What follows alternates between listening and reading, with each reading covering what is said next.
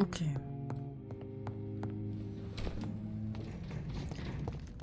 Jetzt können wir doch... Oh, hallo Gegner. Hier war ich auch noch gar nicht. Hallo, guten Tag. Ich wollte da nicht. Entschuldigung. War die falsche Seite. Ich wollte da lang.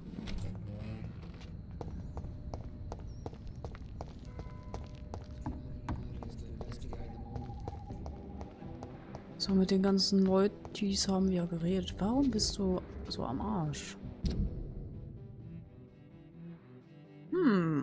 Achso, den Hinweisen hier an, klar. Unbekannt. Oh, unbekannt. Oh, gut. Aha, hallo. Hallo. I hope you can stay a little longer this time. Rede mit mir. Good evening, Miss Price. I'm Dr. Reed. Do you remember me? Dr. Reed? Yes, of course. You are the doctor who healed me and my mum. Good evening, Dr. Reed. Good to see you too, Carol. Are you all right? Oh, yes. I did not hurt myself recently. I know how to take care of myself now. I'm almost a grown-up. Why are you awake at night, Carol? I am helping my mother in her shop. It's not easy, but I'm a grown-up now. I'm sure your mother is grateful for your help. I do the best I can. But I'm so clumsy sometimes. I drop things. I injure myself. It's a good thing my mother has the patience of an angel. Why is work not easy? Is something or someone bothering you? Oh no, most people are gentle with me. But I'm so nervous sometimes. I pay no attention and hurt myself. Good thing my mum learned first aid.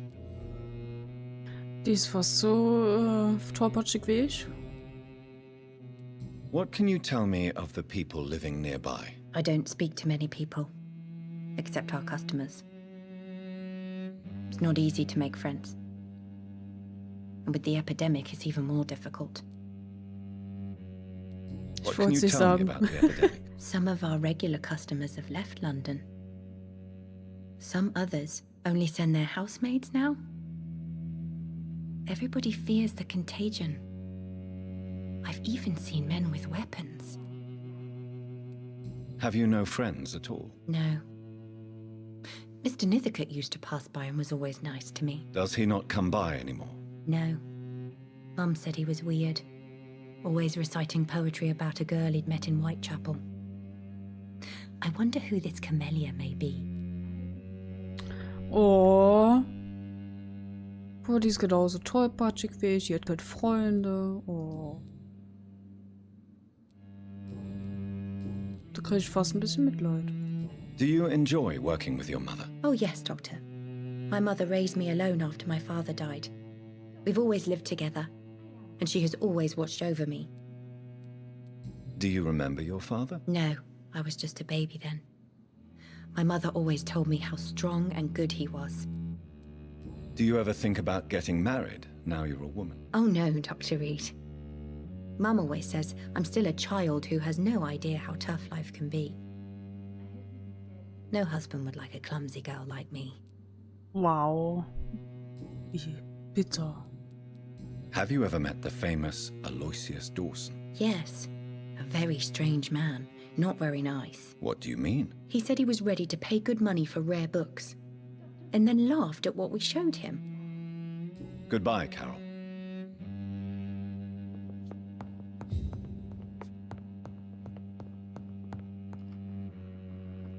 It's locked. Ich wollte dir Good ansprechen. evening, Miss Price. How are you tonight? Dr. Reed! I didn't know you had returned from the war. I had a new doctor when you left, but he's not as kind as you. Always glad to see a former patient in good condition. It's been a long time. Too long indeed. And as a token of my appreciation, I'll grant you the best price if you fancy buying anything from my humble shop. What can you tell me about yourself, Miss Price? I'm still managing my shop. The only difference is, since the quarantine, we're open at night. You, on the contrary, seem to have changed a lot. Really? Have I changed that much? It must have been the war and the night shifts since my return. Don't get me wrong, Dr. Reed, you're still handsome. Just maybe a little bit wiser. more serious. It suits you well. Tell me more about yourself. No new fiancé? I remember you were hoping to get remarried. I'm sure you must have a few suitors. Who would marry an old bat like myself with a grown daughter and a little business? As you know, I only fancy handsome men like yourself. Carol's gratitude is exemplary. She seems determined never to leave you. I'm taking care of my daughter as well as I can. It's not always easy, but she's the best gift life gave me. But she'll probably leave you someday to live her own life. Will that be difficult for you? Why would she leave? Children sometimes stay with their parents until the end, for they know no one else will love them as much. Have you noticed anything in particular in this part of town recently? Other than you coming back to cheer me up? Nothing at all, Dr. Reed. Does your daughter still worry you, Miss Price? I remember you were often concerned about her health when she was younger. Have you not seen Carol since you returned? She's almost a young woman now, but she'll always remain my sweet little baby. So you're less afraid? Some things never change. Carol is still too clumsy for her own good. Sometimes her innocence puts her in real danger. Why would her innocence put her in danger? She does not realize how cruel life can be. Maybe I was a bad mother to protect her too much. My poor dear Carol. You have every reason to be cautious, Miss Price, especially in these difficult times. Maybe you could talk with her, Dr. Reed. It would be nice to have a man here more often. We would both feel safer. Alter, die steht ja voll auf dem. Was ich verstehen kann irgendwie. Do you know Aloysius Dawson? Everybody knows him. He's only been to my shop once, though, looking for rare books and other intriguing antiques. Did he buy something from you? No, he left quickly. He almost laughed at my goods. Mr. Dawson may be a rich man, but you can't buy good manners. But isn't Aloysius Dawson known for his philanthropy? That was before his brother Robert died in an aeroplane crash. Since then, the remaining twin has turned into a heartless tycoon.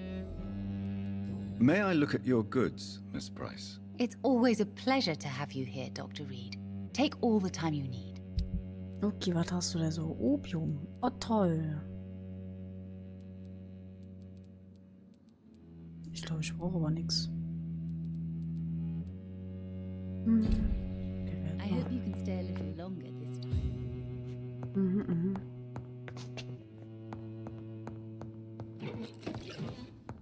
Erstmal looten. Noch was? Ja. So, habe ich jetzt eigentlich... Ne. So, jetzt eigentlich alle...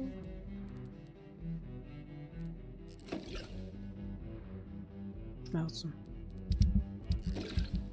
Anscheinend habe ich jetzt alle. Cool.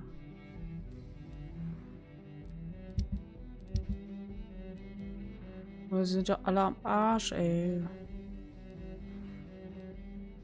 Eieiei. Das ist immer so ein Umweg, die ganzen Leute immer zu heilen und hinzurennen und bla. Ein Schnellreise-System wäre echt cool gewesen. So, ich wollte aber noch hier, ich habe noch Quests offen. Ach du Scheiße, da war ja was.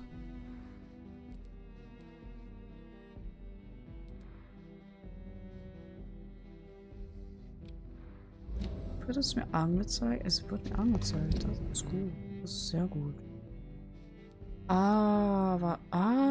I see. Jetzt komme ich da ran.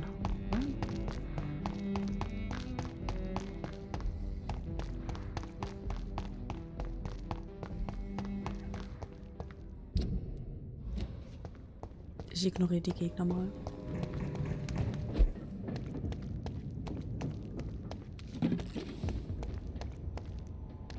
Oh fuck, er hat mich gesehen. Boah. Stirb. Kämpfen kann ich noch. Boah. Man merkt schon, das Level 30 ist schon krass.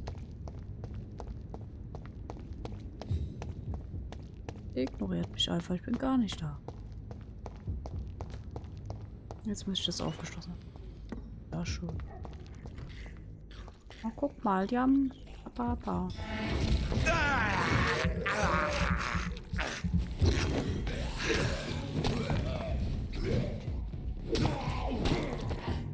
So.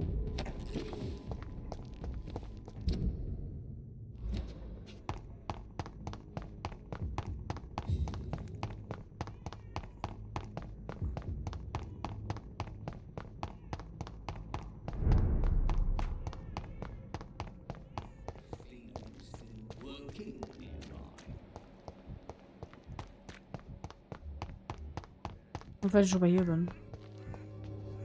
Good evening. I'm afraid not, Mr. Reed. Habe ich? Bitte. Ja, glaube ich. You don't seem... I always feel I- the war. A gu... Tschüss, war schön. Wenn ich schon mal hier bin in der Nähe. Goody. You look... Well... Good... Waren das schon alle? Ja, das waren nur die zwei. Wo ist lang?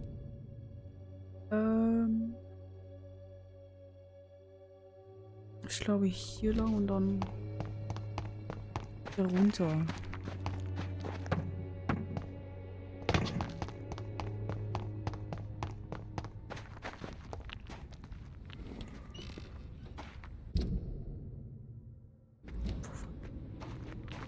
Da lang, oder?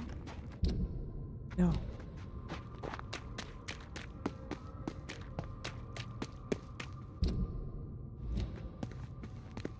I will return at a more convenient time.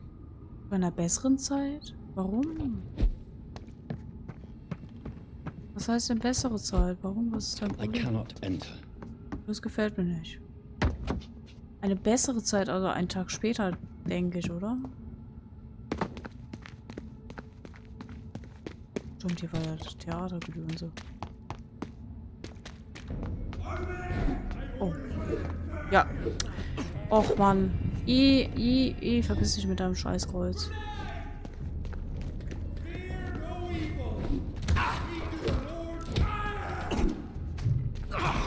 Ich bin auch sauer. Aua, aua, aua, aua.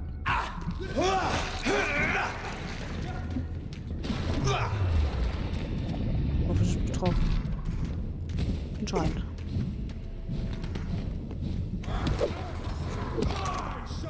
Jetzt immer noch. Naja, jetzt nicht mehr. Aua.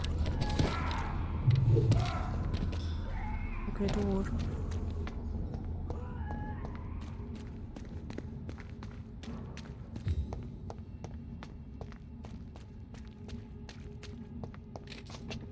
Schade. Aber wenn ich jetzt da nicht rein kann, ist blöd.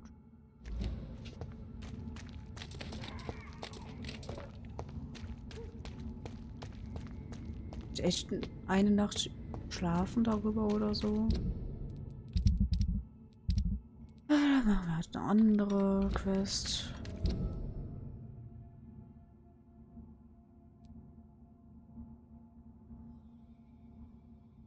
Wenn wir jetzt schon mal in der Nähe sind, können wir auch direkt da lang.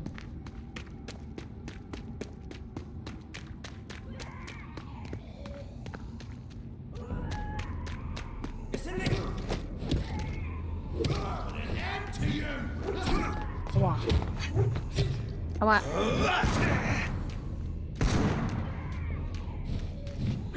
Ja, schön da rein.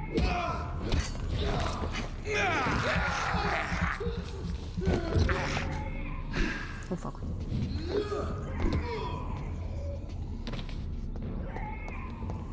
Boah, ey, dieser Vampir fuckt mich ja so ab. Ich geh mal schnell.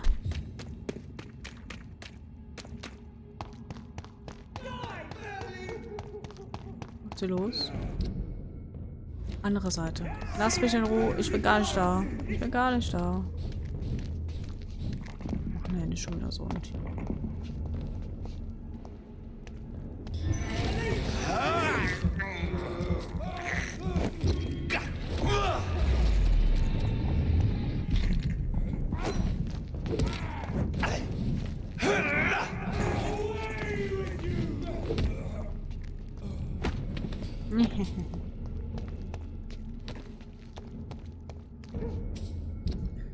Wieder random irgendeine Markierung gemacht. Weiß nicht wo. Wobei hier. Ich weiß nicht, wie das funktioniert, aber. Ah.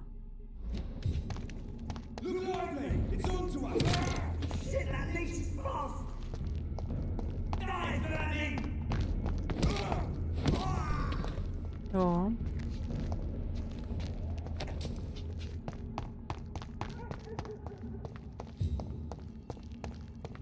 Wo stehen?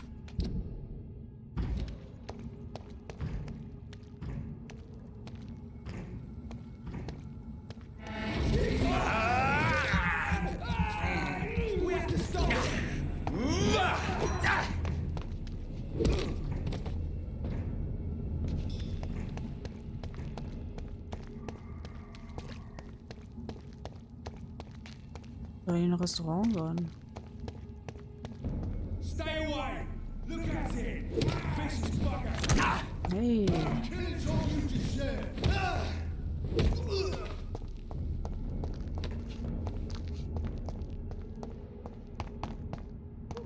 Irgendwo hier?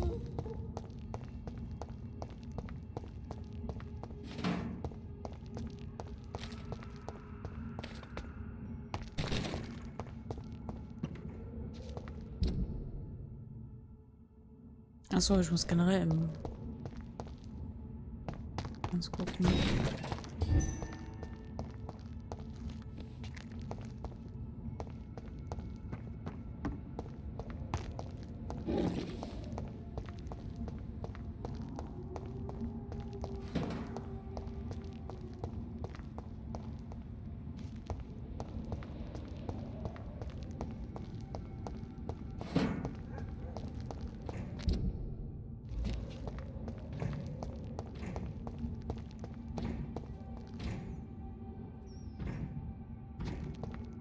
Ach, hier war das da, ja, okay.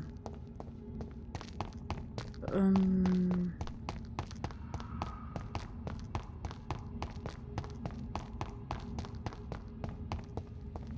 ist ja verschiedene rumliegen. Cool.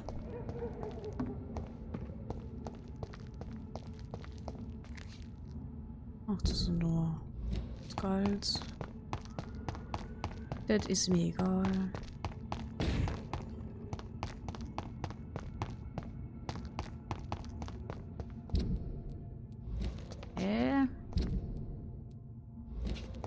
Da lang.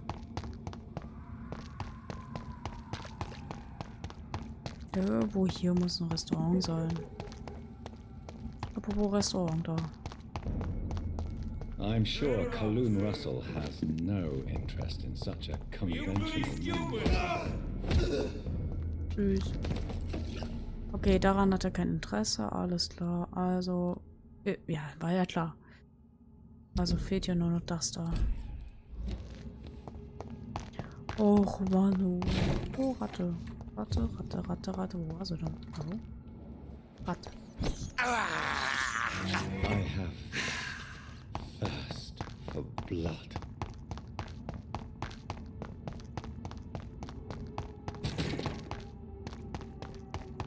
Ich weiß aber noch nicht, was es bringt, Kisten zu zerstören. Also Kisten kaputt zu rennen, besser gesagt. Bitte nicht.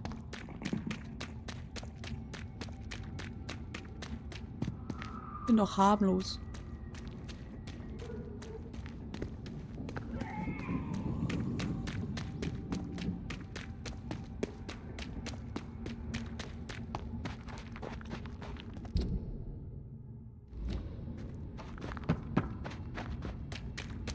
Hallo Angie.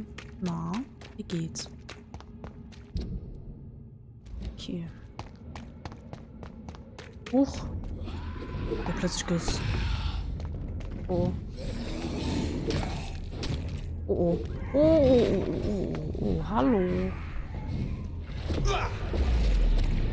Geht so selbst? Oh, ganz gut. Ganz gut, denke ich, ja. Okay.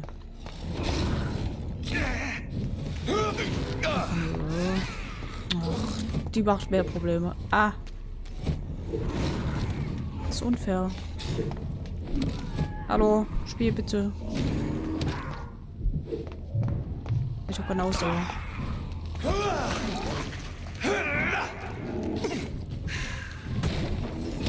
Oh, die ist schon mal tot. Das ist gut, das ist gut.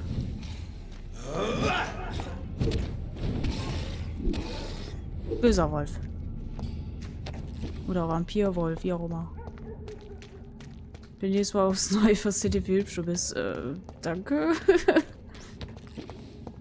Ich selten Komplimente von Frauen tatsächlich, deswegen ist es immer ungewohnt. Was ist denn das für ein Laden? Warum kann ich da rein? Ach so, das war der Laden.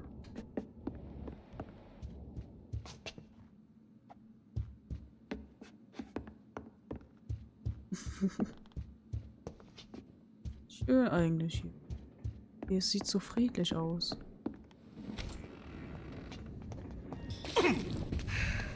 Wir sind heilen.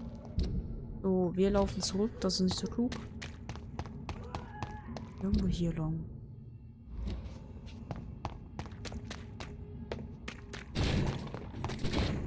Guten Tag.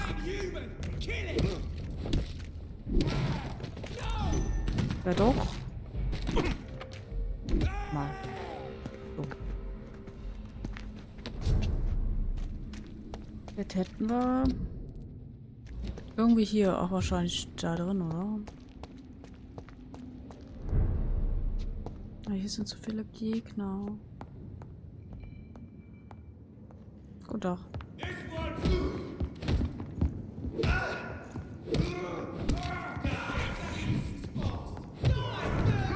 Aua. Ja, lauf da rein, du Vollidiot. Aua. Na gut. Ist ja noch einer.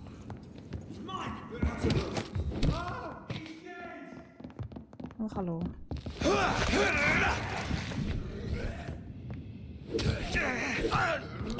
Oh. Oh, oh, oh.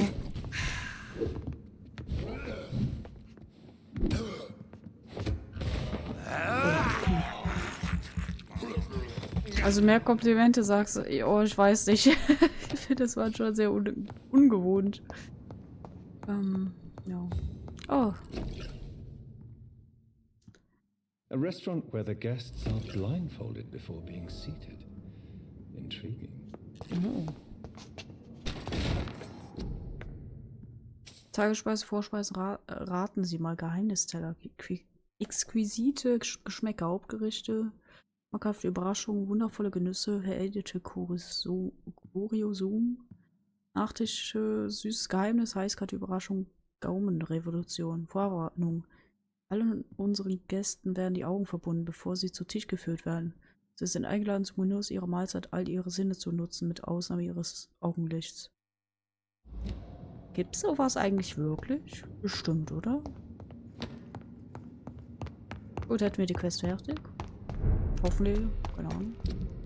Ist ja jetzt noch zu den Typen zurück.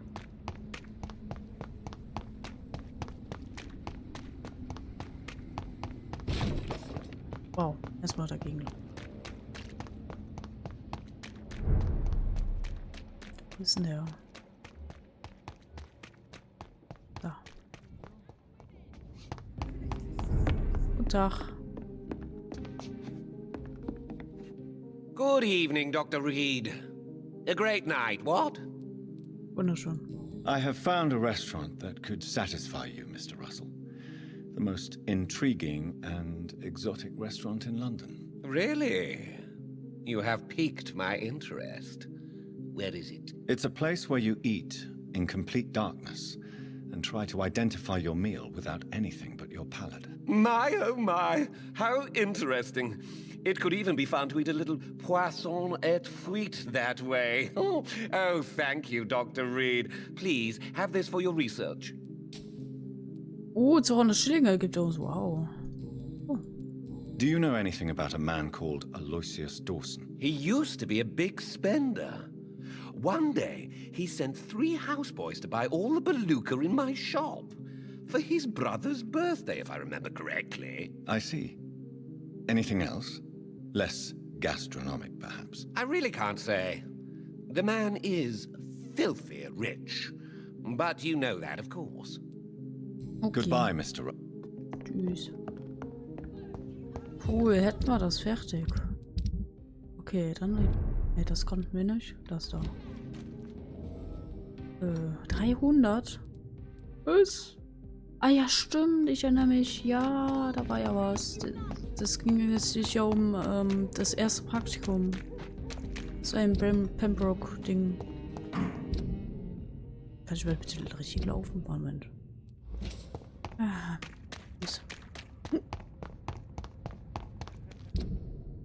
so, da lang und dann links. Seid ihr eigentlich gesund? Ich habe keine Ahnung. Louise. Ach, das war die Bescheuerte, ne? Oder war das sie? Warte mal. Crossley. Moore.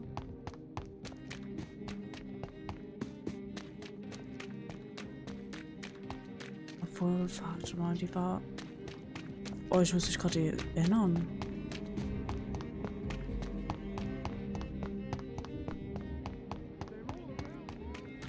Ach, da ist sie doch.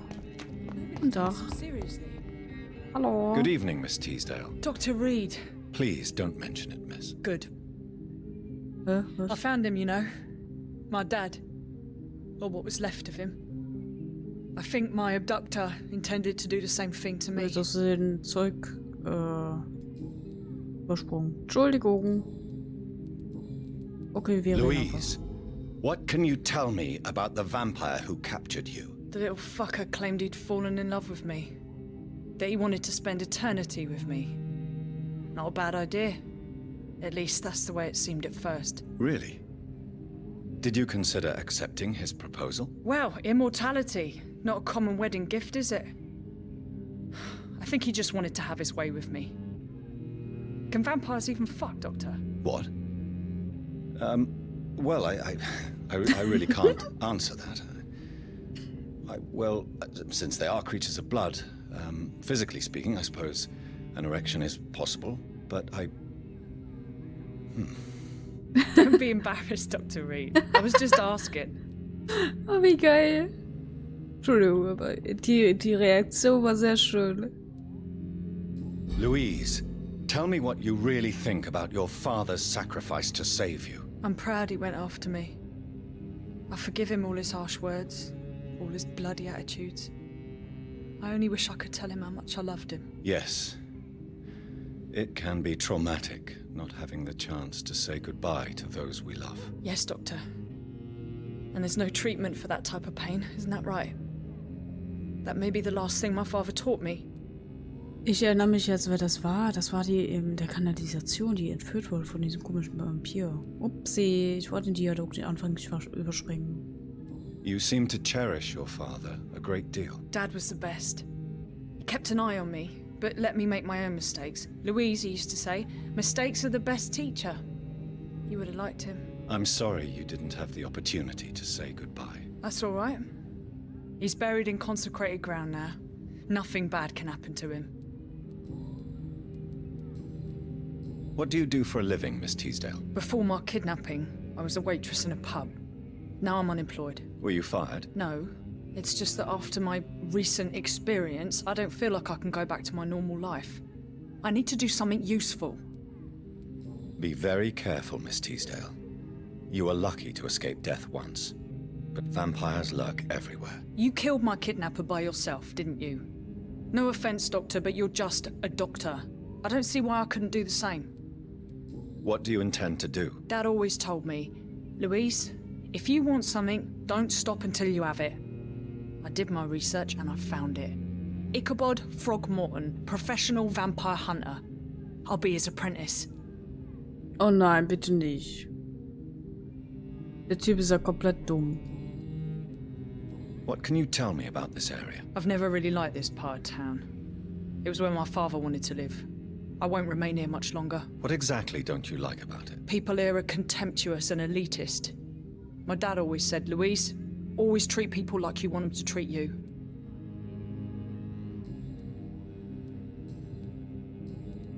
What can you tell me about Aloysius Dawson? Never heard of him. Really?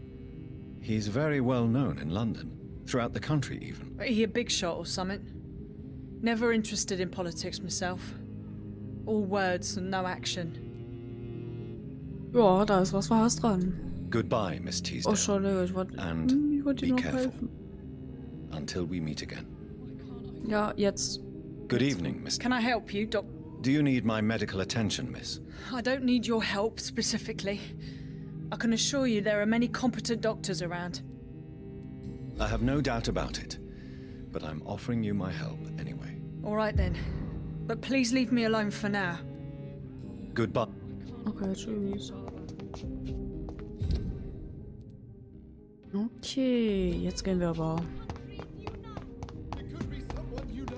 Ob sie da die eine prostituiert, der protestiert, mein Gott. Da empfiehlt mir das Wort auf einmal.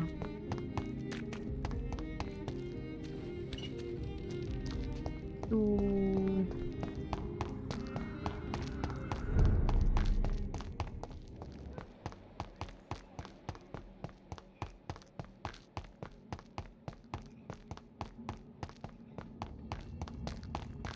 Ich habe 2,2 KEP.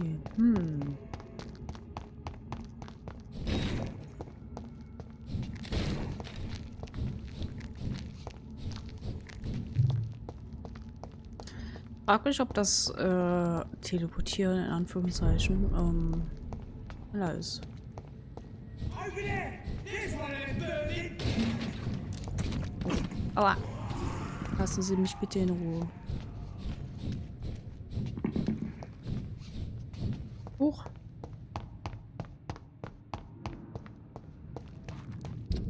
Ja, wir sind im hinteren Bereich.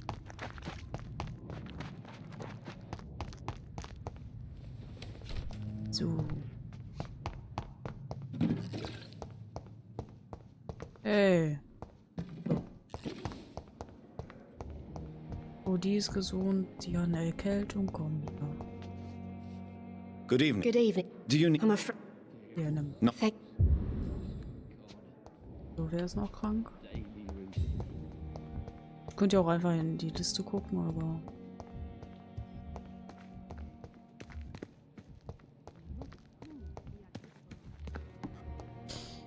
Ja. Mach ich das doch mal. Newton, der ist unten. So, nun vom Motorrad aus dabei. Okay. Pass trotzdem auf. Hello again, Mr. Blight. Good evening, Dr. Reed. Do you need medical attention? Afraid so. Throughout... Your work? Are you concerned about the living So, noch conditions in the bald city? Of course I am. I'll be stuck here for as long as Oswald refuses to go to hospital. And, unfortunately, it seems the violence is rising. What kind of Der violence? redet I so believe schnell. people have armed themselves and started to attack those that show signs of contagion. Goodbye, Mr. Blight. Okay, jetzt habe ich hier alle geheilt. Das ist gut, das ist gut. Mit wem muss ich denn reden? Und wieso habe ich wieder eine random Markierung gemacht? Mann. Ich muss mit Sicherheit irgendwie... Ich habe noch eine random Markierung hier.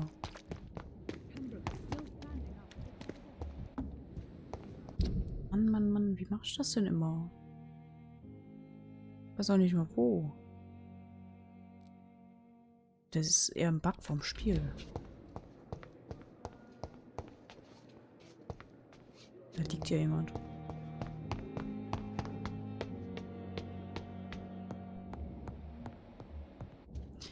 Kann ich mit Dr. Swansea darüber reden?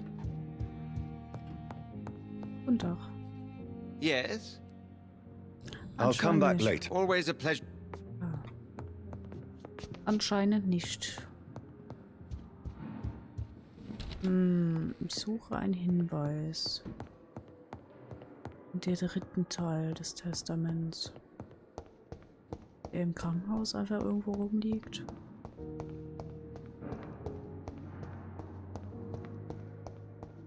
Ich weiß es nicht.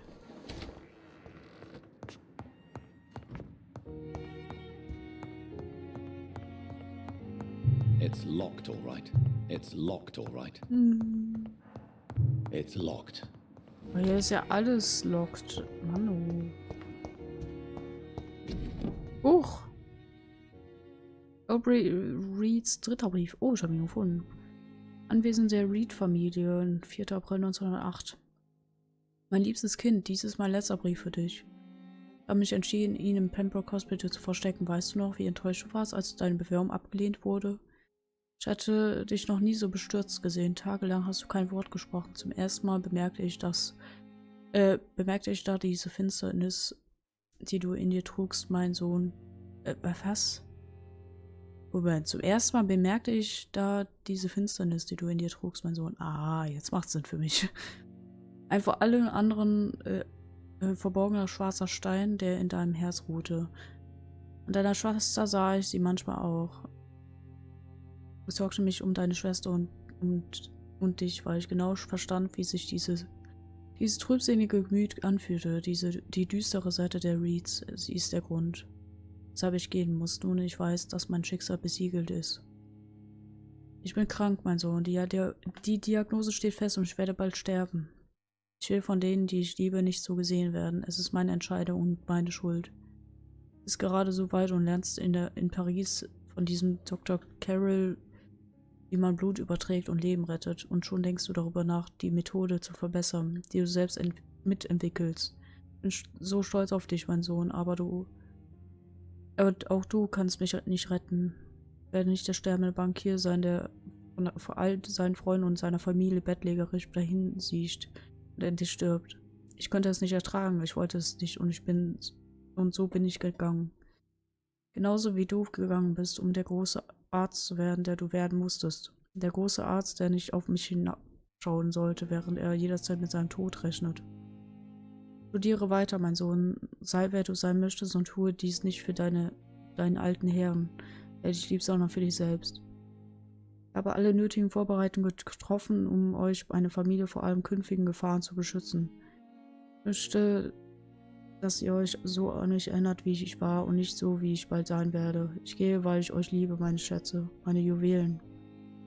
Ich mache das, da ich dieses düstere Gemüt in mir trage, das ich vor euch allen so lange wie möglich versteckt habe. In ein paar Tagen gehe ich an den Ort, wo ich stand, als du nach Frankreich aufbrachst. Genau an dieser Stelle werde ich ein letztes Geschenk für dich zurücklassen, dann verschwinde ich auf ewig und kehre niemals zurück.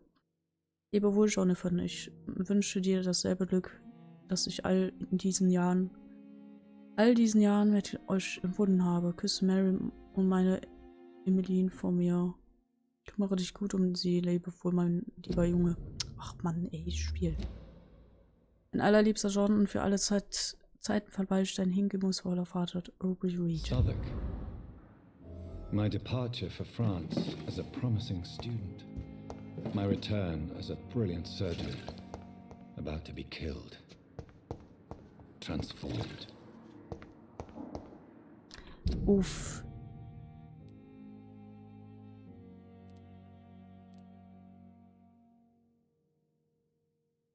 Ist ja bitter. Wo ist denn da?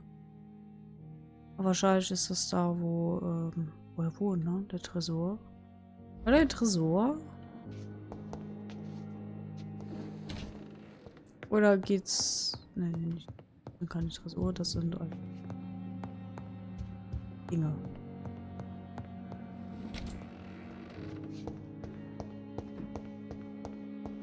Er ist ja deprimiert. Irgendwie. Also das deprimiert mich sehr.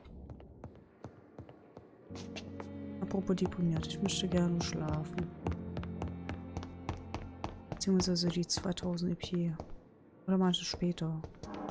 Ich mach das jetzt. Wo ich gerne heilen möchte. Naja, egal. Egal, ich mach das jetzt. Gott, sieht so scheiße aus.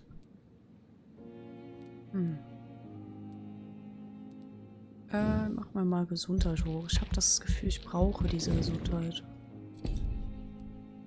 800 habe ich noch, aber fester Biss. Mal schauen, ne? Ach. Hä, wieso steht 800? Ne, 600. Das ist 1000. 4000. Benutze ich gar nicht mehr.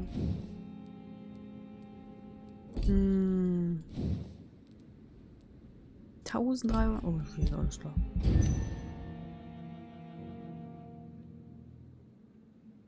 Oh je. Das ist jetzt gereinigt. Hier können mehr krank sein. Anscheinend aber nicht. Das müsste jetzt auf gesund gehen. Stabil, okay, kein gesund mehr. Ja, werdet halt alle krank, what the fuck? Eieieiei. Erschöpfung, Erschöpfung, Erschöpfung. Einmal Erschöpfung.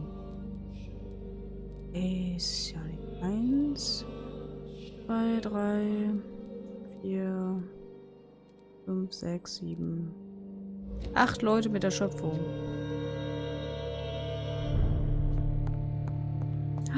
It's alive. Ja. It's alive. And it needs a name. I shall call you Lisa. Ja, ich hab die Errungenschaft. Warum Lisa? Oh, schöner Name. 8 Leute Erschöpfung. Dann machen wir mal ein bisschen mehr als 8. So. Gefühlt alle irgendwie Erschöpfung haben. Sonst ist ja nicht so.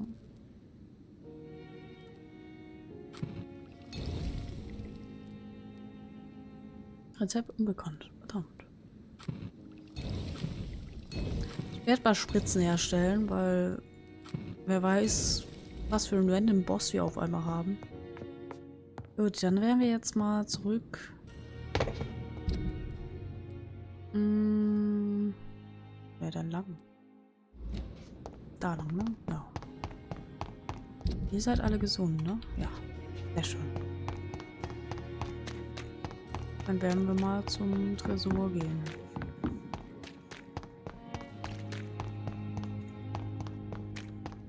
Obwohl, vielleicht können wir vorher noch die Quest machen. Ich bin sehr glücklich über die Pflanze. Wenigstens kann ich in-game eine Pflanze retten. Nein, keine Zeit. Nein, aua! Ich sagte keine Zeit. Aua! Die lassen Sie mich in Ruhe. Das tut doch weh. So. Ich mach mal kurz das hier.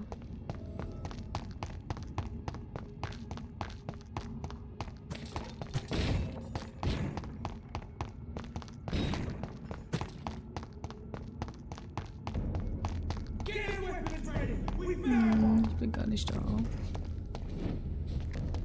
Big Boy, hallo.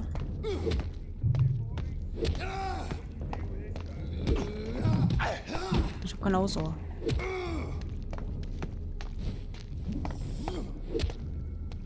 Ja, fall um.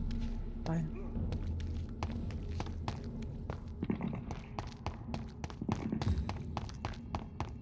It's locked, all right. Och, Mann. Oh.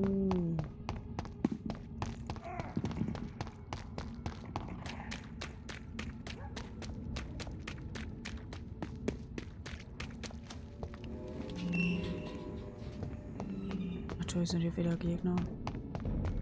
Get them weapons! Murdering bastard! Christ! He's... Verdient, ja.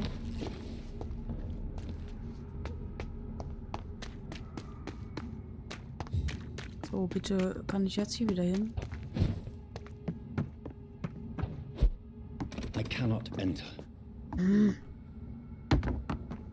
Mann, oh. Spiel, warum? Nicht, dass es ein Fehler war, dass ich rausgegangen bin. Ich weiß es nicht. Ja gut, dann gehen wir jetzt. Weißt du, es sind hier wieder 1000 random Markierungen. Macht das gar nicht.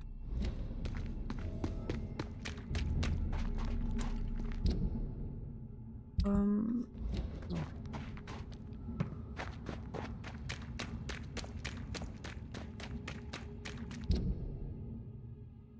So, jetzt bin ich im Westend.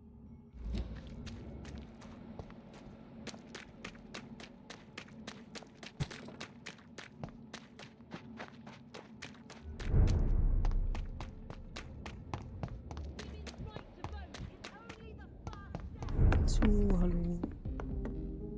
Goody. Do you need... You would save my life, Dr. Reed. Don't worry. There is nothing serious to... I cannot imagine the... Goodbye. Jo, tschüss.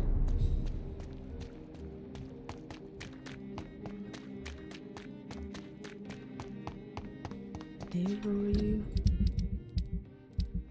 Ah, warte mal.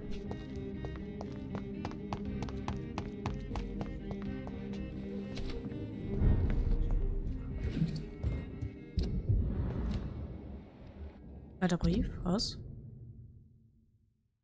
Alter Brief anwesend der Reed-Familie. 8. März 1908. Mein lieber Avery. Wie ich Ihnen bereits vor Tagen mitgeteilt habe, muss ich England verlassen, wenn auch nur für ein paar Monate. Solange ich fort bin und bis mein Sohn nach London zurückkehrt, möchte ich, dass Sie sich gut um Ihr Haus kümmern.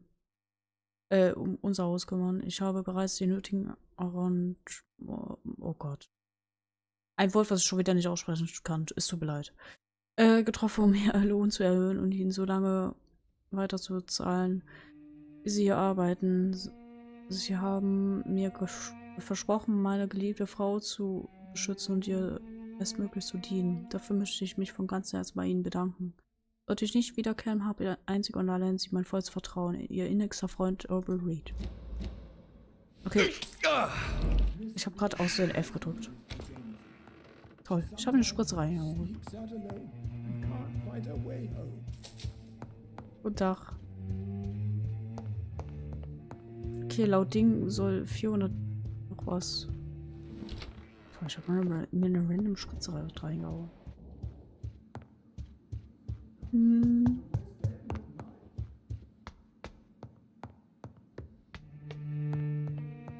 Hallo. Hello again, Mother. Jonathan, back already? War gut. Do you need my medical attention, Mother? Oh, you know I always refused to let you listen to my chest, son. It always seemed awkward, even when I felt ill. I think you should take this. You'll feel better. I'm not sure I'll ever feel better, but thank you, my son.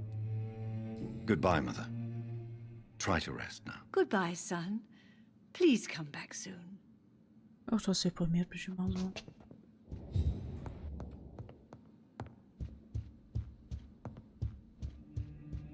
Hat hier kein Tresor? Ich dachte, hier wäre ein Tresor. Dann habe ich mich falsch erinnert.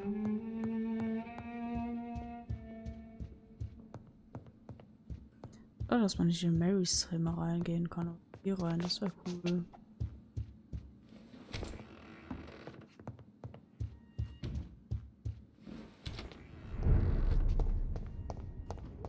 It's locked, all right. Da ist ein Tresor drin. Aber auf... Wo ist denn eigentlich dieser Kopf da? Hier. Was? Da? Oh je. Ah, da ist ein Tresor drin. Ich will ihn haben. Ey, ich weiß nicht, ob man an bestimmte Sachen, wie zum Beispiel Schlüssel, nur drankommt. Gegner. Geht. Aber nur drankommt, wenn man gewisse Leute umbringt.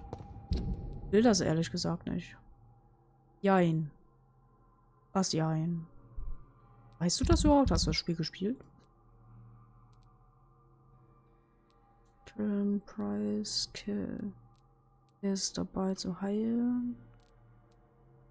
Wow.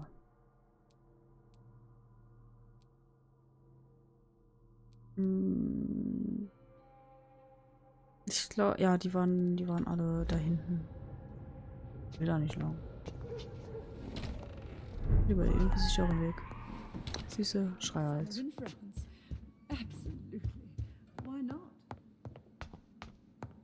Naja, vielleicht würde ich ja offstream einfach mal alle töten.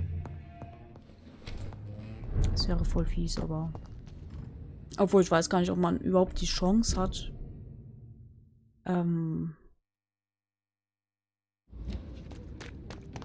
nachträglich, also wenn Story komplett vorüber ist, ob man die Chance hat, dass das Spiel ab einem bestimmten Zeitraum nochmal abspeichert vorher.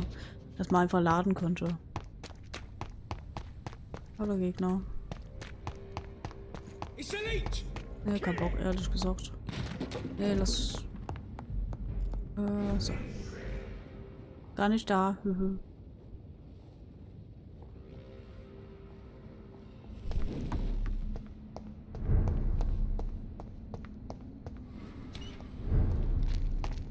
So. Dann heilen wir mal die kranken Geschöpfe hier.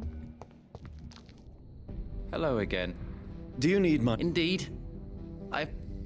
You have nothing to be worried. Sounds so easy to fight this. Ja. Goodbye for now. Weiß nicht, das klar war, muss ich mir nicht jedes Mal geben. Ist auch erschöpft. It seemed. Dr. Rick. Oh. What are you investigating Ja, exactly? das schon. Well, my 2 missing persons cases have been solved. By you, it seems.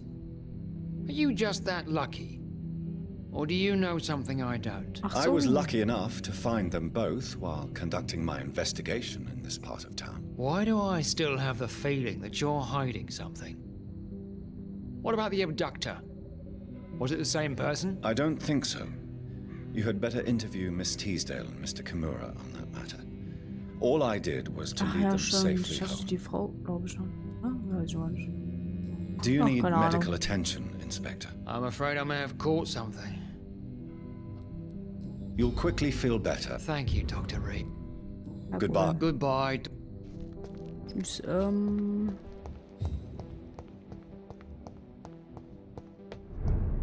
ist gerade da unten, da komme ich aber nicht lang. It's locked, all right. Ja, ich will auch mit dir reden. So. Good evening, Miss Price. You know you can call me Cat. Do you need... Oh, yes, I feel so. Ja, hier. I'm just... Perhaps. Goodbye. Oh, okay. So. Dr. Reed, I am glad to see you again. Kann dann deine Tochter mal da rauskommen? Ich komme da sonst nicht ran. Naja, ich kann ja so lange... Wo war denn der Typ hier?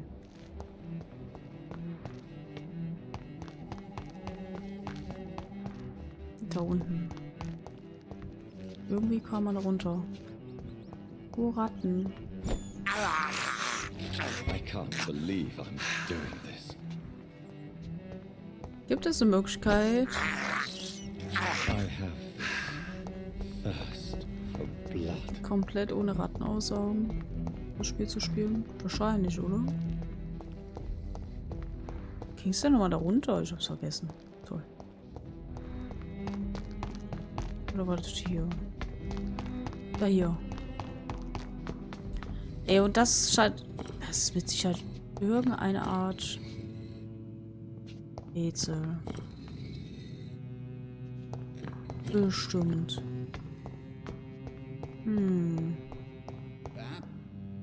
Good evening. Do you require med... Ja, hier. Ne? You'll feel better. Thank you very much. Karten legen. Is there anything... Das hatten wir. Warum legen Can you wir mal read die the Karten cards for nochmal? me? Put the money on the table then, Jonathan. And open your mind. Ja, hier nimm. Here is Ist the was money. The Neues? snake. A bitter woman. Smiling as she pours poison in your cup. A shaming betrayal. Hate. Can you read the cards? Put the money on... Okay, noch mehr. Ich will Here eher is the wissen. money. The Joker. A woman bent to obey and debase herself. A cruel gaze in the dark. A monster laughing at you. Man kriegt dadurch die ganzen Sachen? Tell me more. Can Gib you mir read the mehr. card? Put the money... Here Mehr. is the Ich will money. mehr The wissen. sorceress. A heart-shaped trap built to entangle a loved one. Mirrors on every wall to see her own reflection constantly.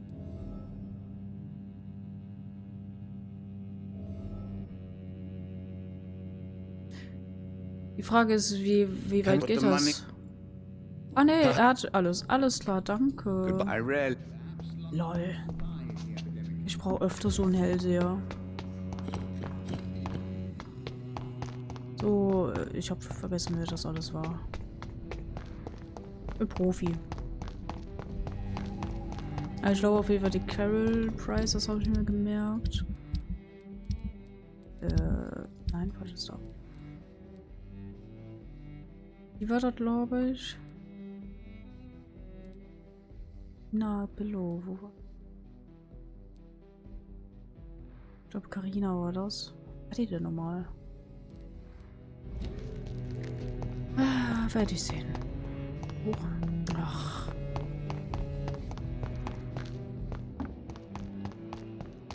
Ist hier eine inzwischen wieder hochgekommen? Ja, die ist immer noch da unten am Rumlungern. Naja, gut. It's locked, all right. Good evening, Miss Price. You know you can.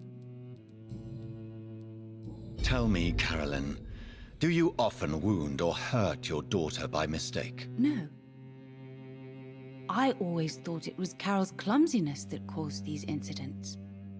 Maybe it's a family trait, Doctor. You really believe it's just bad luck and being clumsy, then? Of course, Doctor. What else could it be? I have nothing to hide. You are responsible for your daughter's many injuries and scars, Carolyn. You brutalize her, don't you? How could I abuse my own flesh and blood? This is nonsense. It would be like hurting myself. You really believe you've done nothing wrong, don't you? How long has this been going on for? I should have seen it when you were my patients. Seen what? Child abuse? Are you mad, Dr. Reed? I dedicated my whole life to my precious Carol. She is a part of me. Yes. Even her name is just a part of yours. This is a terrible tragedy.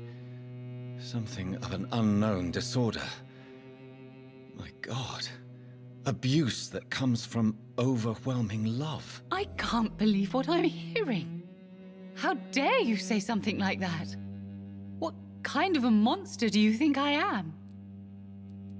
Speak to me, Carolyn. Why do you behave like this? How does it make you feel to hurt Carol before cajoling her? I don't know. It makes me feel good to take care of my daughter. I need to feel useful. No one ever takes care of me. I need someone to take care of me. Do you realize Carol is a person? Not a toy, not a doll. The poor girl would put her hand in a flame to please you. You are both trapped in this toxic relationship. Carol and I are perfectly happy. Leave us be. How stupid I was to believe you could be a suitable husband. Uff, what the fuck? Es ist ja eine Gefahr, sie bringen ihre Tochter noch um, sie leiden auch. Komm, ist mal... I'm not judging you, Carolyn. Nett. I believe you're a victim too. I'm just trying to explain that you need medical help. You will not separate me from my flesh and blood, Dr. Reed. We'd rather die. Soll ich sie umbringen? Ich frage für den Freund. Goodbye for now, Miss Price. Dr. Reed, I am glad. Hallo, Carol, kannst du mal bitte rauskommen? Ich komme da nicht hin. It's locked. Du musst vorher deine Mutter umbringen. Wahrscheinlich. Denke ich, keine Ahnung.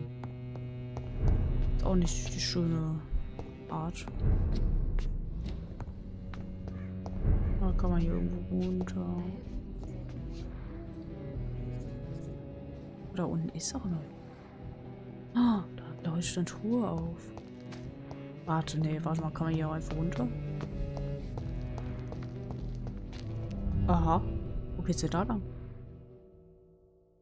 Ach, warte mal, ist das nicht einfach da der Weg, wo ich rauskam? Ist das nicht die Kanalisation? Ja, ist es. Ja, das will ich ja nicht.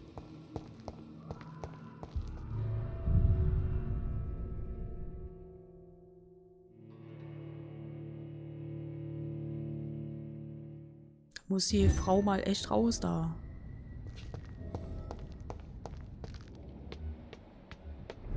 Die ist oben.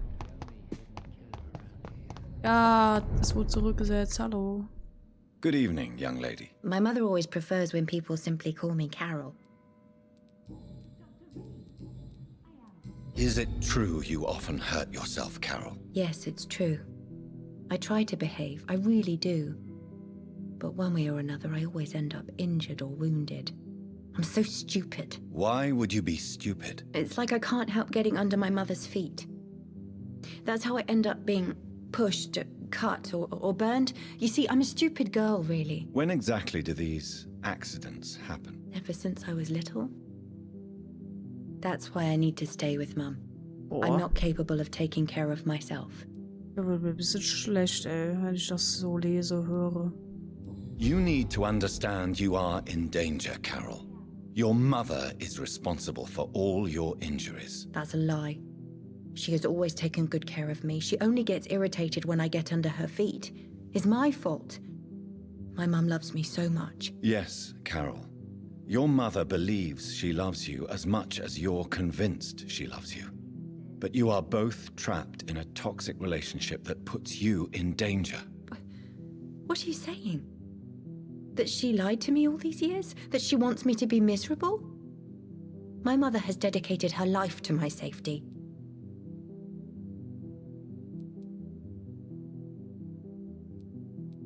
Your mother is terribly sick, Carol. She suffers from one of the most sadistic attitudes I've ever encountered, and tortures you with a twisted sense of love. No, my mum loves me and only wants the best for me. It's my fault if I can never do anything right. She deserved a better girl than me. Oh, Alter. Kann er so blind sein?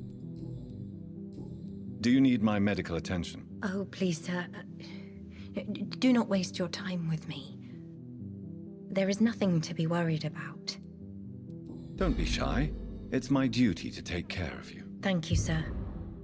Much obliged. Goodbye, Carol. I am sorry, I can't help you, sir. Perhaps you should talk with someone else instead. Das ist so traurig.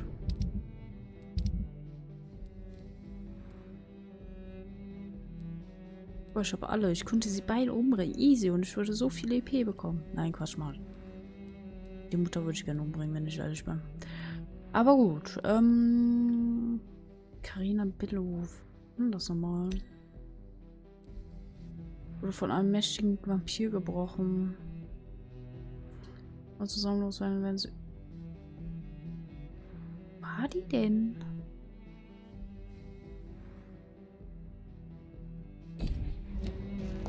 Ich überlege gerade, wo war sie denn?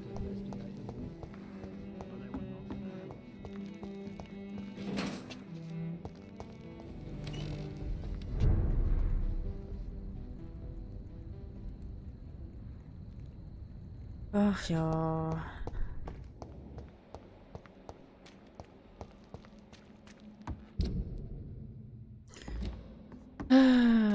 Das ist so deprimierend. Und solche Beziehungen gibt es ja wirklich. Ach, warum muss ich eigentlich jedes Mal da lang laufen? Ah, gut.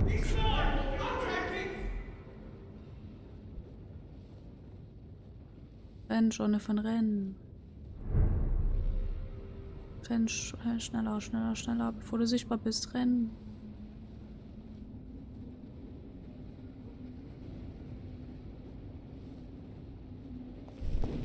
Sehr schön. Ich suche mal diese... Ach, warte mal. Das war aber nicht die Frau. Oh, nee. Anders nochmal. Wem ist verwandt? Keine Beziehung. Das ist schlecht. Ach, das war... Ach, über Venus habe ich was Neues entdeckt. Ja, ja, stimmt. Venus. Erinnere mich.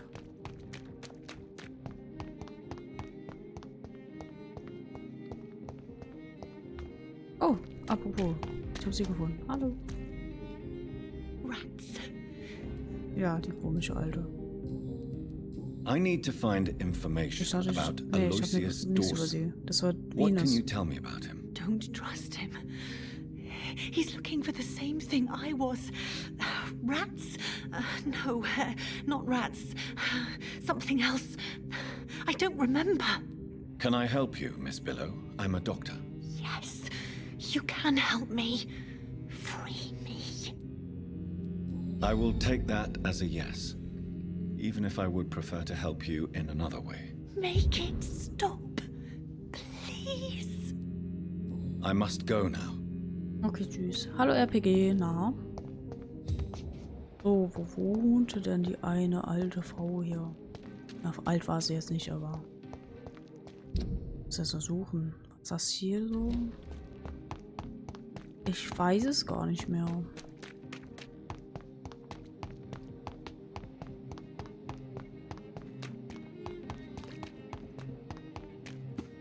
Wie war das? Was? Hallo, ja, alles super. Hello, Jonathan. Und bei dir? Guten Tag. What do you need from me, Jonathan? Alles. Ja, Gott. Oh. Why are you poisoning your husband? He has spent a fortune printing his bloody papers. I can't stand this nightmare anymore. We are the butt of everyone's jokes since he returned. If you're so frustrated by Clarence's behavior, why don't you just leave him? I have already lost the best years of my life because of him. I will not jeopardize my future for some lunatic. He goes, and I inherit what's left.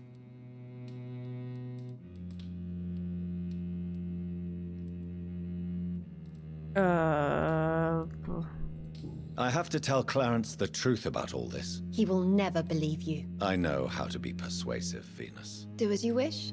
I don't care. I am not afraid of his reaction anyway. Honestly, he's so lost in madness that any change will be a relief. Ja, wie kann man so eiskalt sein? Do you need my medical attention? No thanks. Okay, ne. Hätte ich auch nicht gegeben. What can you tell me about Aloysius Dawson? I never met the man.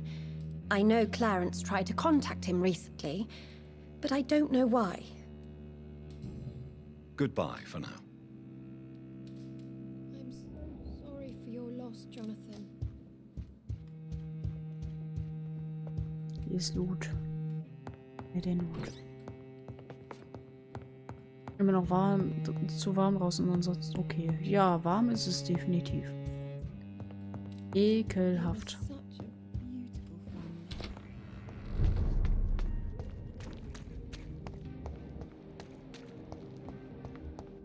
Oh, ich muss noch mit dir reden. Meine Frau ist gestört. Good evening, old chap. Are you all right? I won't lie to you, Johnny. I'm not a well man. Venus is poisoning you, Clarence. She wants you dead. So she really hates me that much now. My poor wife. I had no idea my research would drive her to such extremes. I'm sorry, Clarence. Why would you tell me that? First you return from the dead, and now you tell me my wife is trying to murder me. You're a stupid bastard, but you're my friend, Clarence. And I don't have many left. I don't want you to die. Not like that. But I love her. I love my wife. Did I make her suffer that much? Have I become such a burden? So you have no suspicions about her at all? Nothing in Venus's behavior has seemed odd since you returned? Frankly, it's my behavior that's been odd. Ever since I got back from the war, she accuses me of being paranoid and delusional.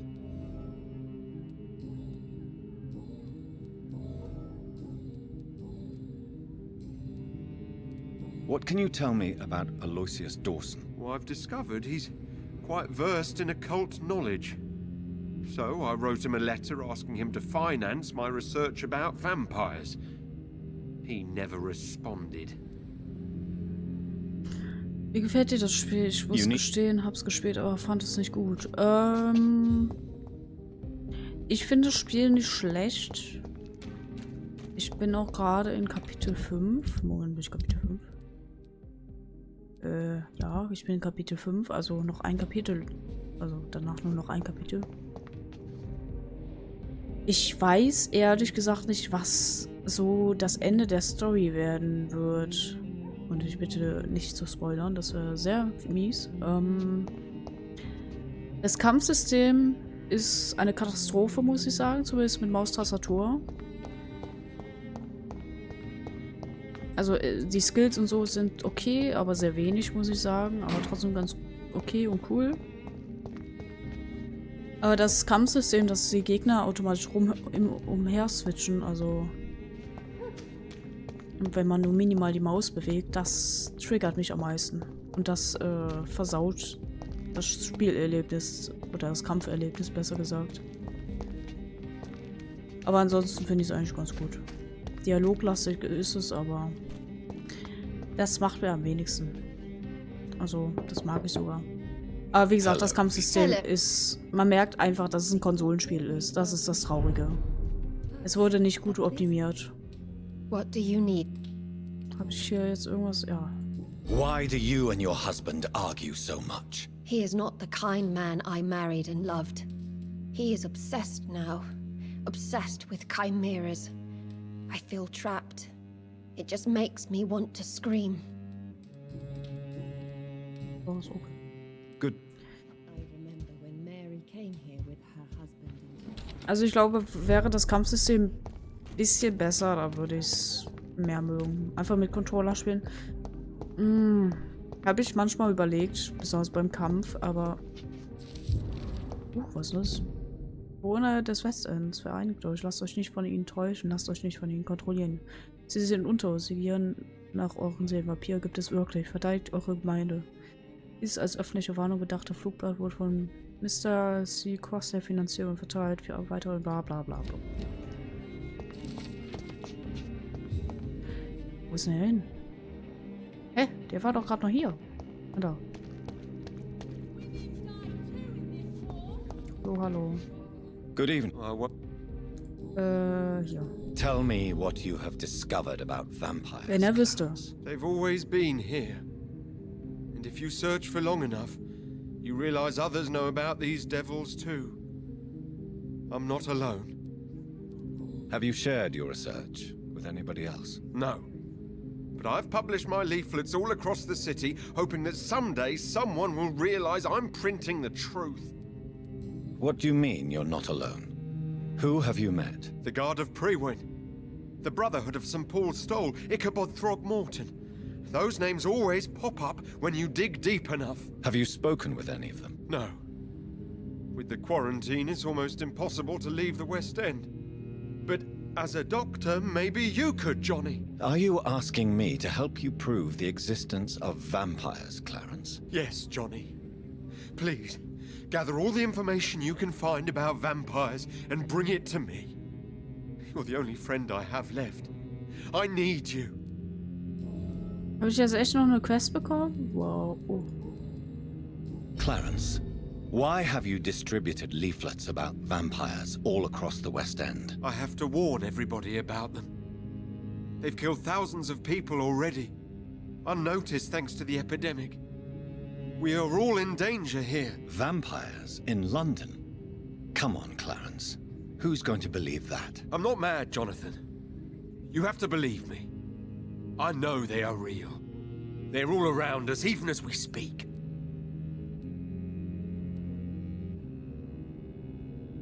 Clarence, you've always been a reliable and a good friend to me. If you say you saw a vampire, then I believe you. Thank you, Johnny. Thank you for your trust. You don't know what that means to me. It's all right. But if you want my help, you have to explain exactly what happened. The first time it was in Rouen. I saw an officer drink the blood of a soldier. I saw its teeth, saw it bite. It was a vampire, Johnny, and they're here too. Hallo, ich bin vor dir.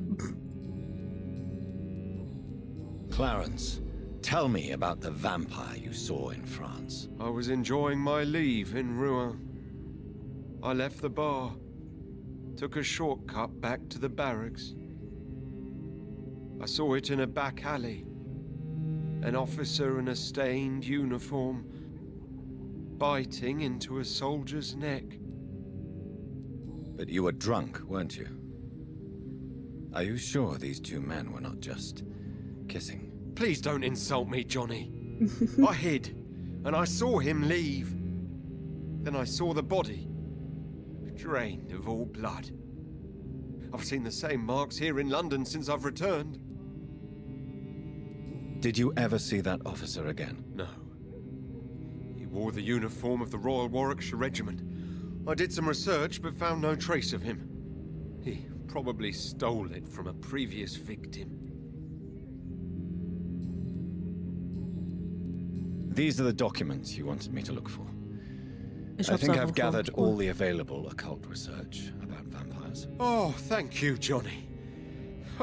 That'll help me separate the myths from the facts. I'm not sure you can consider this material factual, but it's yours now. What do you intend to do with it? First, I'm going to show them to Venus. It'll open her eyes and make her understand the importance of my mission. Wow, ich hab's einfach durch. You need some rest, Clarence. Ja. Es kommt als nächstes Spiel, der zweite Teil von Ori. Ori, The Will of the Wisps oder wie der heißt? Ich glaube schon, ja. Alter, diese random Markierungen, die immer wieder kommen, ne? Ich weiß nicht woher. So, ich brauche den. Ich habe sowieso Westend. Ich alle geheilt? Ja. Jump'n'Run, ja. Ja. Den ersten Teil habe ich ja gezockt. War dezent angefressen tatsächlich. Hat mich auch sehr getriggert, das Spiel, muss ich sagen. Aber es ist von der Story sehr schön. Der zweite Teil wird, glaube ich, auch sehr traurig sein.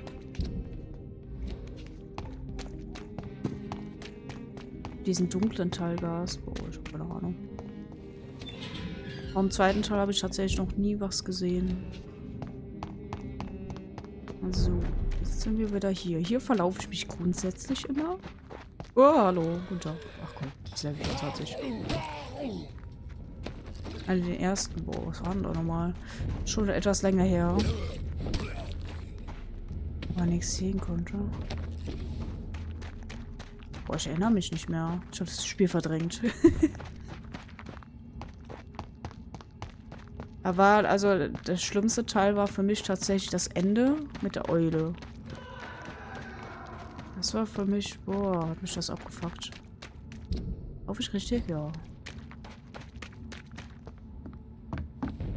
Verdrängt verstehe ich, ja. Story war super toll, aber dieses teilweise, Alter, aber ne, die Skulls wollen wir jetzt nicht. Müssen wir heilen, so.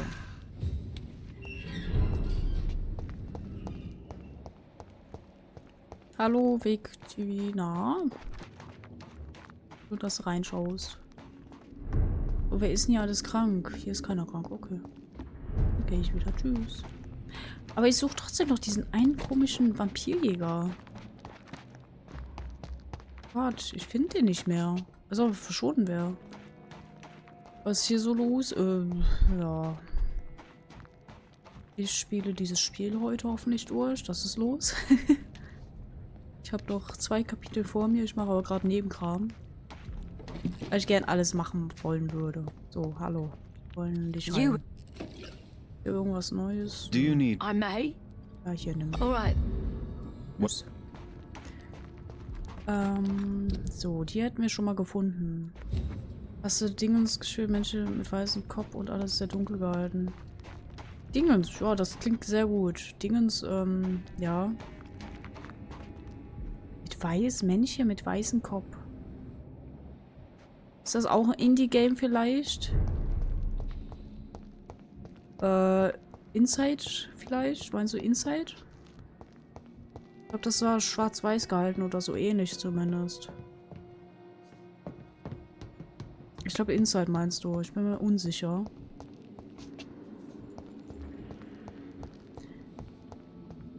Das war auch ein Spiel, was ich auch noch zocken wollen würde. Aber ist ja auch immer noch diesen Vampirjäger. Den möchte gerne Vampirjäger. Den hier. Aber ich weiß nicht, wo der ist. Schau, okay, schau mal. Wo ist denn der Typ? Ich habe den das letzte Mal hier gesehen. Und jetzt ist er einfach weg. Ich kann mir auch nicht vorstellen, wo der jetzt sein soll. Oh, Rodney. Oh, den habe ich auch gesucht. Hallo. Good evening, sir. I'm glad to see you safe. I am not safe. I should never... You're much safer here than in that contaminated area. Bullets kill people quicker than diseases and epidemics, Dr. Reed. Immerhin habe ich den auch wieder gefunden. What can you tell me about this district? Ist der andere East Typ End auch Docs da? only knows one rule. Dog eat dog, and blood calls for blood. The gang will have their revenge on me one way or another. What can you tell me about the locals? Most people would say that Sean Hampton and Tom Watts are good men who try to sort things out. But for me, the real boss around there was my best friend, Jack Gillingham. Jack Gillingham, you say? Everyone round there knew Jack. He was a rock. A mountain even. He feared nothing. Do you have recent news of Sean Hampton's shelter? I heard he kept on helping people. But I tried to stay away from his shelter. I don't feel safe there. Verstehe ich gar nicht. Are you worried about the sanitary situation in London? Not really. I've spent so many days hiding to escape retaliation from the Wet Boot Boys. Now that there's so much chaos, they might forget about me. Your friend Jack has something to do with you fleeing to the contaminated area where I found you. I want to know more. Jack is dead. That's all you need to know. Dead because of me. So much violence. So much sorrow. All of that because I refuse to be insulted again.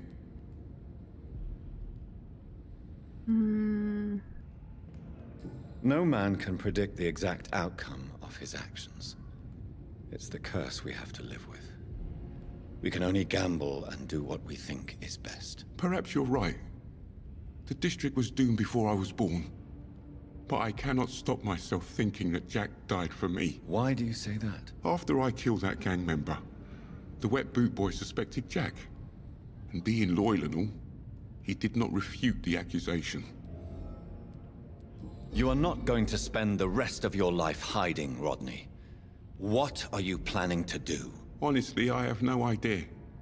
How am I supposed to live while so many have suffered because of me? Only you can answer that question. But one thing is certain. Since you owe Jack your life, I think it's fair to live it in a way that would make him proud. That's the kind of thing Jack could have said, Dr. Reed. Thank you for that. I believe you're a good guy too. The death of your friend has affected you deeply, hasn't it? Jack Gillingham was the real deal.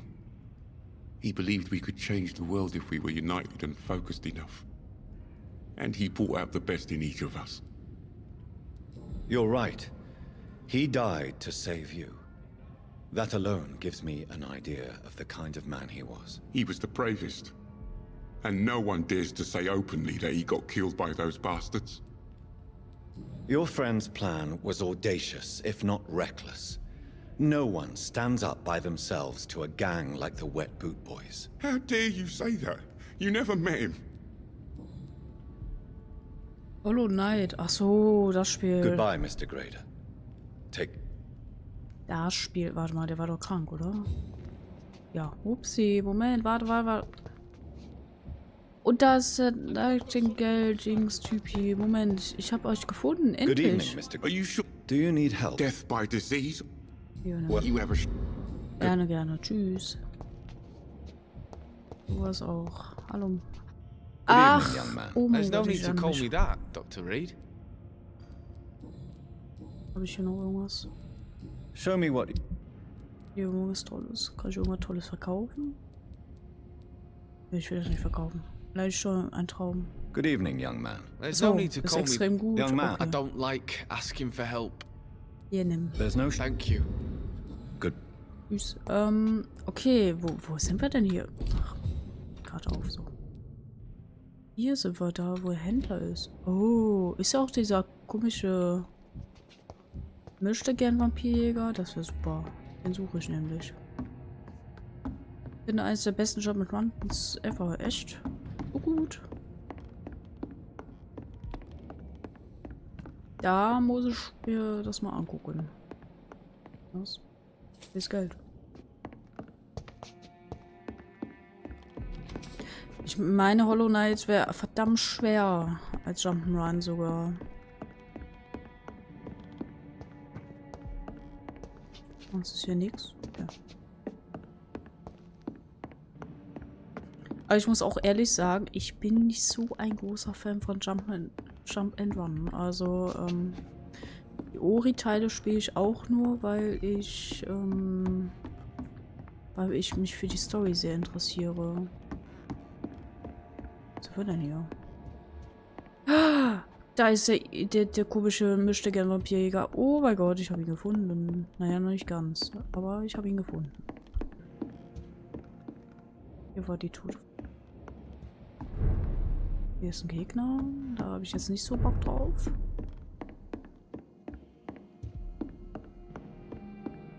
Jetzt mal gucken, wie ich da hinkam. Aber das ist schon mal gut, dass ich ihn gesehen habe. Gut. Gute Loot, tut gut. Komm hier rein.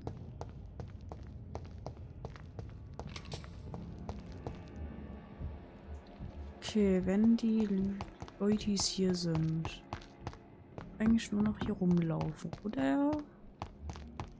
Yes, finally. Dich habe ich gesucht. Hör auf zu labern. Ich muss mit dir reden. Oh, ich muss mit dir reden. Oh, wieso kann ich nicht mit dir reden? Och, Mann, oh.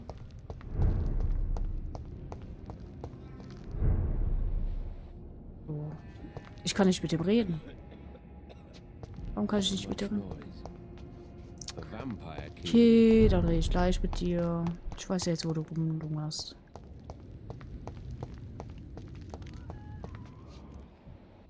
Echt jetzt? Der lungert einfach hier rum? Ich hätte einfach immer hier durchgekonnt und dann hier um die Ecke. Verwirrend.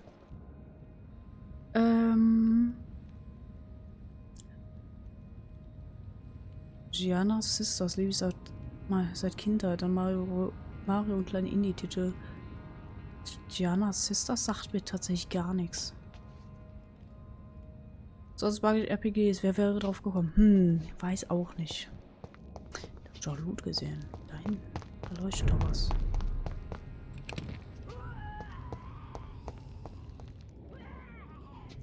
Wo kann ich jetzt mit dem Typen reden, bitte?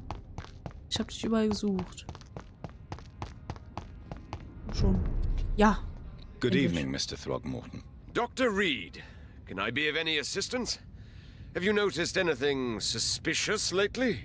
Komischer Typ, Hier habe ich auch alles, ne? Ich will einfach umbringen. Do you need my medical attention? Actually, I may. In my line of work, I have to... Okay. Treating a vampire hunter's wounds is certainly a first for me. I'm happy to help you, of course. Thank you, Dr. Reed. Natürlich ist er total happy. Your support means a lot. Goodbye. So, jetzt habe ich die komischen Codes auch mal gefunden. Sehr schön. Manchmal ist es so einfach. So, die anderen same. Die sind alle fein. So. Okay, merken wir uns, falls sie wieder krank werden. Beim Händler. So, das... Jetzt muss ich kurz nachdenken. Ich muss ja sowieso hier lang. Da müsste ich jetzt hin, ne? War das hier? Ne, warte, hier lang und dann da lang, glaube ich, ne? Ja. Oh, Loot.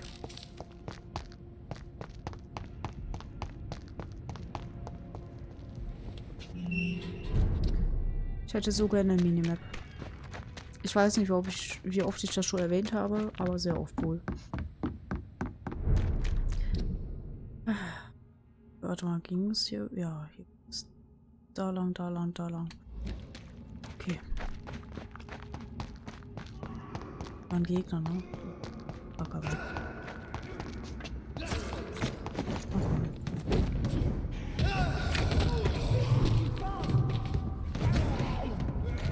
Ja, tut ihn. Oh, praktisch. Kann Skulls mithelfen. So,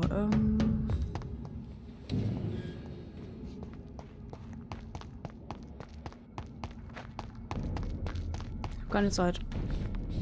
Okay, anscheinend muss ich Zeit für euch haben. Au. Ach, nein. Oh, genau das wollte ich.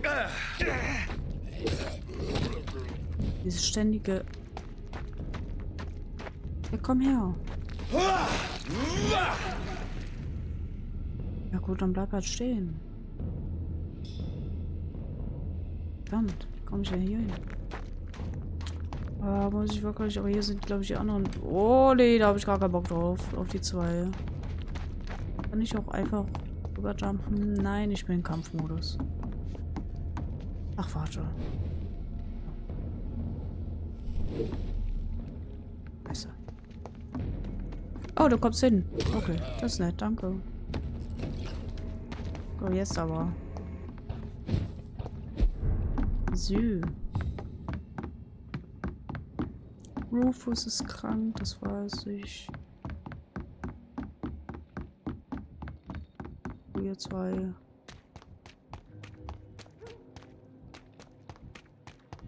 Hallo. Hallo. Fischbirn, da ist schon. Der Typ.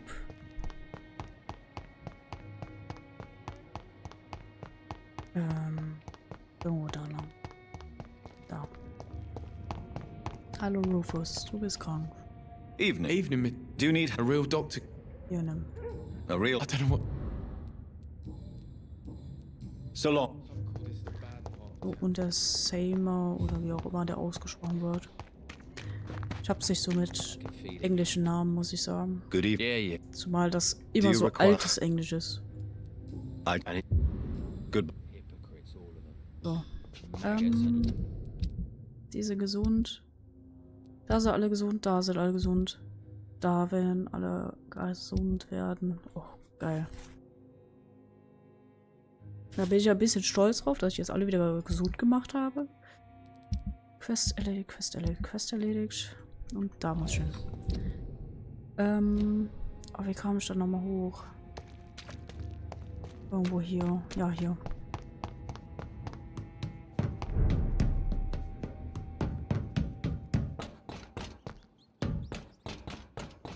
Ratte, Ratte.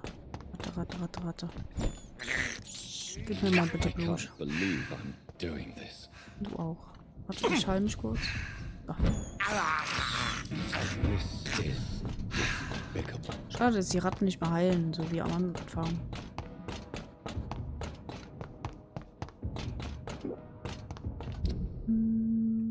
Gleich gehe ich runter.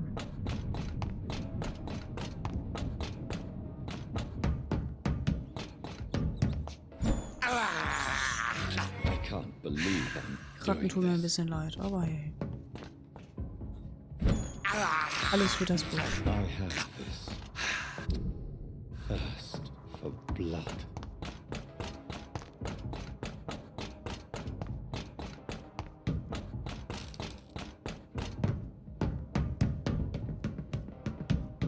Ich würde auch gerne so schnell die Treppen runterrennen, ey. Oder generell so schnell rennen. Ohne zu stolpern. Oh, hallo Gegner.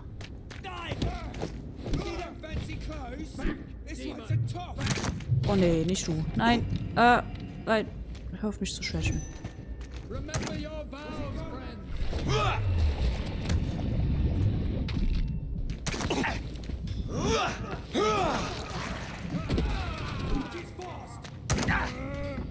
Mann, oh. Wirb einfach. Das sind wirklich alles Worte, du wirkst etwas traurig irgendwie. Oh je. RPG, das Thema hatten wir doch schon ein paar Mal. Das ist mein normaler Gesichtsausdruck. Wirklich.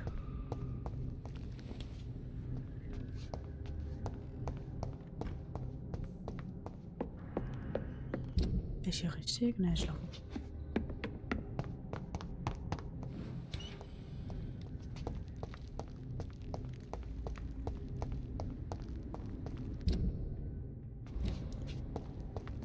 Nur Gegner.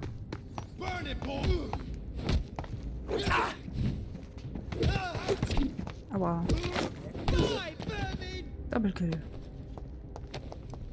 Ja.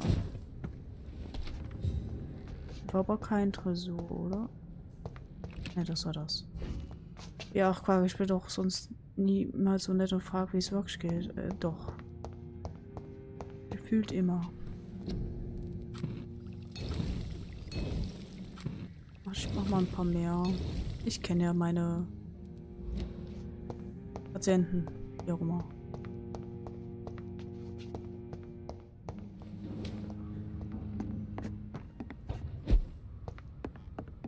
Wo ist denn hier? Irgendwo unten.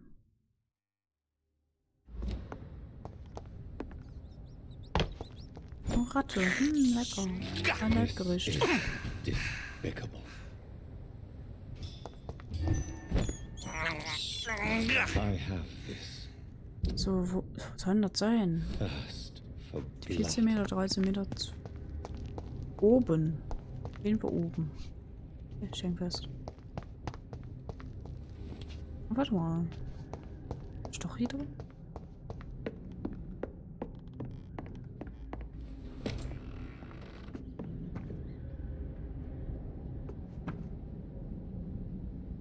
Wo soll das denn? Ach ja. Und hier, das war das allererste Mal, als wir hier waren. Oder der erste Unterschlupf quasi. Hier ist es nicht. Ist hier. Oh, ein Tresor hier. Ah. Teure Uhr. Echt jetzt? Für eine Uhr bin ich jetzt... Wie teuer ist sie dann? Kann man das sehen? Okay. Da. Doch, hier. Die schon von Vater gehört. Ich will die nicht verkaufen oder so. Das gibt nicht. Ich habe wieder random Markierungen hier auf der Karte. Das nervt ja ungemein. Ist ne... Alter. Geht mal weg, Markierungen. Mann. So. Jetzt habe ich die alle gemacht. Die alle... Ich hoffe, das war's an Quests. Aber ich glaube schon. Warte mal. 2, 3, 4...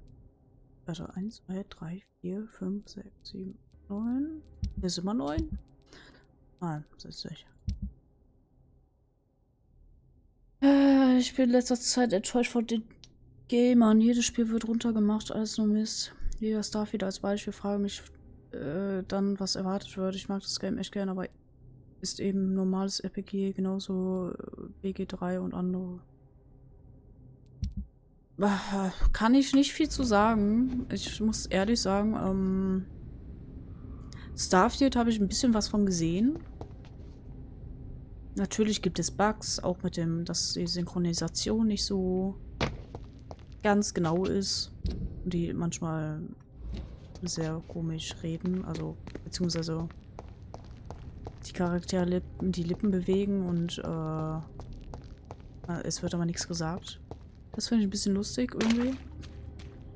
Also wäre ehrlich, das ist irgendwie nichts Neues in den Games. Besonders wenn es von Englisch auf Deutsch gemacht wird. Natürlich ist die Synchronisation nie perfekt zu dem Deutschen. Ich glaube, daran liegt's. Ich bin mir aber nicht sicher. Dann dieses random Aufploppen von NPCs, dieses Teleportationsding.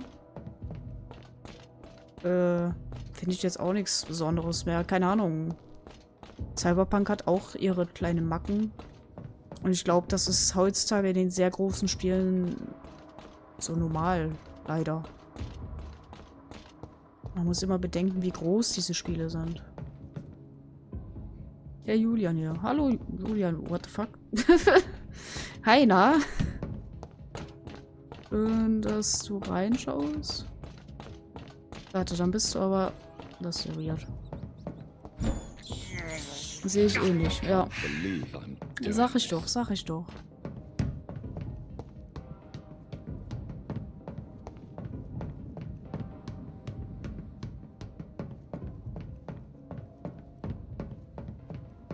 Gib alles. Ja, ich geb alles.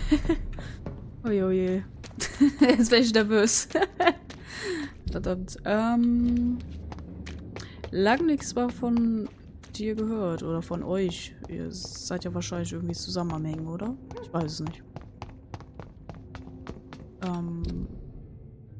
Wieso ist das wieder eine random Markierung? Geh mir nicht auf die Nerven, Markierung. Mann, Mann, Mann. So. Komisch lang. Da lang.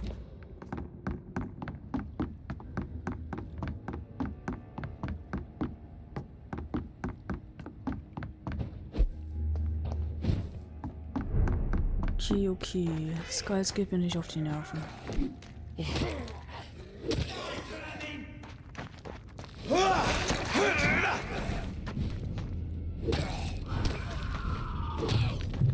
Oh, keine Ausdauer. Boah. Ausdauer. Ach du Fickvieh. Bitte fuck mich nicht ab. Danke. Okay. Ja, Western muss ich. Tatsächlich. Gut aufgepasst.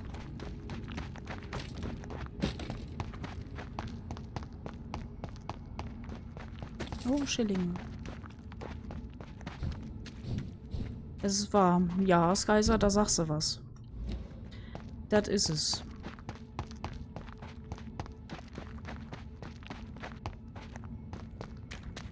Wieso bin ich eigentlich fast tot?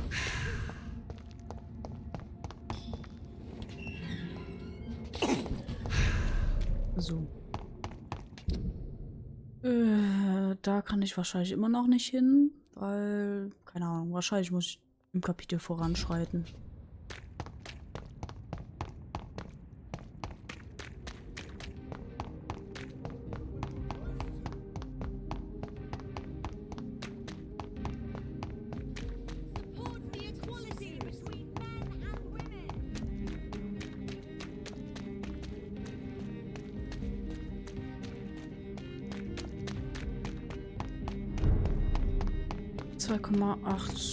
KEP.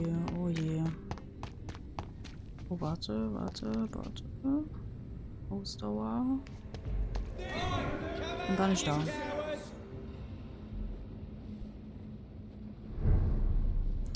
Dubidu.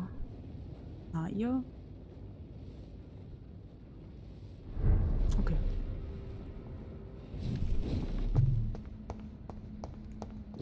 Nein. Oh. So, jetzt machen wir aber mal die Quest weiter. Die Hauptquest.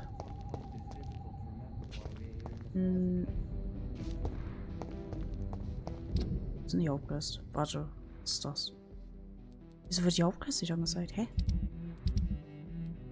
Lost? Moment.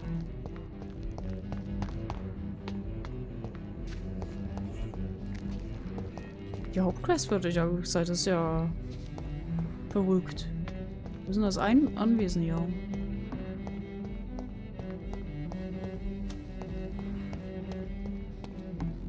Spiel ist kaputt.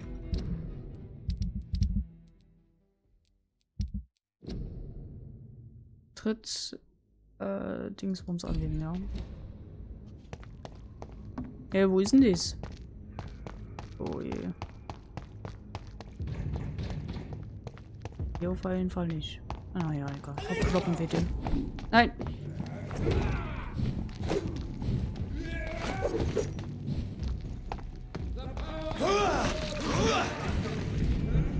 Lass mich in Ruhe mit deinem Kreuz.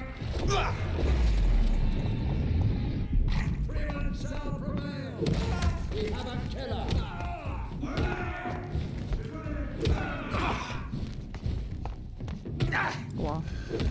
Nein, nein, nein, nein, nicht sterben, nicht sterben, nicht sterben. Nein. Jetzt nicht. Aber.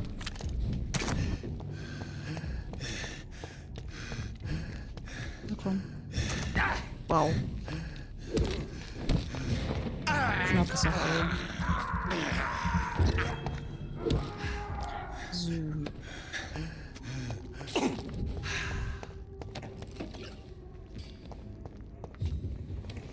Das sieht nach Anwesen aus, ja. Ich glaube, hier muss ich lang. Dann geht's ja endlich weiter.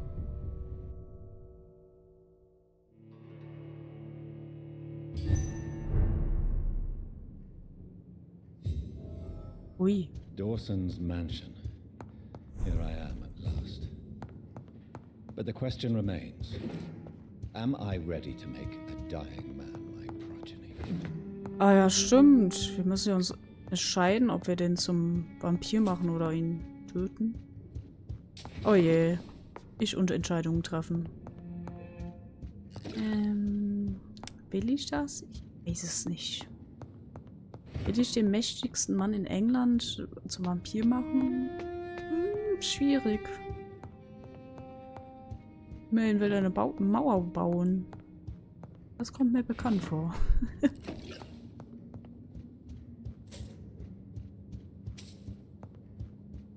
Hab ich alles gelootet?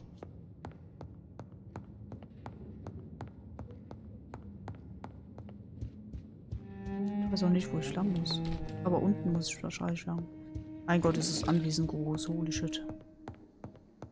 Jupp, der Typ hat Geld. Aber die können sich alle keine eigenen Bilder leisten.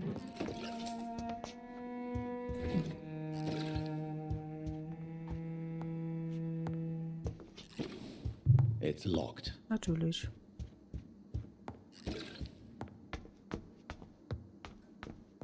Da wäre riesig. Wer macht denn das alles sauber?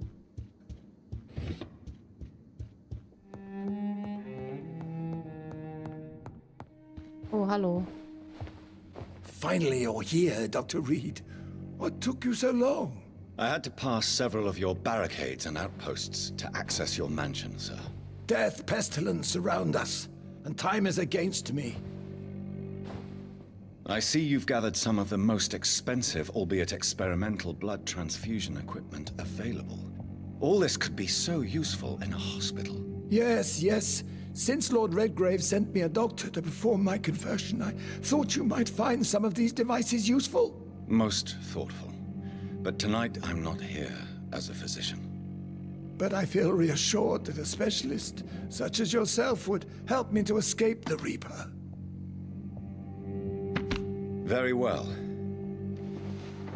But before I proceed, I have a few questions for you.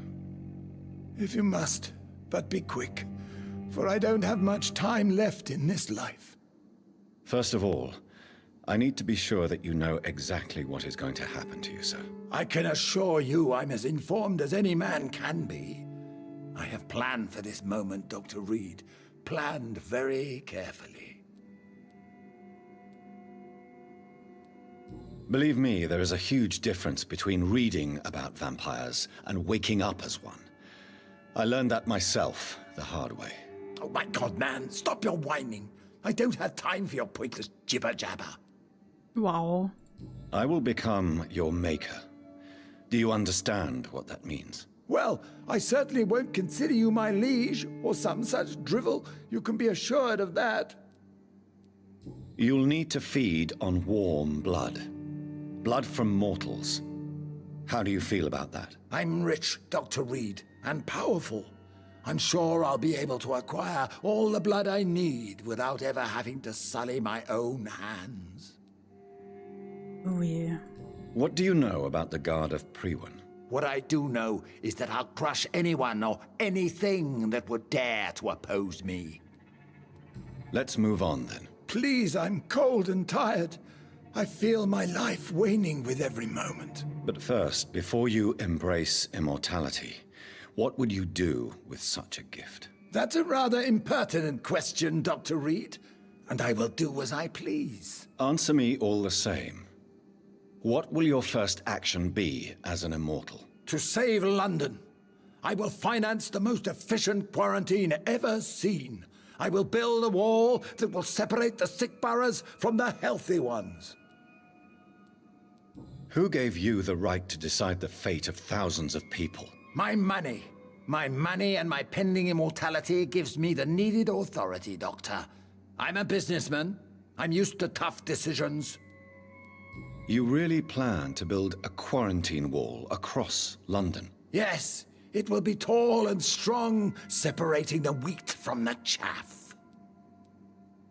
By doing so, you will also create 2 separate prisons. Come, sir. An eminent doctor like yourself knows that such radical measures have proved efficient in the past. Let me guess. You mean to isolate the rich from the poor? This is a desperate measure for desperate times. England must prevail, Doctor, no matter the cost. Quarantine is not a bad idea, medically speaking.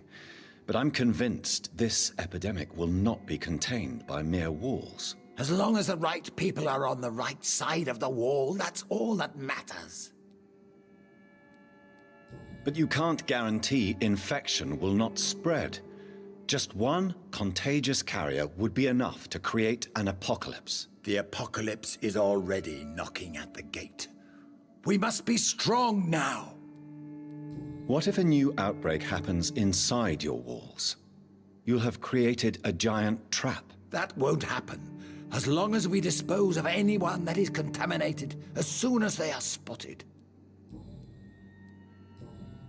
I've heard enough. It's time to proceed. At last! All right, do what you have to do. If it hurts, so be it. I've been preparing such a long time for this. Oh je. Oh nein, ich will nicht. Ich werde sie töten. Ja, nein. Überall vergessen sie ihre Angst vor dem Tod, verwandeln du auf... Oh. Ah, das ist so eine Sache, ne? Ich könnte mich entscheiden zwischen, ich verwandle ihn, mache ihn zu einem Vampir. Was ich aber nicht gut heiße, weil der verdammt viel Macht hat. Ich könnte ihn töten, aber dann habe ich Blut an meinen Händen. Ich habe bis jetzt niemanden getötet. Oder ich ziehe ihn in den Bann und sage einfach Scheiß auf ihn und das könnte aber Konsequenzen für mich haben. Verdammt. Wie würdet ihr entscheiden? Würdet ihr dem mächtigsten Mann in England die Chance geben, weiterzuleben?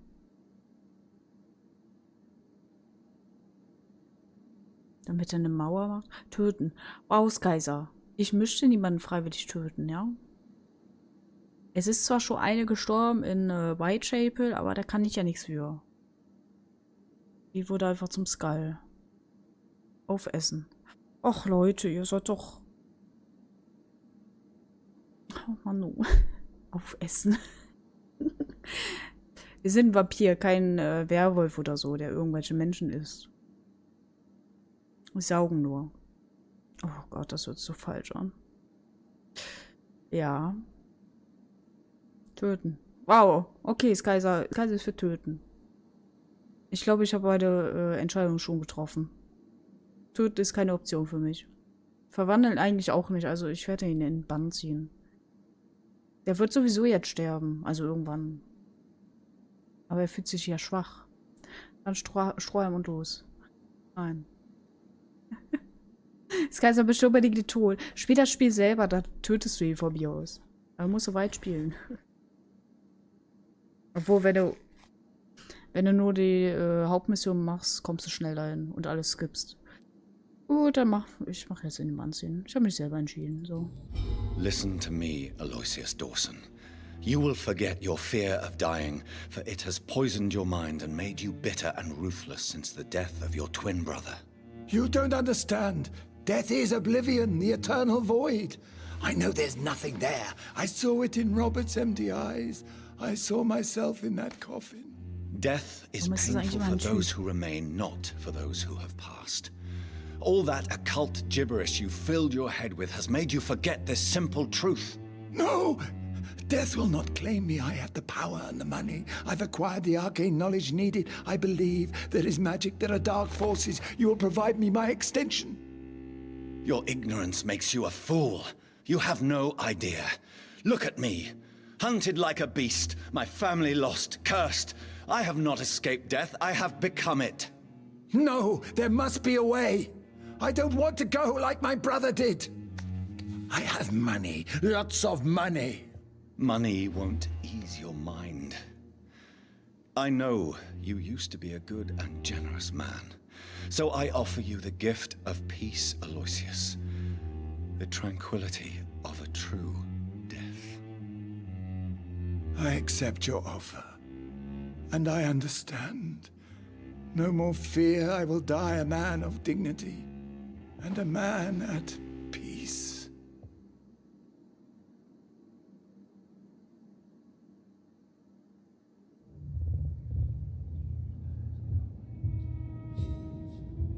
Es können neue Bürger getötet werden. Ich will keine Bürger töten.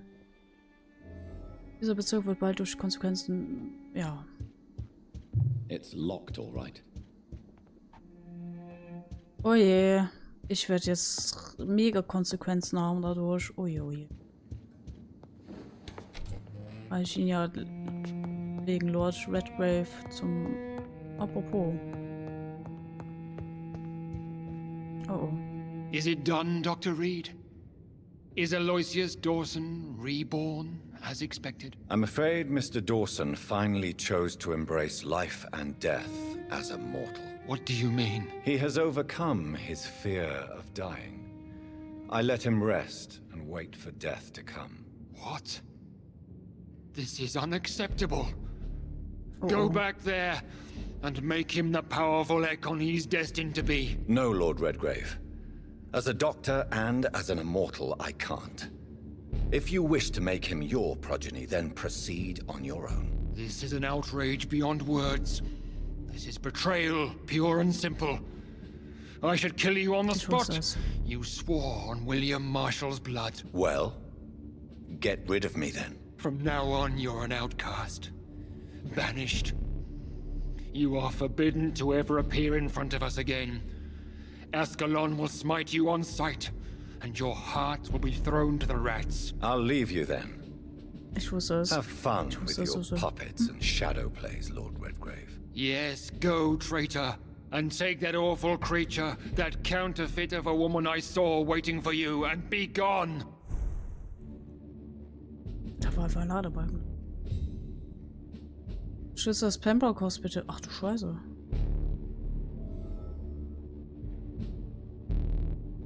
Bitte mit der alten Bitch. Kann ich noch mit dir reden? Step away, traitor. Return to your dubious friends and your decrepit hospital. Okay, tschüss. Ja, war mir klar, dass er nicht erfreut ist darüber. Aber gut, das ist mir so egal. Huch! Warum bist du jetzt hier? Warum bist du... Naja, gut, hallo. We Schön, meet dass ich again zu at mir the komme. strangest of times, young Ekon. So do you serve the Earl of Bristol now? Old Bridget. What are you doing here? Your friend, the wise Ekon. She sent me to warn you. Did anyone see you? It's a long way from the dock sewers, and hunters are patrolling the streets here. Who said I took the streets? How do you think I survived for centuries in this city without ever being seen? I know all her secrets. How did you meet Lady Ashbury? She came to us in the sewers in search of answers. Just as you did. What kind of answers did you give her? I knew nothing of your maker, but we talked. We talked a lot. Her words and ideas are captivating. It is no surprise that you like her. I like her too. Lady Ashbury in the sewers? Now that's a sight I wish I'd seen. She said she was your friend, and that she sought the identity of your maker. So I answered her questions. Lady Ashbury? You know her? Tell me what's going on. The lady approached me but a few nights ago, wanting to meet the sewer skulls. Once she questioned Harriet Jones. She agreed to help us. Harriet Jones is still with you then? How is she doing? Harriet remains angry, but is recovering slowly. Her mind is twisted, but at least her body is healing.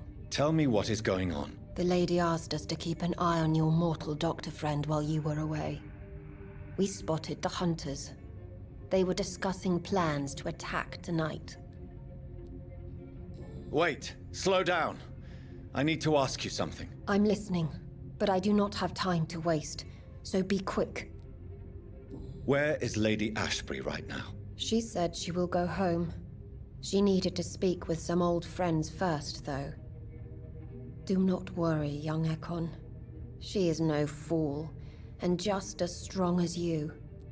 Ich glaube, sie ist sogar stärker als wir. How did Elizabeth find you? She presented herself humbly at our gate and asked if we knew of any ancestral vampires hiding in London. She asked about Ascalon. She asked about many things. What do you think of her? Her soul is good, yet tainted with a deep sadness and the scars of ancient wounds. Time does that to us immortals, for we have so much to dwell upon. Why did she come to you? I am old Bridget, the buried memory of the city. She sought the silent truths, truths I have kept hidden for so long. Why do I feel like Lord Redgrave was particularly irritated to see you? Far more so than the average Skull, if I may say. Because I used to know him quite well, and he is afraid I may remember who he really is. You're Elizabeth's informant. You're the one who told her about Lord Redgrave's lies regarding his lineage. Yes, but my words were not meant to hurt or threaten. I simply told the story of the sewer skulls, and of so many other forgotten children. No time to lose, then. I must go there right away. I shall return to my den. Have you a message for the lady? Should I see her before you? Oh. Ihr wisst uns Teil, sage ich sorge mich um sie. Verdammt! Kann das sowas nicht entscheiden? Nein, du hättest sie töten sollen. Naja, jetzt sind erstmal andere. Okay, jetzt muss ich mich entscheiden. Sag ich sorge mich um sie? Oder sage ich liebe sie?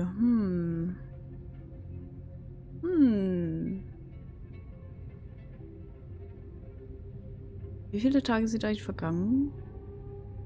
Ein paar, oder? Töte sie. Nein! So, was ist los mit dir? Also, sie ist lieb, die Lady Ashbury ist auch lieb. Sie hat uns geholfen. Von Anfang an. Wir müssen uns unterhalten. Oh je, das wird so. Egal. Skysa, was ist los mit dir? Warum willst du alle... Wieso willst du, dass ich alle töte? Die sind alle lieb. Nicht alle, aber.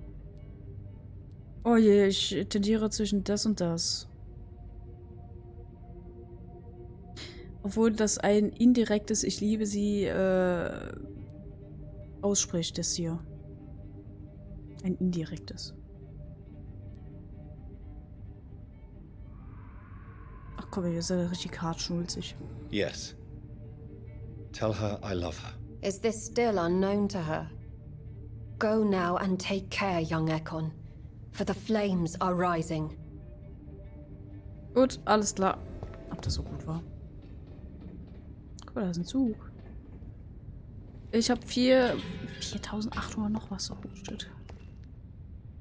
Ich möchte gern schlafen. Wo ist denn mein... Da. Hier lang. Würde mich gern entwickeln. Warte. Ist doch oben, oder? Ist hier lang? Ah, ja.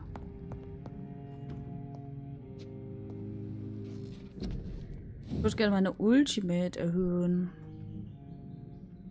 Ich glaube, das brauche ich. Das ist viel EP, was ich gerade rausgehauen habe. Okay.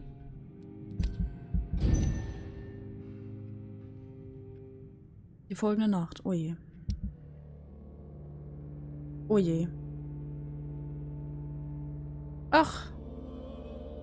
Lucius Dawson ist verstorben. Letzte Nacht verstarb ein hoch angesehener Bürger des Stadtbezirks Aloysius Dawson, Mitbegründer und Leiter der Firma Dawson & Dawson, verschied im 71. Lebensjahr. Oh, der ist aber alt geworden. Es war kein Geheimnis, dass sich Mr. Dawsons Gesundheitszustand zuletzt verschlechtert hatte.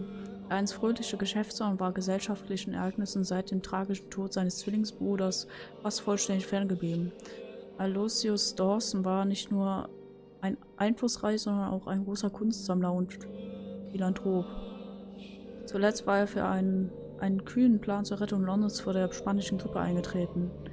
Mittels einer Quarantänemauer sollten die Bezirke voneinander getrennt werden, um der Epidemie Einhalt zu gebieten. Aber nur Stunden vor seinem Tod hat der Magnat Anweisungen gegeben, die Baupläne nicht umzusetzen. Völlig überraschend haben außerdem alle vorwiegenden Londoner Krankenhäuser große Geldsummen erhalten und auch kleinere Kliniken und Arzneiausgaben wurden mit bedeutendem Spenden bedacht. Hat Aloysius Dawson, der für seine Standhaftigkeit und seine Seite an sich entdeckt? Wer weiß. Warte mal, was? Und seine Konsequenzen. Oh, ups. Nur eine so sicher in der gesamten Stadt konnten dank der späten Generosität dieses Mannes die Medikamentenvorräte aufgefrischt werden und die Zahl der Toten ist in den letzten 24 Stunden erheblich gesunken. Ist es gesunken? Das ist gut. Zweifellos werden sich hunderte dankbarer Bürger am Friedhof von St. Mary's einfinden, um ihre Wohltäter auf seiner letzten Reise zu begleiten. Hey, das sind doch gute Nachrichten. Ja, werdet alle gesund. Bleibt gesund, bitte.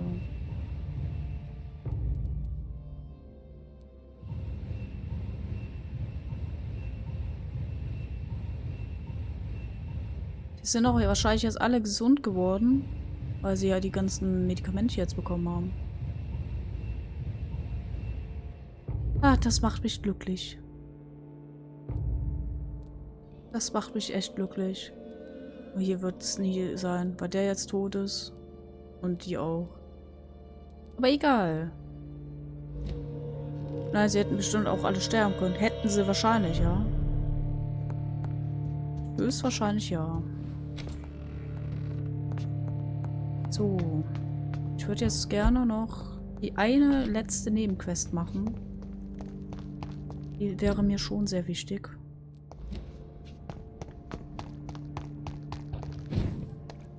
Ich sollte da jetzt hin können, hoffentlich. Also da. Wir laufen jetzt hier durch Whitechapel durch. Oder? Ja.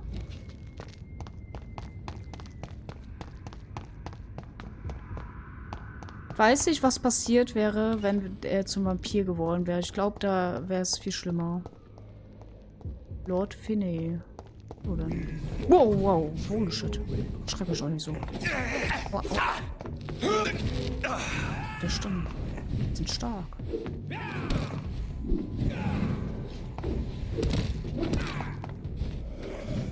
Ich will das auch können. Wow.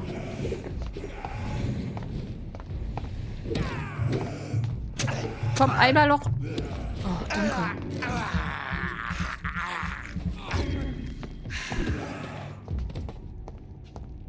Ja, natürlich werden sie jetzt alle stärker.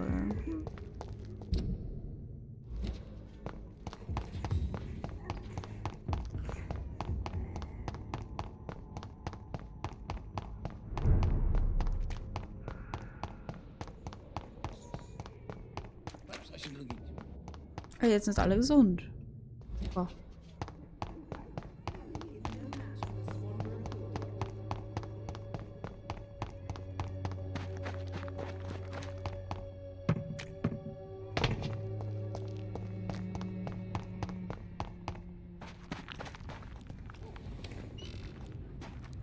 Ich laufe noch richtig, aber ja, meine schon. Kann ich jetzt da rein? Bitte sag mir, ich kann da rein. Bitte, bitte. I cannot enter. Ah, ich hasse alles. Gab es noch einen anderen... Finde raus, dass die Verprüfung gestohlen hat. Ist das... Es ist schon Es muss doch... Oder ist das eine Wache, die ich umbringen muss? Huch. Das...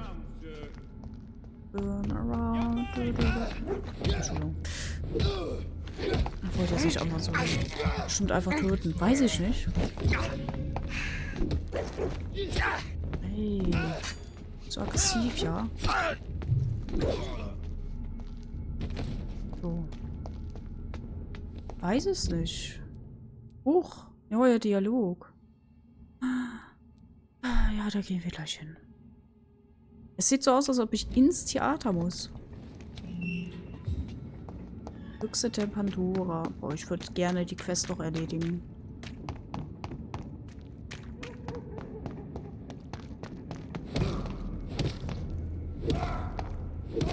Gut.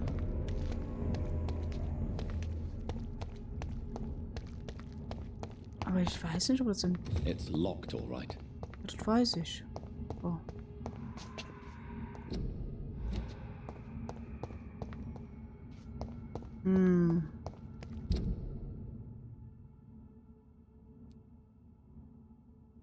Finde heraus, wo Asha Tawtrys Notizbuch ist, das die Wache von Priven gestohlen hat. Ja.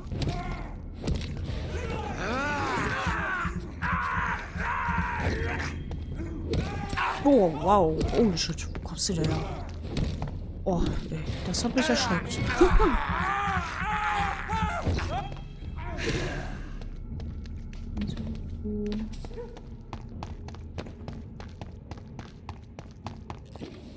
Vielleicht ist es auch richtig gut versteckt oder so. Ich weiß es nicht. Aber ich glaube, das ist irgendwo in einem Raum drin.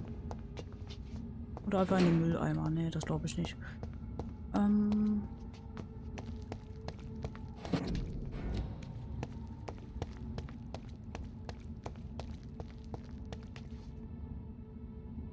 Ist cool, wie man durch andere, durch manche Fenster durchgucken kann. So. Oh, hallo Big Boy, hallo.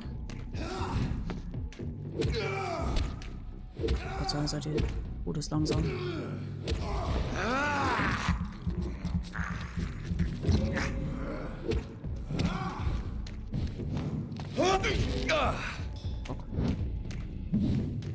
Stirb. Rein. Gut, danke. Ach nee, hier sind so viele Vampire jetzt. Gar kein Bock. Aber wo könnte das denn sein? Alter. Boah. Hast du dich gerade geheilt, sag mal? Warte, ich hab keine Ausdauer. Jetzt ist er einfach geheilt.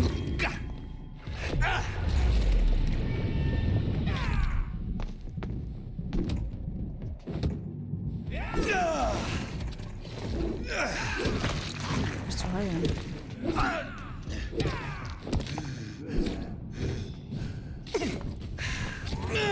Aua. Ehrlich. Und tot. Ey. Sieht die Abfuck.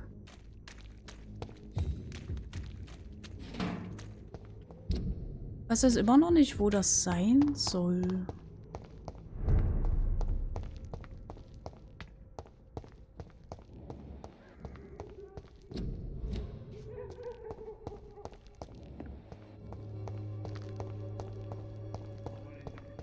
It's locked. Das gefällt mir nicht. Oder Geräusche.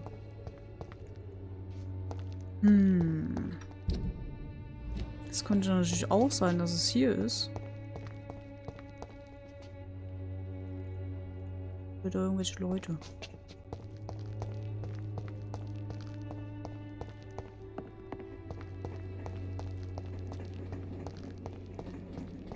Wir sonst nirgendwo rein, glaube ich.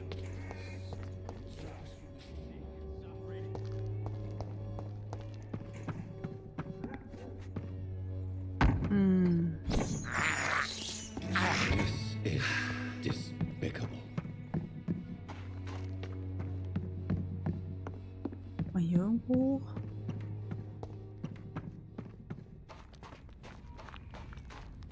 Ach Mann, ich weiß nicht, wo es ist. Bin ich eigentlich jetzt schon Kapitel 6 oder bin ich noch Kapitel 5? Kapitel 5. Okay.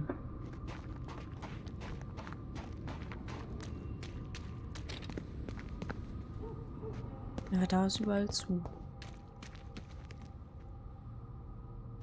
Jetzt habe ich echt die Chance vertan. Ich weiß es aber nicht. Oder ist es hier irgendwo?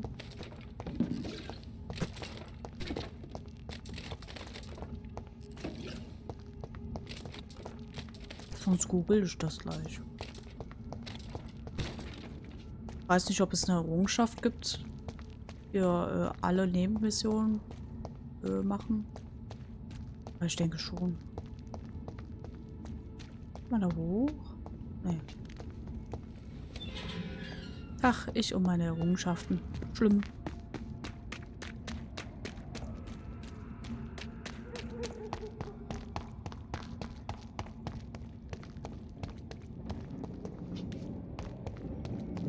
Ja.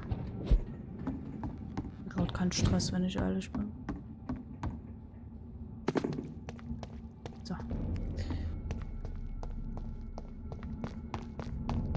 Dann hören wir uns mal den Dialog an.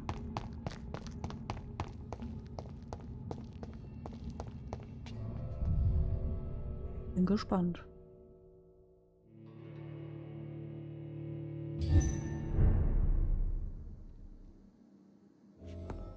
Wo ist sie denn? Oben? So. Okay.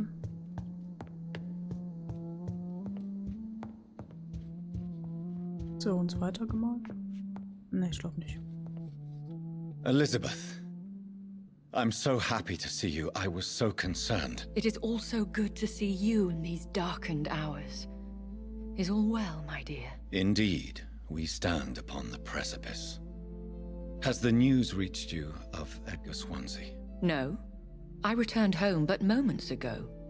What of him? Your friend, the well-informed old Bridget, tells me the Guard of Priwen has assaulted Pembroke. I fear Edgar tops their bloody list. Bridget? She is such a tragic figure.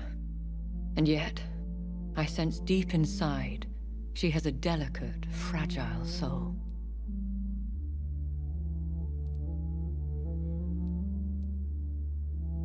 What are you hiding? You went to the sewers. Did you speak with Harriet Jones? Indeed, Jonathan.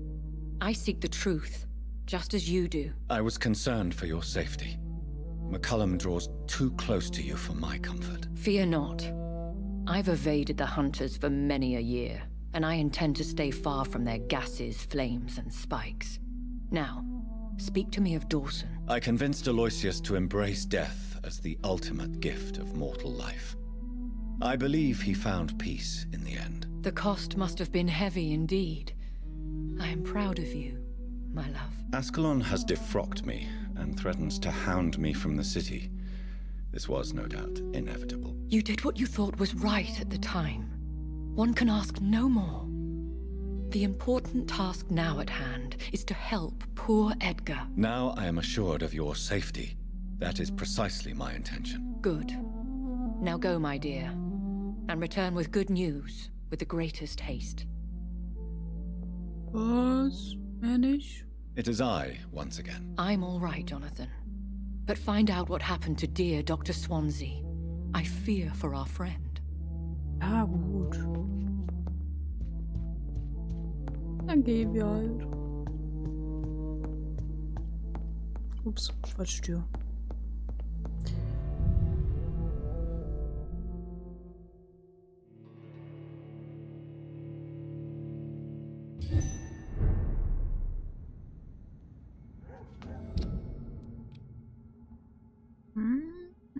Das triggert mich ja ungemein.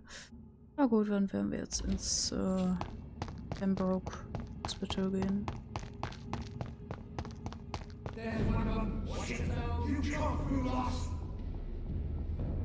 Hihi.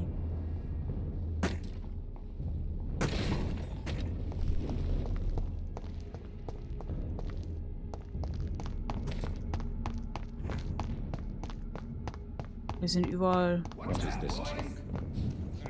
Are the vampire hunters here already?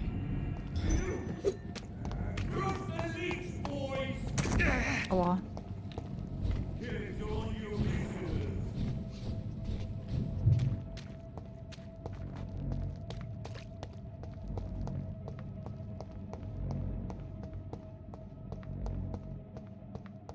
Das ist nicht gut.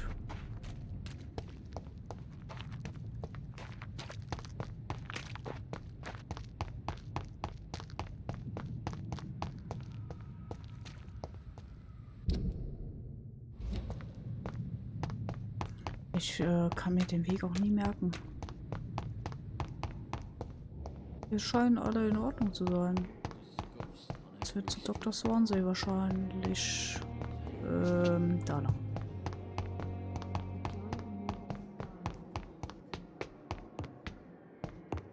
Bitte ist es alles gut. Bitte, bitte. Those bastards. What have they done to Edgar? Nein, es ist nicht alles gut.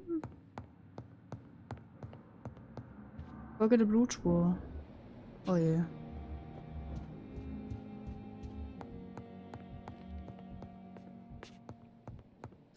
Oh, es geht da oben. Da ging es vorher nicht hoch. Ja, ich folge gleich. Ich muss erstmal hier gucken. Echt jetzt? Es gibt 2 Seiten da oben. Okay.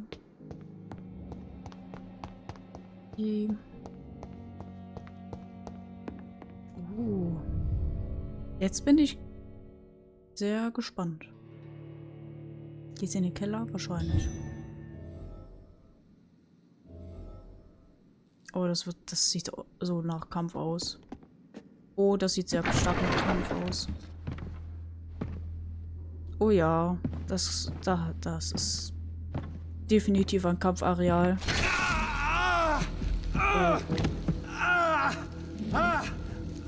Ultraviolet curtains and Ori Calvin powder.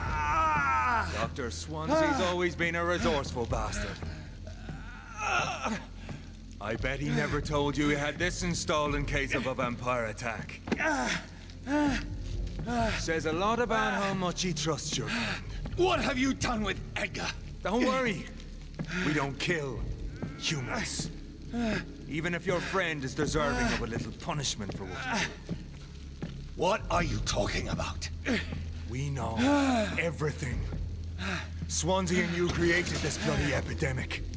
You aim to unleash another disaster, just like William Marshall did. No, I'm trying to put an end to it, just like you are. You're its progeny, aren't you? Where is the monster hiding? It's still in England, isn't it? I have no idea what you're talking about. Jeffrey, please listen to me. No tricks. That shit won't work on me. We've found proof in the theater. Doris Fletcher was your first experiment. Now where is Marshall? Speak!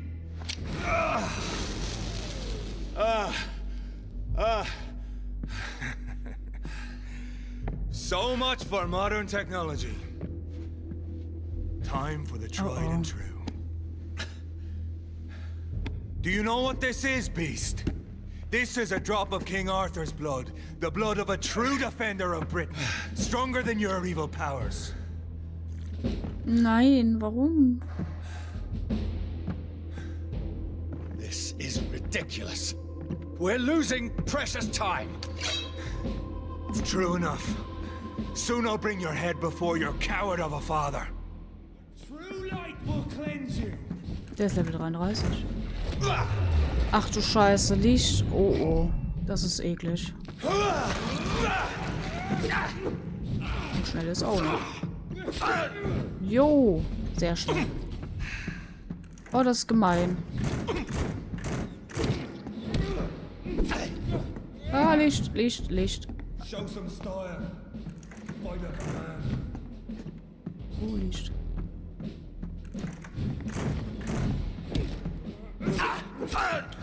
Oh, lieber, der ist viel Schaden. Der macht ja verdammt viel Schaden. Licht, Licht, raus aus dem Licht, Licht.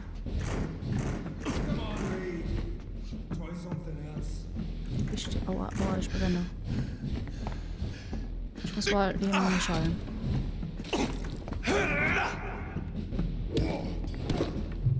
Das jetzt ist aber nicht so stark. Also nicht so schwer, sag ich mal.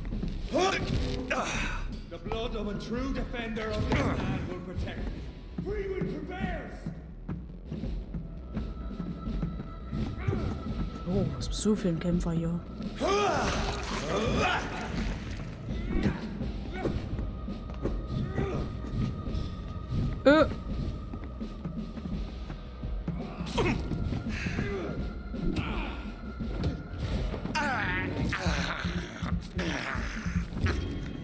Yeah, close your eyes! Hat er sich geheilt? Oh, ich bin Licht. Ich bin im Licht. Es brennt. Oh. Aber warte mal, darf ich mal kurz mich heilen? Das wäre super toll. Ausdauer, ne, interessiert mich nicht. Lebenspunkte, das interessiert mich.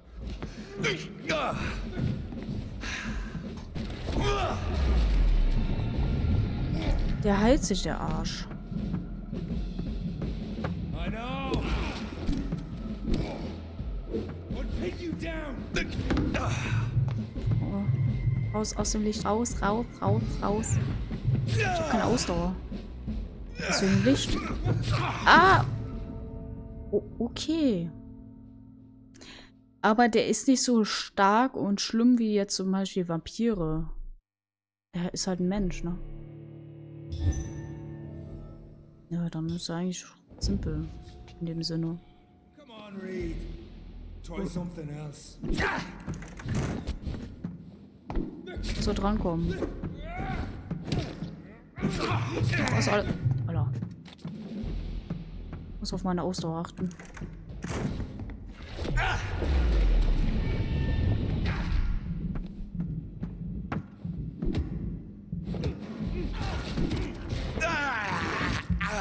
Oh, das mir nicht anfängt. Jetzt zum Beispiel.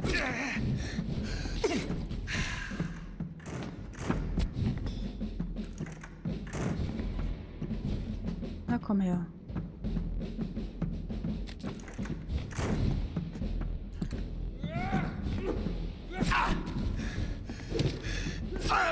Oh!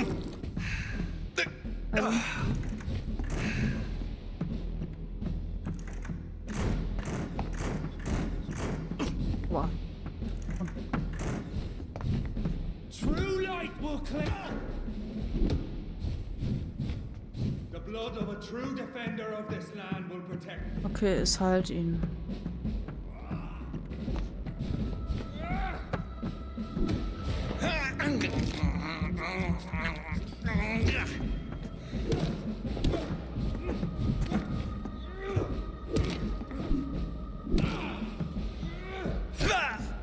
Ah, Schäsendreck. Come on, Reed. Try something else. Hey. Nein.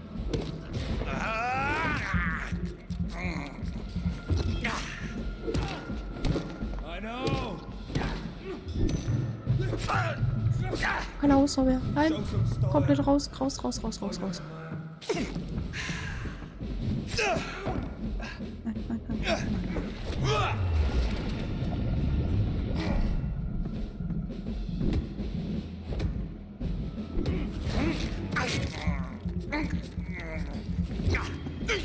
Ich muss...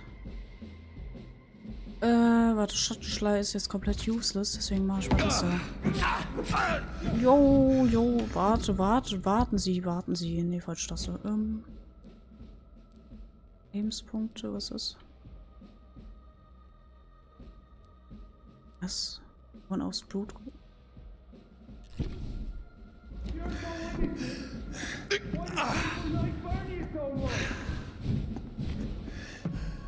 Das hat mich geheilt. Habe ich das Richtige überhaupt? Ah, ich brenne, ich sterbe. Ich will nicht sterben. Bitte nicht raus aus dem Licht.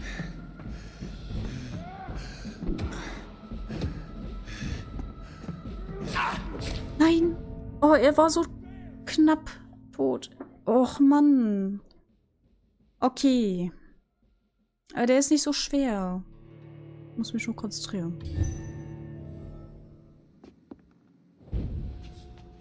Wird das das Heilungsding oder war das Blut? Das kann auch Blut sein. Ah, ja. Poisonous bite is useless on me.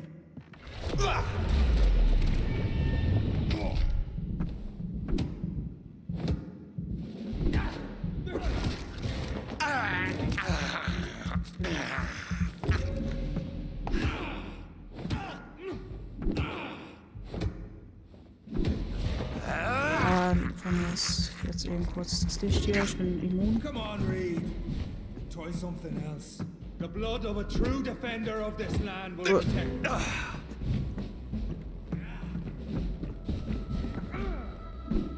Oh, fuck.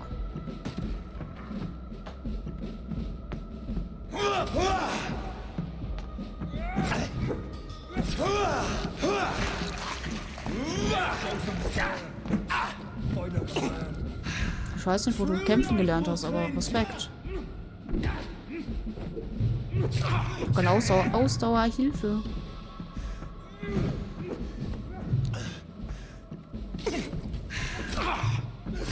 Alter! Oh, Mann!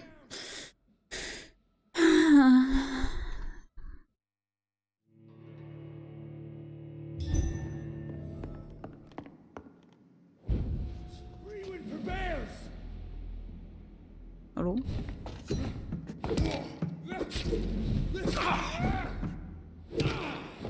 Oh, ich bekomme bestimmt sein Schwert, wenn er tot ist.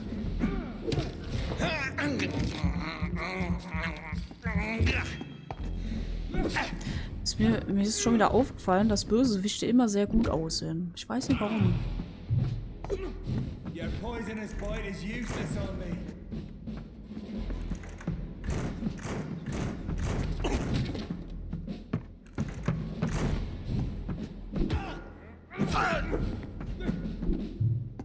Ach, ey, diese Ausdauerscheiße, ey. Komm mal raus aus dem Licht. Show some style. Ey, das gibt's nicht. Holy shit, ey. Wie schnell ist der denn? Och, Mann. Der zweite Versuch war sehr gut. Ich bin nur richtig dumm gestorben.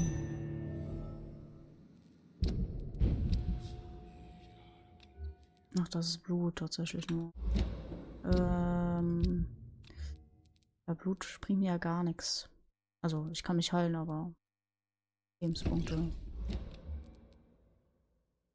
Hm.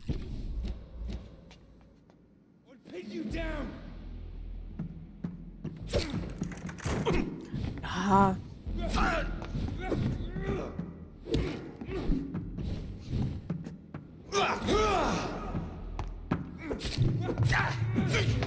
Ich hab kein Blut.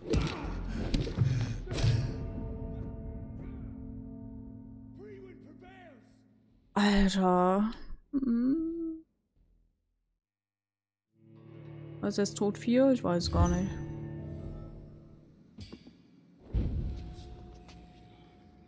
Come on, Reed. Try something else. So schnell. Und da sind 2. Also eigentlich ist es 2 im Schwert. So, ja. Ich kann aushauen. Alter!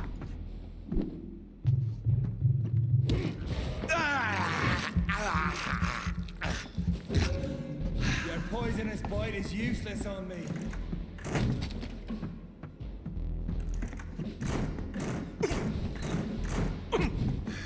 Wow.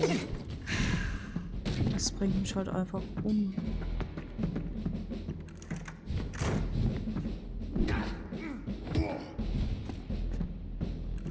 Show some style. Fight like a man.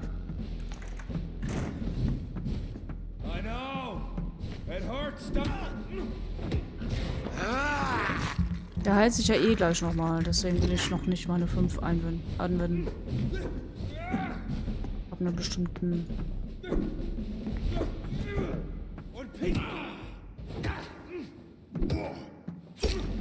Aber heiß, Feuer! Keine Ausdauer mehr. Okay. Ich werde es doch nutzen.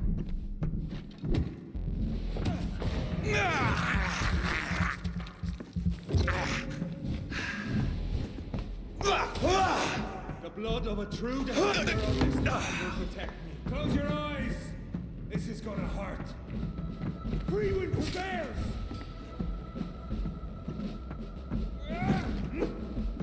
Okay, 3 Hits. Aua. Deine Nase läuft, das ist immer uncool. True light will cleanse you. Come on, Oh, Reed. nicht. Try something else.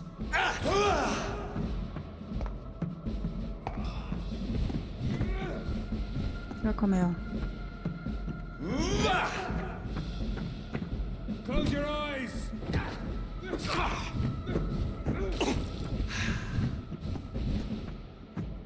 Your poisonous bite is useless on me.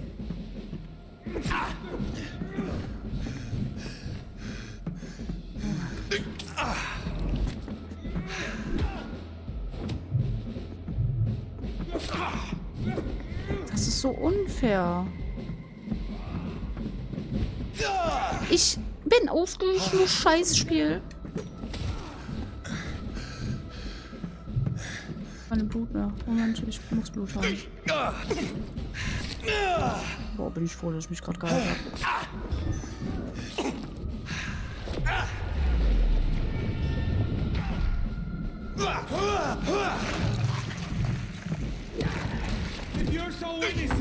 Nein, fuck, raus.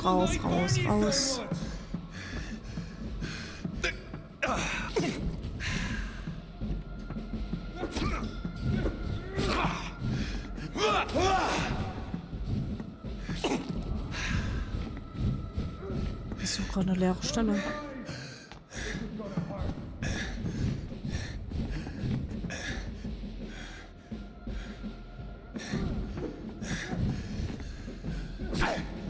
Nein, ich sterbe nicht. Nein. Ich kann nicht den Coder spielen, Menno. Ja. Ich glaube Tod 5 oder so.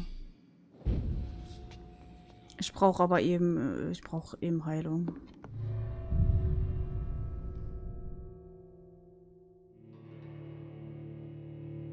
Scheiße, ey. Es war mir irgendwie klar, dass der Typ mit uns kämpfen wird. Das war mir irgendwie von Anfang an klar. Als ich denen das erste Mal begegnet bin, dachte ich mir das schon.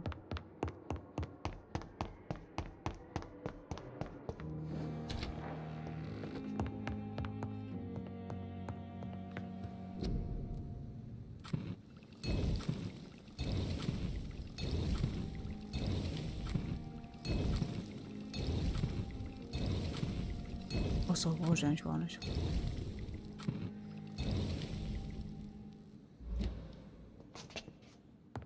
Aber warte mal.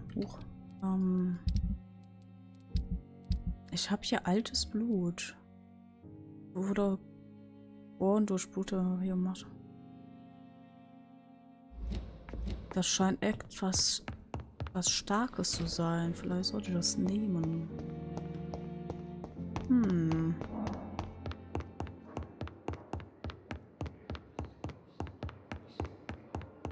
Aber gut, dann werden wir mal.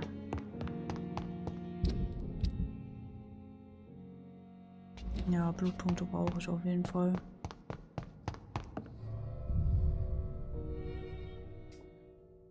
Ich hoffe, ich schaff's unter 10 Tode. Es ist halt eklig mit diesen Anvisieren und so. Ich mache mal das da direkt, damit ich Blut habe.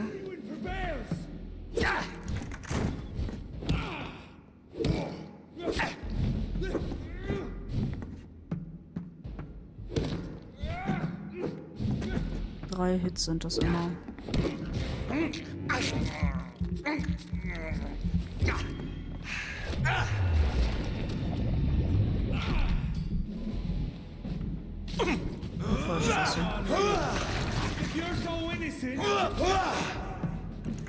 Das fängt die Scheiße an.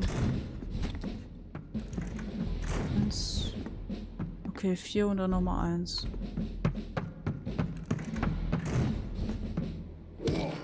Komm da raus aus dem Licht, du feige Sau, du. Komm raus da. Jetzt trinkt das Blut. Ich glaube, da wird er immer stärker, oder? Halt er sich. Ich weiß es nicht. Boah. Was haben wir getan?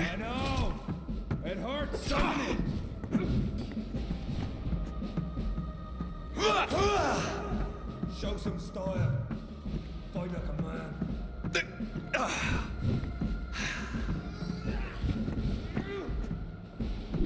Close your eyes. It's...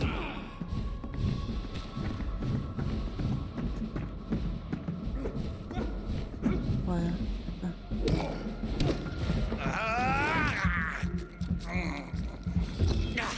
We'll pin you down. The light will cleanse you.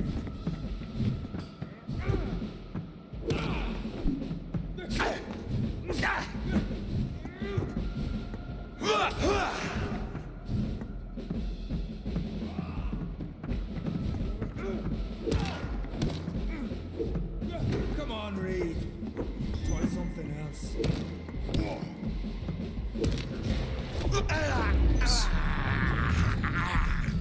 Der vierte Versuch ist das. Ich glaube jetzt der 5. oder 6.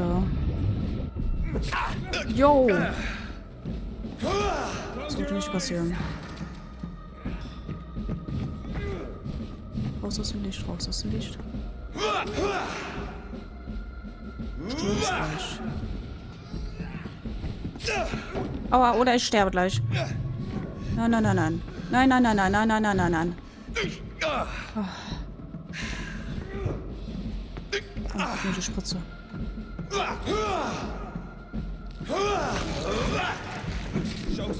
Keine Fehler machen, keine Fehler.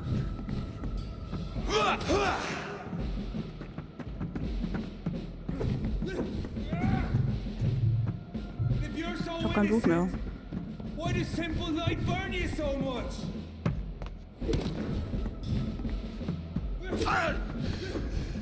Keine Fehler, keine Fehler. Wenn ich jetzt sterbe, dann raste ich aus, wirklich. Das würde mich übelst triggern.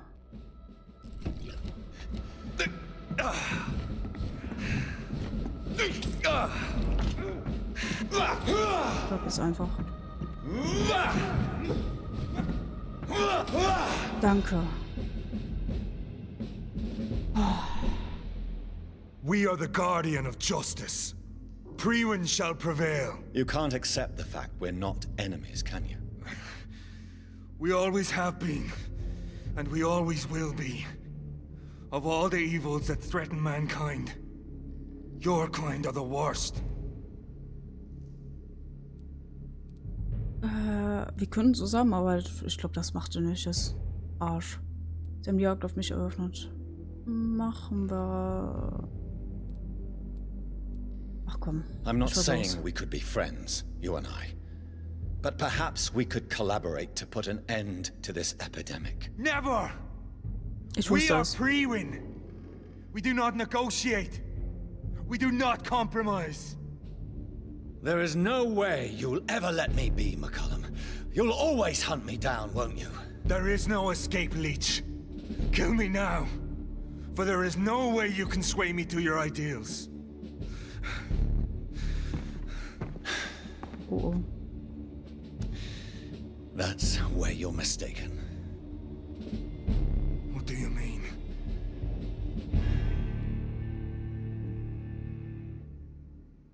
Ich mach sie zu einem Vampir. Nee, ganz ehrlich, nee. Man kann ihn nicht töten, das ist interessant. Aber ich glaube, wenn ich ihn jetzt verschone, dann denkt er, es gibt auch nette Vampire, wir sind nicht so scheiße. Oder er ist so geblendet von dem Scheiß, dass er fertig, der wird sich hassen, wenn er so... Ich bin, aber ganz ehrlich, ich töte ihn. Nein, ich töte ihn nicht, ich kann ihn nicht töten. Ich kann ihn verwandeln.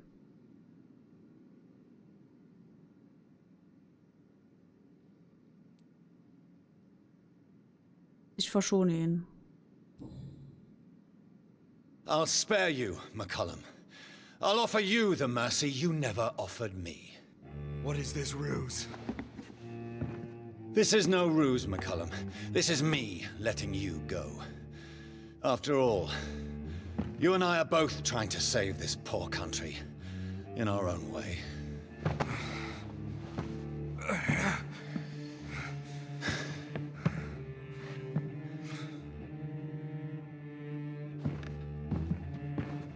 I'll kill you, Reed.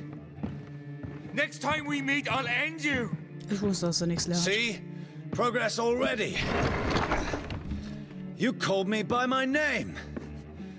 Until the next time. Goodbye, Hunter.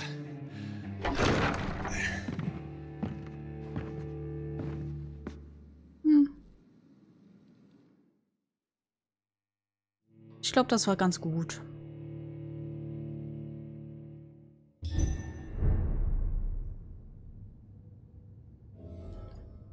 Wir wären nicht besser als er.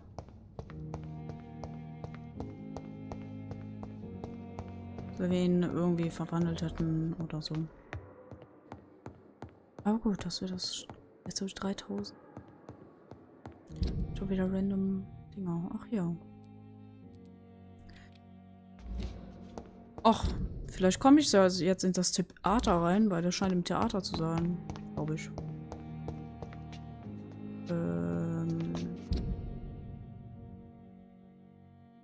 Darüber. Ach, ich gehe sowieso hier rein. Nö, ich glaube, das war eine ganz gute Entscheidung. Kein Blut vergießen. Warum auch?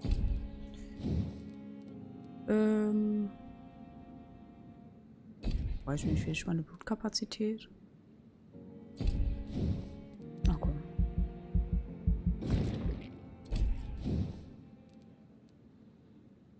Ausdauer ist eigentlich gar nicht mehr so schlecht. Aber ich mache sie trotzdem hoch. Und meine Gesundheit auch. Ach verdammt, wir fehlen die wenigen. Oh ja. Egal.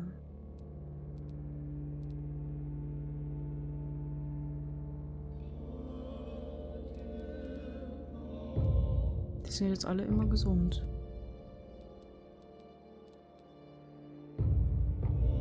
Oder auch nicht. Holy shit, was ist jetzt passiert? Ja, gesund, aber die nicht. Ist an Sterbensaale gefühlt. Erschöpfung. 1, 2. Warte, Erschöpfung. 1, 2, 3, 3, 4, 5, 6. 6 Erschöpfung. 1, 2 Kopfschmerzen. 2 Kopfschmerzen. Hatte nicht noch jemand Erkältung? Hallo Dominik, willkommen zurück. Jetzt habe ich nicht... Ich habe die Zahl vergessen, wie viele krank sind. Ups. Okay, war wieder eine Menge Erschöpfung.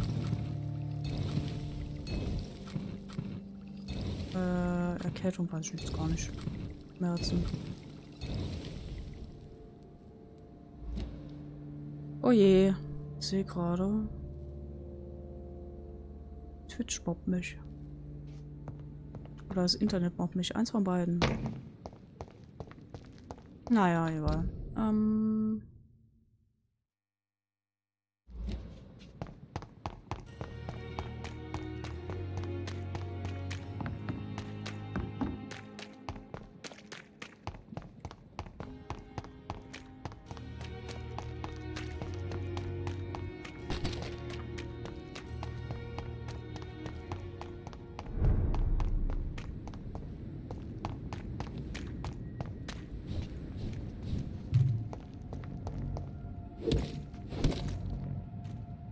Ich habe keine Sounds mehr.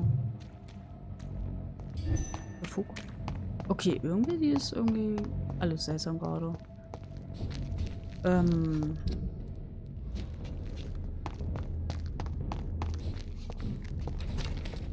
Okay, Moment. Die Leute machen keine Sounds mehr.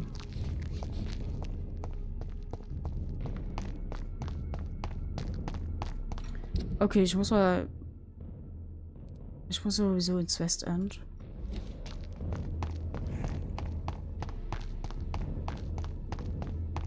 Dann werde ich da eben speichern.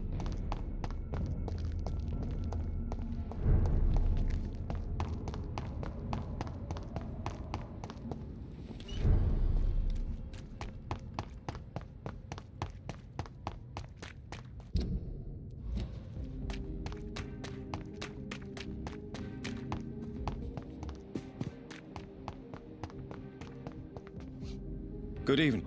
Do you need... Hier bitte. You... Wer war noch krank?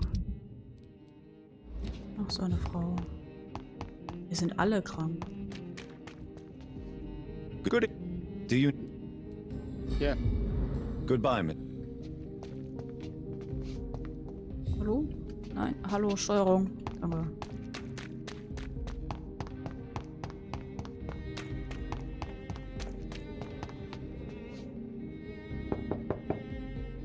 Hello. Hello. What do you...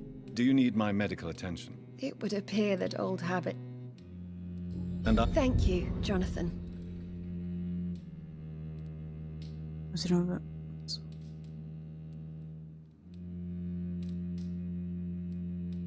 Did Clarence recently show you documents that prove the existence of vampires? Yes, he did. And he also told me you spent a few nights gathering research for him. Seriously, Jonathan. Why feed his obsession like that? He's my friend. I thought it might help him rest, instead of going outside at night. Tell me, what are your thoughts about vampires? Gibberish and poppycock. Dracula was a good book, but these documents were just mumbo-jumbo. I burnt them all as soon as Clarence went outside again. Have you any recent news of Aloysius Dawson? The old goat gave all his money to the poor. I wish he'd thought about sending some to his closest neighbors. Oh. Tell me about Clarence's obsession with vampires. It drives me so crazy it makes my stomach hurt. I was so relieved to have him back. But I quickly realized he'd lost his mind in France. I understand your irritation, Venus. But you have to accept the trauma Clarence endured on the battlefield. The question is simple, Jonathan. Is my husband mad? Yes or no? Do vampires exist? Or is Clarence a lunatic?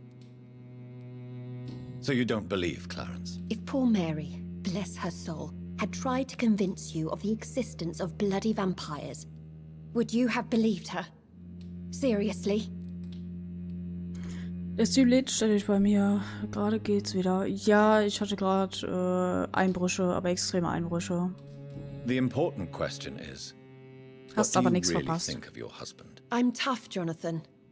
He should have told me the horrors he witnessed, however appalling it was, instead of inventing a fantasy about blood-drinking monsters. Das ist wieder so ein Grund, warum ich nebenher, während ich streame, eine Aufnahme starte. Damit bloß nichts verloren geht. Do you need my medical... No, thanks. Ach so, habe ich hier schon gekriegt? Ja, habe ich wohl.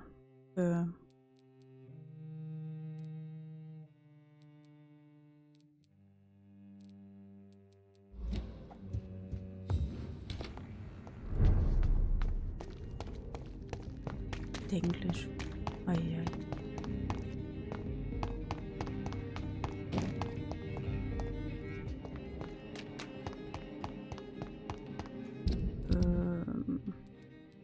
Die ist gesund, die sind alle da. Wo renn ich denn hin? Da lang muss ich.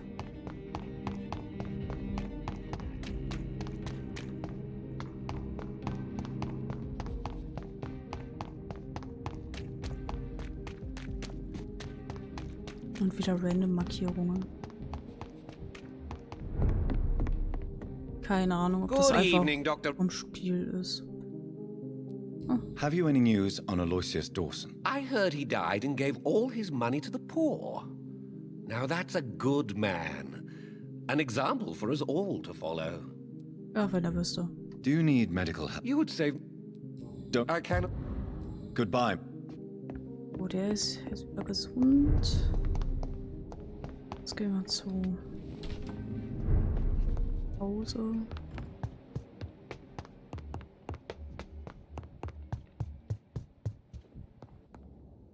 Hello again. Jonathan!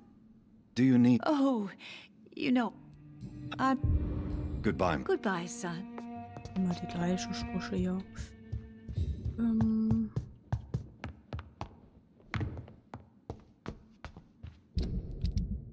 Ja, da mein Internet wieder stabil zu sein scheint, brauche ich das ja jetzt nicht mehr machen.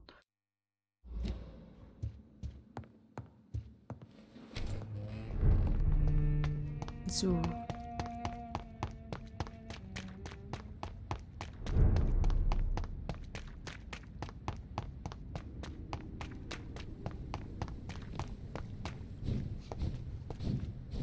Ach stimmt, ich hatte ja ein Problem. Okay, stimmt, hatte ich ganz vergessen. Die Gegner fucken ja gerade ab, beziehungsweise die geben keine Laute von sich. Das ist natürlich kacke. Wieder so eine Art Soundbug, ne? Hasse ich ja. Deswegen werde ich mal eben kurz... Er hat gespeichert, sehe ich gerade.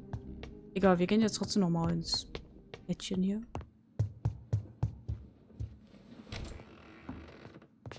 Einfach mal kurz antappen. So, jetzt ist gespeichert, sehr schön.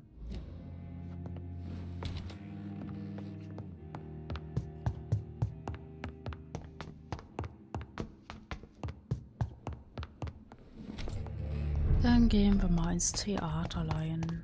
Und dann können wir hoffentlich auch die letzte Quest hier machen.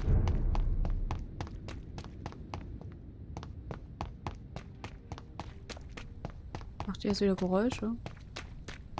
Macht keine Geräusche, warum nicht?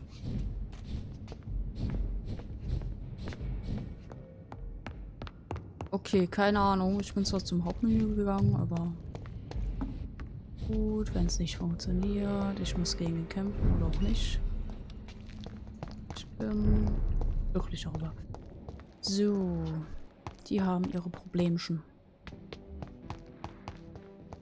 Ich hoffe nur, die Gegner machen Problemchen. Oder es hat sich gleich wieder. Good evening. Do you need... I'm afraid I do.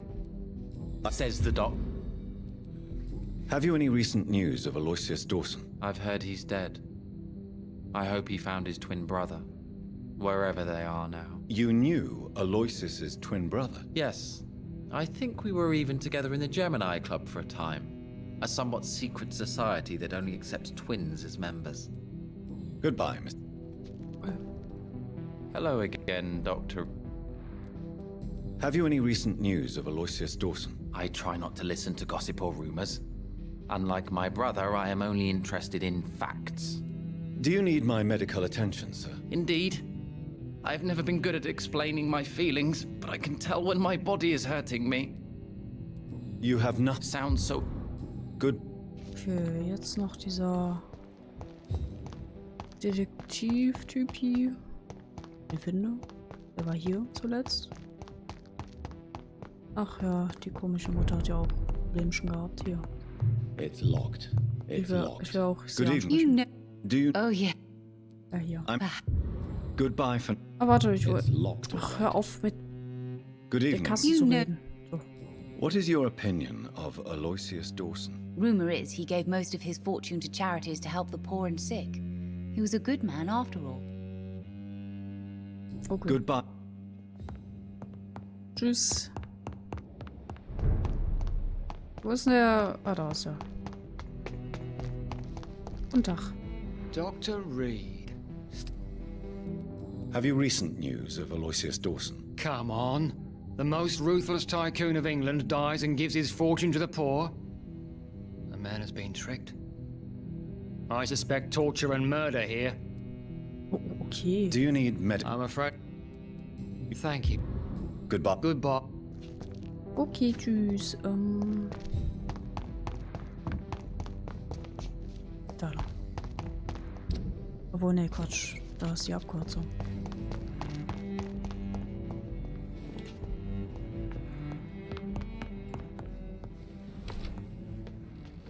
So. Hallo, Gegner.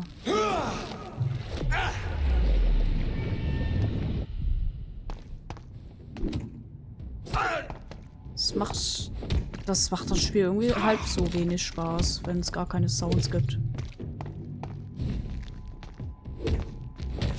Die machen gar keine Sounds, das ist so verwirrend.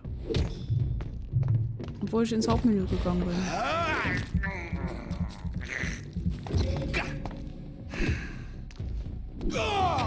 Wow. Gut. Könnte schwierig sein, falls ich wieder irgendwas machen muss. Also kämpfen muss. Wie laufe ich da? Ist richtig? Ja. Dem was? Schon wieder? Laut dem ist alles in Ordnung. Ey, kann ich bitte richtig laufen? Ich laufe jetzt wieder zurück. Oh, ey, manchmal.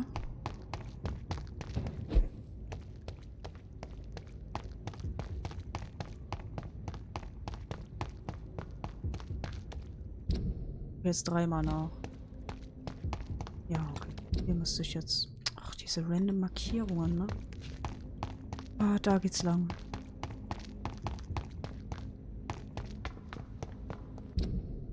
Ja, okay. Nein.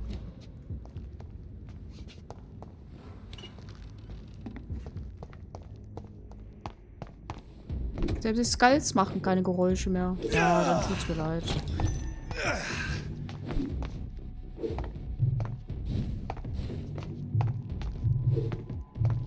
Boah, ey. Mit Ausweichspielchen habe ich keinen Bock drauf hier. Selbst das macht keine Geräusche mehr. Was ist denn das?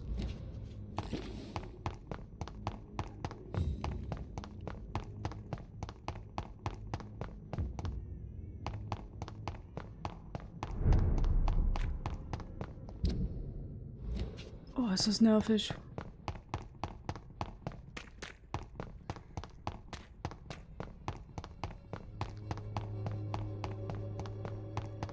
Ich habe auch das Gefühl, dass die NPCs keine Geräusche mehr machen. Es ist alles sehr tot irgendwie. Ach, was Sounds alles so machen.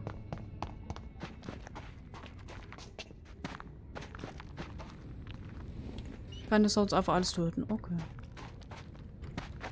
Ja, es ist atmosphärisch dann irgendwie lame, keine Ahnung. Ich muss vorne ins Theater, okay.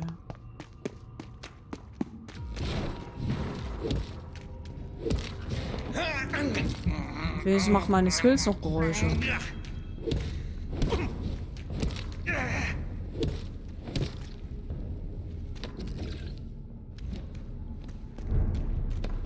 Trotzdem scheiße.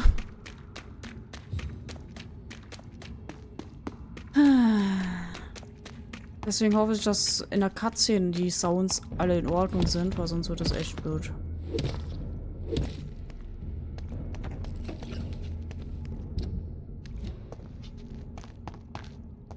Ich richtig hier.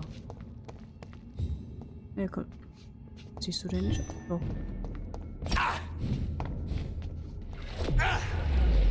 Game neu starten komplett. Oh.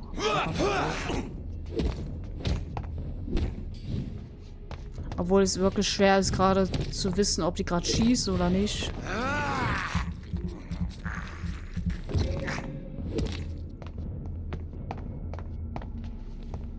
Ja, ich schau mal.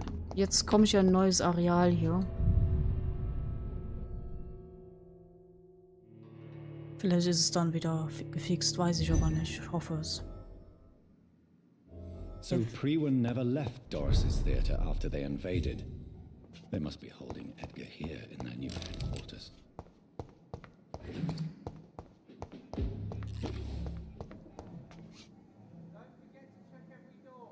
Ich höre schon mal andere Sounds, das ist schon mal gut. Aber ich suche hier noch, wo ich da reingehe. Macht keine Sounds, das ist schlecht. Okay, ich werde das Spiel gleich komplett neu starten. Ich habe gehofft, dass es gefixt ist, wenn das neue Areal lädt. Okay, ich hoffe, der hat gespeichert. So Priwen never Sehr left schön. Doris's theater after they invaded. They must be holding Edgar here in the... Oh Gott. Scheiße, ich hab vergessen, dass die Gegner waren. Oh, oder ich habe mich einfach erschreckt, weil aber wieder Geräusche kamen. Oh Mann, oh Mann. Aber immerhin machen die jetzt wieder Geräusche. Das ist gut.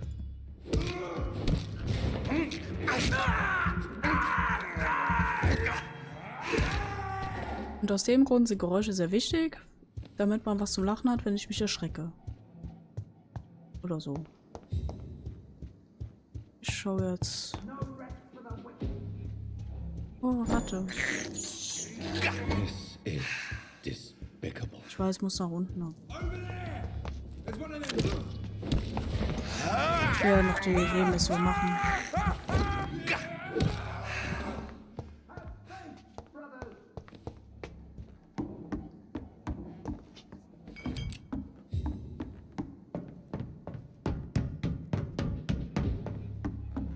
I cannot enter.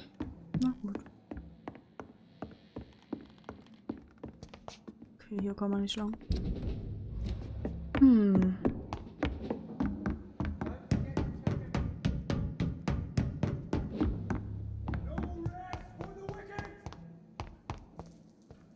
Ich will da noch nicht runter. Aber ich muss wohl. Okay, cool. Wird das jetzt nicht mehr angezeigt? Ja, wieso ist wieder eine random Markierung irgendwo da oben? Hoch. Ja gut, vielleicht ist es auch unten.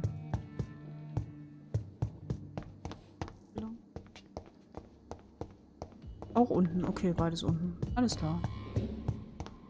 Irgendwas wurde getriggert. An Gegnern. Vielleicht die.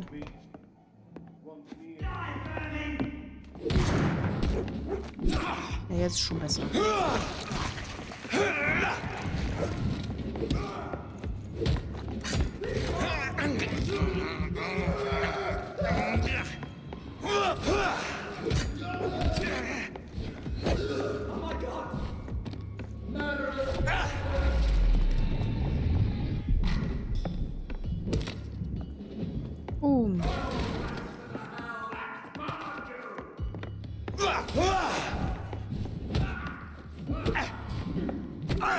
Aua. Das ist ein Kreuzstecken.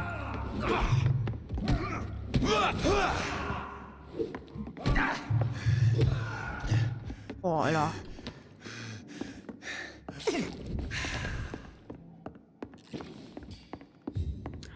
Ey, diese Scheiße macht mich kaputt. Kann ich das kaputt machen? Das zieht mir Energie.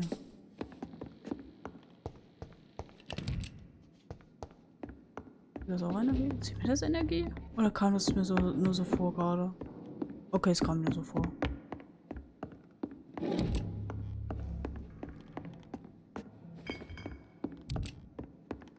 Dafür, dass ja alles in Brand gesetzt wurde, ne? Ist aber hier sehr gut in Instandhaltung. It's locked. Hab ich auch gemerkt.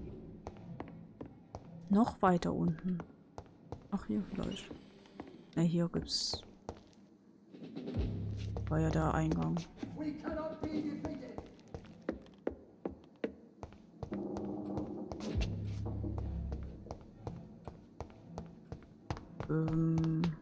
Gab's hier irgendwo einen Geheimgang oder so?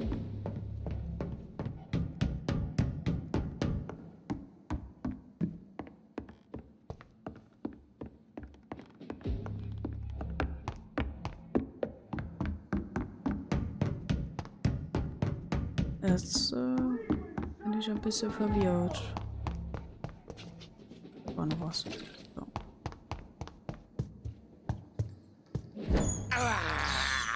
I can't believe I'm doing this.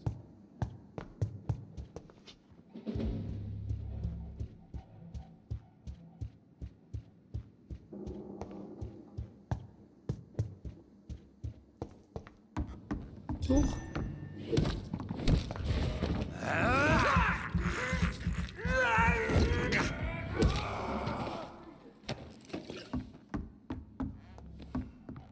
Ah, verstehe. Dass sowas immer schön angezeigt wird.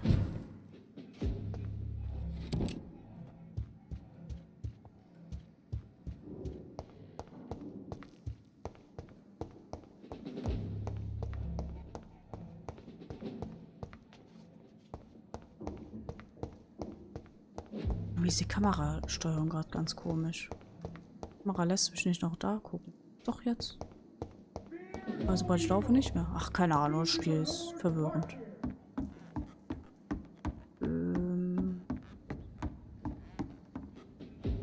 Sieht alles so ähnlich aus.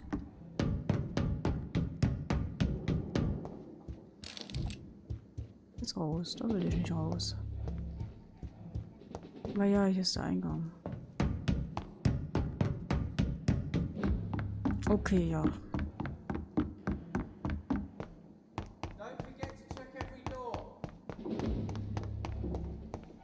Da geht's wahrscheinlich dann rein. Ja.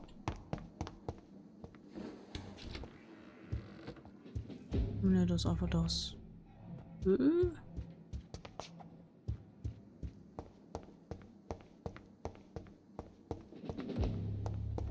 Auf jeden Fall unten.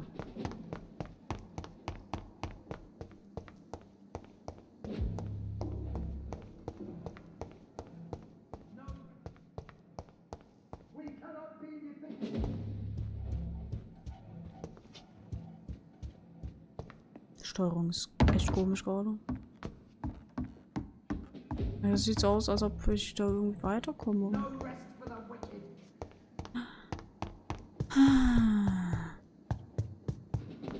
Irgendwo unten. Diese eine Quest wird schon wieder nicht angezeigt. Was? This is despicable. Kann man da rein? Hey, das kann doch nicht so schwer sein.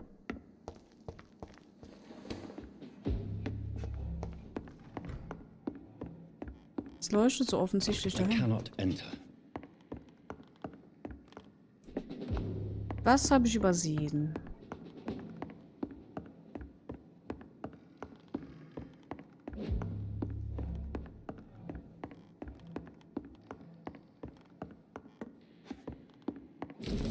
Oh. Huch, McCallums Bericht. Den habe ich übersehen. Aber ich glaube, da war kein Schlüssel bei. Egal. 11.06.18. Ich habe gerade Doris Fletchers Tagebuch fertig gelesen. Es war eine entsetzliche Qual. Mein Gott, die Frau wollte ganz London zusetzen. Ihr Plan war es, alle zu infizieren, die zu ihrem nächsten Stück gekommen wären. Jetzt verstehe ich deutlich besser, was hier vor sich geht. Doris Fletcher hieß eigentlich Doris Jones. Sie war die Tochter einer Harriet Jones. Oh! Die lange in Pembroke Hospital behandelt wurde. Ganz offensichtlich hasste sie ihre Mutter. Sie nutzte aber ihre Berühmtheit, um nach ihr zu sehen, während sie die Armen und Kranken im East End besuchte. Ich weiß nicht genau, was dann passierte, aber so hat ihre Mutter sie infiziert, ehe sie zum Theater zurückkehrte. Und deshalb hat sie sich in das Monstrum verwandelt, das der als Jonathan Reed bekannte Blutsauger am Ende besiegt hat. Ja, Gott sei Dank.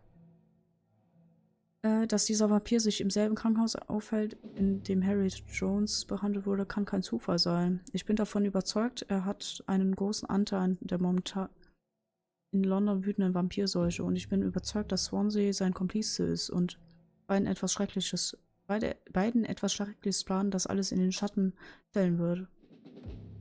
Was die Wache vom Priven je erlebt hat. Vielleicht sollte ich auf der Suche nach Antworten ein wenig die alten Bücher und Manuskripte zu studieren, die die Wache noch besitzt.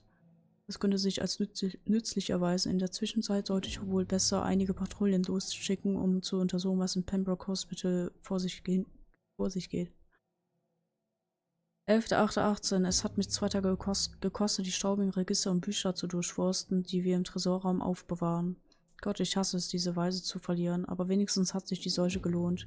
Ich habe eine Kopie von William Marshalls Memorien, 2 Seiten entdeckt, die einen Bezug zu unserer aktuellen Lage haben könnten. Ich habe sie an mich genommen, um sie genauer zu lesen. Diese Kreatur, die Marshall 1666 bekämpft haben will, dieses Desaster, das London zerstören wollte. Sie ähnelt sehr dem, was Doris Fletcher zugestoßen ist. Krankheit, Ansteckung, Hass gegen die Lebenden. Ein Verlangen, die Stadt brennen zu sehen. Ich hege keinen Zweifel daran, dass sich der verdammte alte Blutsauger William Marshall hinter dieser Sache versteckt und wieder da ist. Es könnte unser größter Erfolg werden, wenn die Wache von Piven ihn endlich finden und diesen alten Mistkerl den daraus machen konnten. Ich glaube, dass Marshall 1666 tat, ist genauso das, was Reed jetzt versucht. Konnte die Kreatur dieses Desaster ihrem Willen entfliehen? Hat Marshall sie deshalb 1666 vernichtet und... Ja, sehr witziges Spiel. Vernichtet und Reed das gleiche mit Doris Fletcher getan, ehe sie zu einer solchen Kreatur werden konnte? Ich weiß es nicht, aber diese 2 Männer stecken ganz klar unter einer Decke. Und Swansea hilft ihnen. Ich werde sofort Befehl erteilen, ihn festzunehmen und zu verhören. Dieses bösartige Monster Reed werde ich eigenhändig vernichten.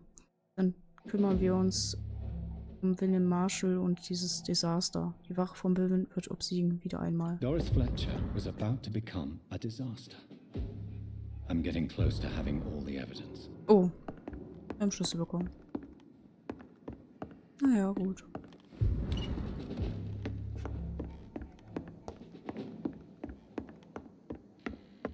Diese random Markierungen immer noch. Nervt mich. Auch ein großes Manko an diesem Spiel, das mich echt stört. Und diese Steuerung, dass ich auch die ganze Zeit gezwungen werde, geradeaus zu schauen, das nervt mich auch. Nein? It's locked, all right. Okay.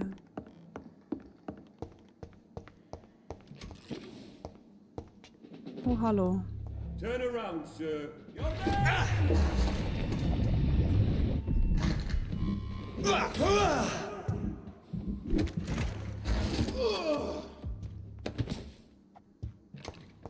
Ist auch immer noch die Büchse der Pandora. Also, nicht die Büchse, die Notiz halt. Oh, das sieht sehr stark nach Notiz aus. It's locked. Oder auch nicht. Oh. Oh, William Marshalls Memorien. So, die Bischofschaft von St. Paulus Dola hat endlich zugestimmt, sich in London mit mir zu treffen. Sie hat ein Treffen in der neuen St. Pauls Kathedrale vorgeschlagen, dass der Geist und die Ernsthaftigkeit dieser Männer gefallen mir. Wie symbolisch den Ort zu wählen, an dem ich dieses Desaster besiegt habe und an dem ich gefallen bin. Ich habe ihren Vorschlag zugestimmt. Dort in der heiligen Stille der Kirche und unter den Augen Gottes hörten sie mir respektvoll zu. Sie räumten meinen Sieg über die böse Kreatur namens Dus Astro ein. Das einzige Verlangen dieser Sternenfresserin bestand darin, Tod und Pestilenz zu verbreiten. Da sie anerkannten, dass ich in London 1666 retten wollte, durfte ich mein innerstes Anliegen vertragen, das Blut des Hasses aufzuhalten. Imprimas versprach mir eine Antwort. Diese bestand nur aus einem Namen, die Tränen der Engel. Ihm zufolge vermag dieses uralte Rezept alles zu heilen. Kann jede in die Finsternis entglittene Seele läutern und mein Blut reinigen. Gepriesen sei der Herr. Seit über 100 Jahren bin ich auf der Suche nach einem Heilmittel für das Blut des Hasses. Aber jetzt habe ich es vielleicht gefunden. Bald wird die Wut ein Ende haben. Bald kann ich von mir begangene Unrecht wieder gut machen und meine Fehler berichtigen. Jetzt muss ich nur noch die nötigen Zutaten für den Trank beschaffen, um ihn zubereiten zu können, mein Gott. Blut aus den reinsten Herzen gemischt mit dem Blut eines Königs. Seltene Zutaten zu finden, bereit mir nicht die größte Sorge, denn die Zeit arbeitet für mich. Der letzte Teil ängstigt mich. reine Knoblauchessenz. Ich fürchte, dass er wortwörtlich höllisch schmerzen wird, wenn ich das Gegenmittel trinke. Aber wenn der Preis ist, den ich zu zahlen muss, um meine Seelen läutern, um meine Fehler zu korrigieren, bin ich willens, diesen qualmvollen Schmerz zu ertragen. Blood of a pure heart, garlic, blood of a king. I don't understand. Perhaps this is what McCullum drank. I had better keep that in mind. Boah, Alter. Dieses Altdeutsch, ne? Das ist ja richtig ekelhaft zu lesen. Mist, Funkloch, hab's nicht gehört. Kannst du nochmal lesen? Nee, bestimmt nicht. Oh, angeheftet Asservatentresor. Bis auf weiteres wird dieser Tresor zur Lagerung von vertraulichen Beweisstücken genutzt. Er muss stets abgeschlossen sein. Wenn Sie Zugriff benötigen, können Sie den Schlüssel bei mir im obersten Stockwerk abholen. Vergessen Sie verdammt nochmal nicht, ihn mir zurückzubringen, wenn Sie verdammt sind, Rodney. I should find the key to that box. It's locked, all right. Okay. Oh, so viel Text. Ich bin da voller Mach was für mich. Wow. Kannst dir das im VOD und auf YouTube nachlesen. Oder anhören. Willem Marshall vergisst die Legende dieses Mannes des einen, von dem die meisten von euch noch nie gehört haben. Ihr faulen Hunde. Vergiss die leere Gruft in der Temple Church. Vergiss die Toten, die starben, als wir nach ihm suchten. Wir, die Wachen vom Prüfen, wissen, dass er sich weiterhin irgendwo versteckt. Das ist die einzige Tatsache, an die wir denken müssen. Es gibt doch ein kleines Detail, das wir noch beachten müssen. Der kleine Missgeil ist gerissen. Wie oft dachten wir schon, dass wir ihn eingefesselt hatten, nur um am Ende Spinnweben und Staub zu finden. Marshall ist seit 1000 Jahren ein Vampir. Wir haben nur eine Chance, wenn wir unser Vorgehen ändern. Also ihr faulen Hunde, hier sind ein paar Fragen von euch. Auf ich eine Antwort erwarte, bevor das Gerede über eine neue große Jagd auf den Blutsauger beginnt. Er hat ihm geholfen, aus seinem Versteck unter den Temperatures zu entkommen. Wir wissen das Jahre bevor wir sie untersuchten. Ein privates Unternehmen den Auftrag erhielt, einen großen Sarg aus der Gruft zu entfernen. Was genau haben Verräter der Bruderschaft von St. Paulus mit Marshall beredet, als sie sich 1785 mit ihm in London trafen? Der Bericht über dieses Treffen wurde verbannt. Aber Zeugen behaupten, Marshall wollte Zugang zu einem speziellen Buch in der Bibliothek haben. Warum scheint die Monstrosität namens Lady Blackwood mit Marshall verbunden zu sein? Sie schrieben sich Briefe. Spitze der Bruderschaft sagen, sie kamen 1786 nach London, um ihn zu treffen.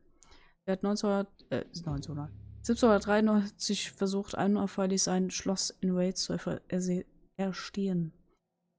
Doch sie floh, als sie von unserem furchtlosen Mentor Kendall Stone entdeckt wurde. Erkennt ihr das Muster nicht? Was ist in diesen paar Jahren passiert? Warum so viele Aufregung, Betriebsamkeit? Beantwortet diese Fragen, meine Brüder, und ihr findet den Weg zu William Marshall, unserem berüchtigsten Feind und dem ältesten Vampir Englands, der unseren gerechten Zorn seit jeher entkommen konnten. Auskennt ihr eure Feinde, bla bla bla. Kennen wir. Okay, finde den Tresorschlüssel. Ach so, das ist tatsächlich oben. Warte mal. Irgendwo oben. Ich habe alles gehört. Sehr gut. I cannot enter. Jetzt muss ich wieder nach oben.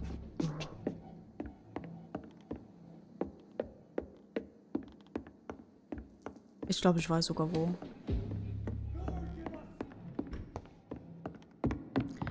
Ich glaube, ich weiß sogar wo oben.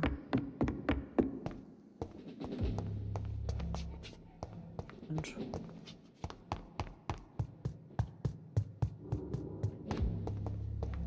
oh Gott.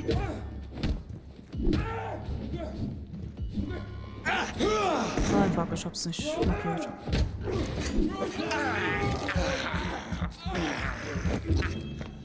Okay, neue Gegner sind gespawnt, dann bin ich richtig.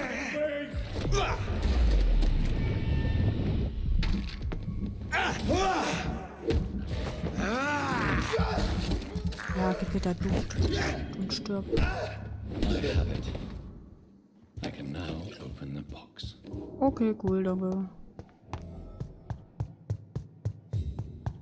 Gut, ich dachte ganz oben, aber anscheinend waren es einfach nur die Gegner. Das macht's mir einfacher.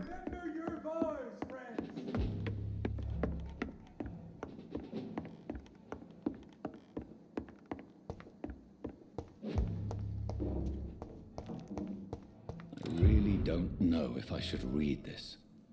Warum nicht? Ich will's lesen. Ich bin neugierig. Ach du Scheiße, weiß nicht, ob ich es doch lese.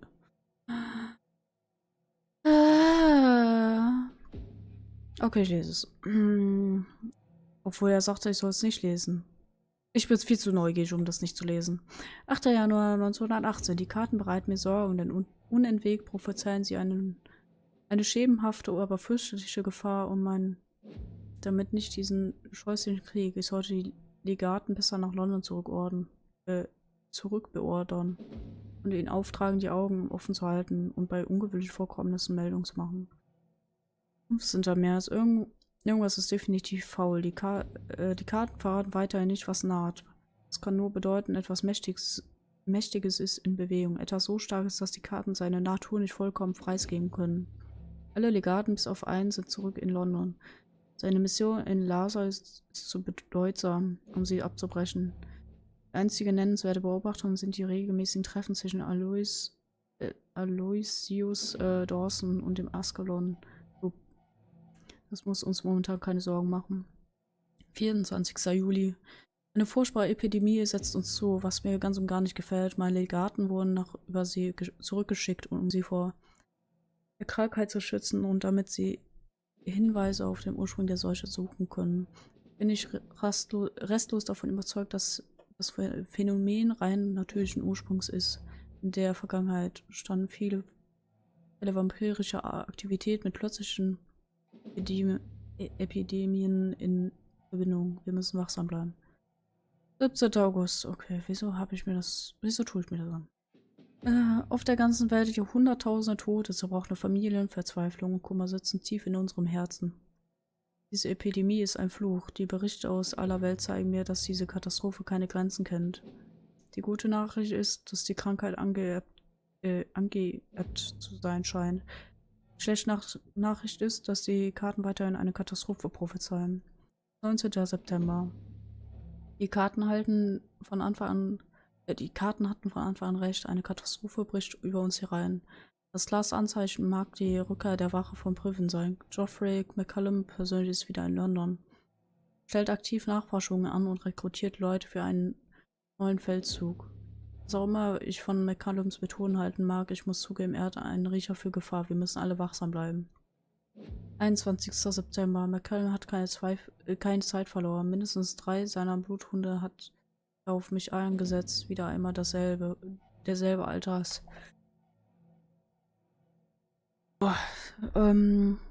Derselbe Alter.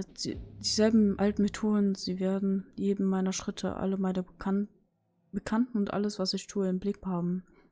Ich weiß, dass sie mich für einen Unsterblichen halten, der sich gegen die Menschheit verschwört, dämliche Jäger. Für sowas habe ich keine Zeit. Ich mag Geheimnisse haben, aber ich bin nicht der verschwörerische Feind, hinter dem sie her sind. Aber in einem haben sie recht, die Katastrophe lässt sich nicht abwenden. 15. Oktober. Zum zweiten Mal, seit ich Primas von St. Paulus bin, fürchte ich um diese Stadt. Skulls fallen in London und im gesamten Land ein. Nein, sie fallen nicht ein. Sie sind bereits hier. Sie sind unter uns. Sie befreit durch das Fleisch der vielen Infizierten. Beobachter der Bruderschaft berichten mir, dass Vampire aus ganz Europa eintreffen, die es kaum erwarten können, etwas von unschuldigen leidenden Fleisch abzubekommen. Dieses Land, so wie wir es kennen, steht vielleicht am Rande des Abgrunds. Wir wissen immer noch nicht, wer und was unser Gegenspieler ist. 26. Oktober. Die Karten bereiten mir weiterhin Unbehagen, denn die wahre Gefahr wurde noch immer nicht offenbart. Ich bin davon überzeugt, dass die Wache von Priven in Kürze ihre zweite große Jagd ausrufen wird.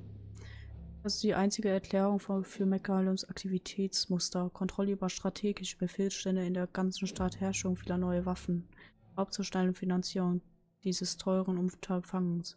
Ich weiß, dass mein Name auf der Liste stehen wird, wenn sie entscheiden, alle identifizierten Vampire in England zur Strecke zu bringen.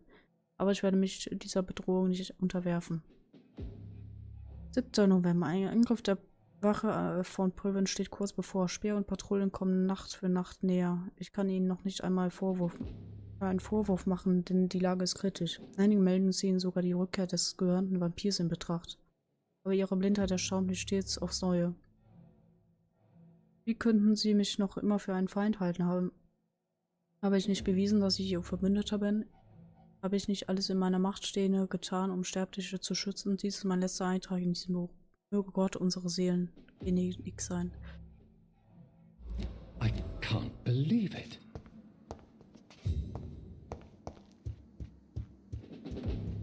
Jetzt geht's weiter. Oh. Edgar. Edgar, can you hear me? Jonathan, is it really you? Easy. Easy. Save your strength. I'm getting you out of here.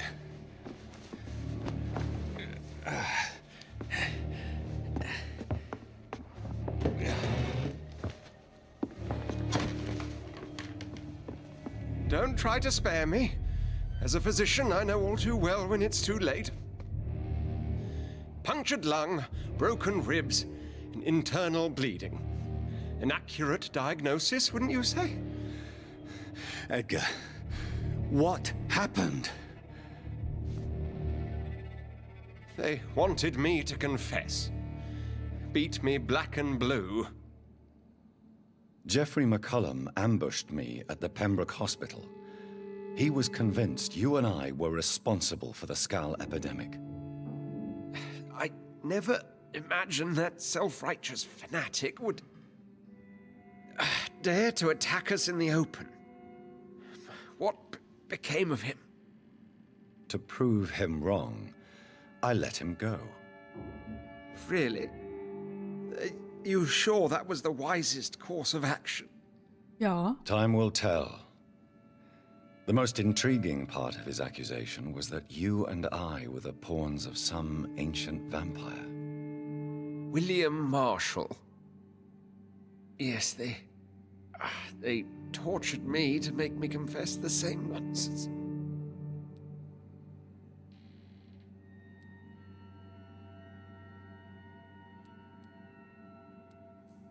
Edgar, as much as I would like to believe you, I have a few concerns that require clarification. What do you mean? William Marshall, for example. You speak of him as if you know him. How is that? Jonathan, I cannot say I'm ready for another round of questions. Why would the Guard of Priwen believe you and I created the vampire epidemic? Maybe due to our profession? Because I offered you shelter in my hospital. What can you tell me about William Marshall? Not much. History paints the story he was the greatest knight who ever lived. Amongst the immortals, he had a yet greater legend. Why is the Guard of Priwen so obsessed with him? He was the only ancient vampire to escape the first great hunt launched by the Guard of Priwen in 1854. They believe he's an evil creature plotting his return. Why would he deserve such a reputation? I cannot say. The Brotherhood of St. Paul's Stole has next to no intelligence on him. All I know is that he's supposed to be the oldest of all the British vampires. While investigating the epidemic, I read some of McCullum's findings. I think you have some explaining to do. I have nothing to hide, Jonathan. Nothing at all.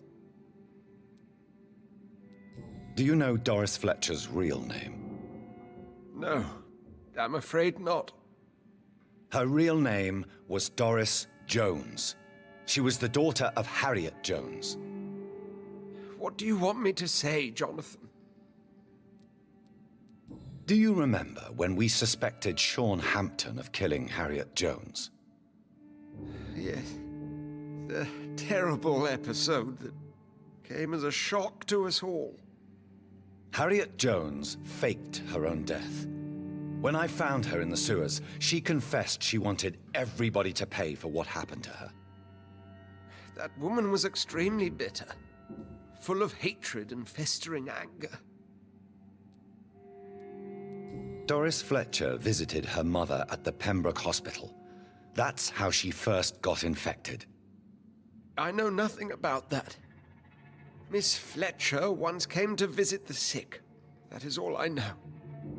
No, Edgar, there is more. Doris Fletcher was Harriet Jones's daughter. They exhibited the same symptoms: blind hate and strong physical mutation. What does this sad story have to do with us? Do you know where we are? Doris Fletcher's theater.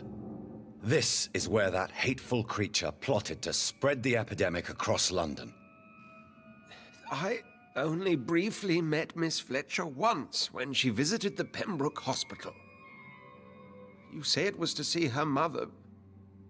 She seemed like such a sweet and graceful woman. My point exactly. The disease turned her into a bitter soul, driven by vengeance just like her mother. A symptom of all the infected patients. Certain diseases are known to produce similar effects. Rabies, for example. And rabies is not the devil at work. Come on, Edgar. Don't you see the pattern here? The epidemic, the link between Doris and Harriet, the suspicion of McCullum? How could I? I never saw Harriet Jones again after she fled the hospital. Doris and Harriet shared more than a hidden family bond. They were the embodiment of the epidemic and are linked to the Pembroke Hospital. Come on, Edgar, this is no coincidence. I swear I'm at a complete loss. All I did was administer vampire blood to cure old Harriet. There was no evil plan, no diabolical plot. You did what? I tested the regenerating and healing properties of vampire blood on Harriet Jones. My only intention was to find the cure for influenza, I swear. Whose blood did you use? William Marshall's? Mine? Lady Ashbury's. While transfusing her with human blood, humanely appeasing her hunger, I also kept samples of her blood for my research. You used her blood on Harriet Jones? My God, Edgar, that's unethical. You betrayed 2 of your patients at the same time. I made a mistake.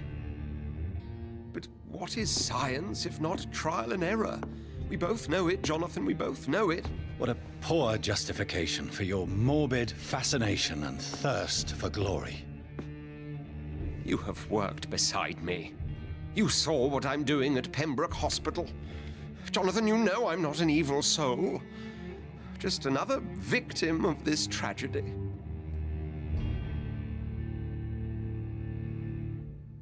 Uff. Ui. Ach, Sniper, du bist immer noch da. Hallo. Wie kommst du aus dem Spätchat? Okay, Moment. Du kannst das nicht hören, dann sag mal eben.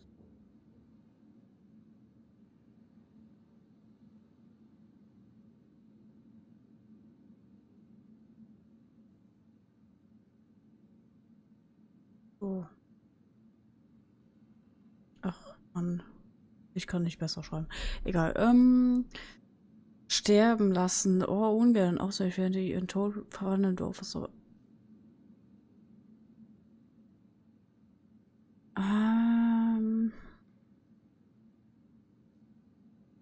Ich weiß nicht, wie ich mich entscheiden soll.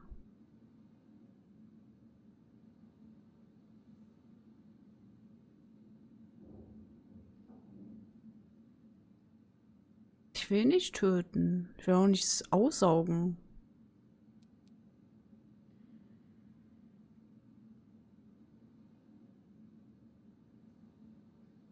Och Mann, nicht schon wieder. Ich glaube, dass er nicht böse sein wollte oder... Ja. Aber er hat es auch nicht verdient zu sterben. Aber es gibt noch Aussagen und...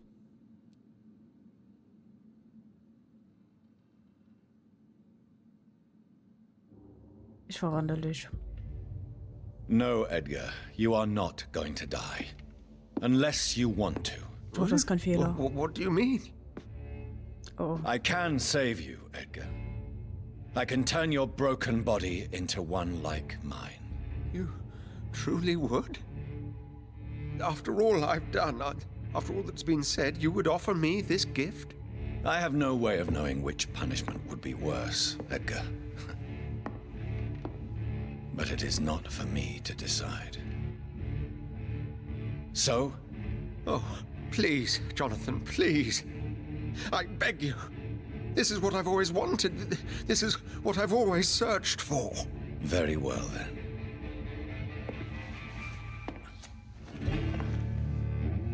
Prepare to die and be reborn. To face an eternity of guilt.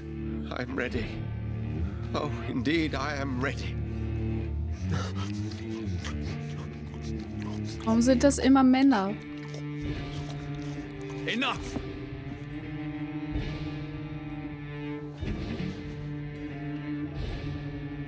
Eieiei.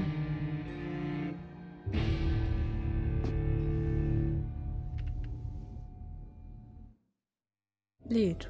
Okay. Nein, nicht töten, Skysa, nicht töten. Kapitel 6. Das Gegenmittel. Hinweis fehlgeschlagen, ja, das ist mir egal. Eieieiei.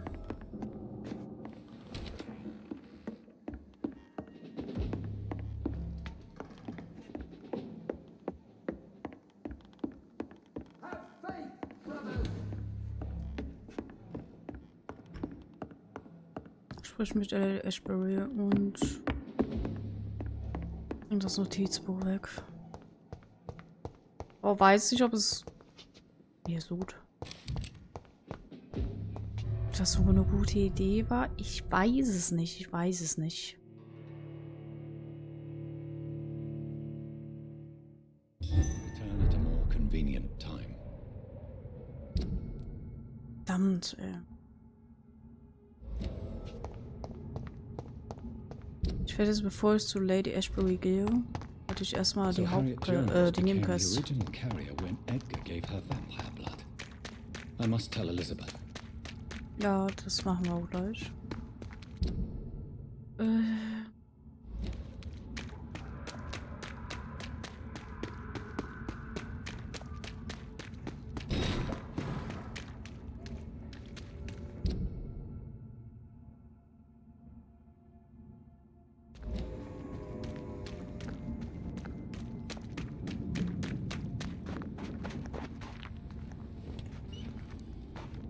Da ich noch richtig?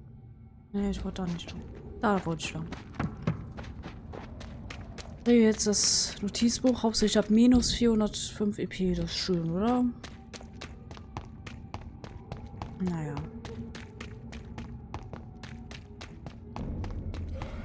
Ja, lass mich bitte in Ruhe.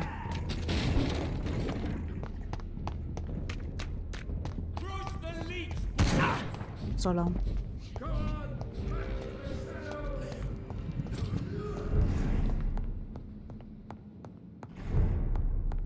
Don't you know better? You're bleeding.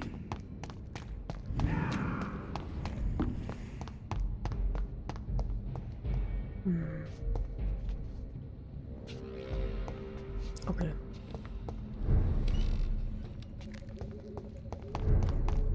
Da bringe ich den Typi mal eben kurz ein Notizding.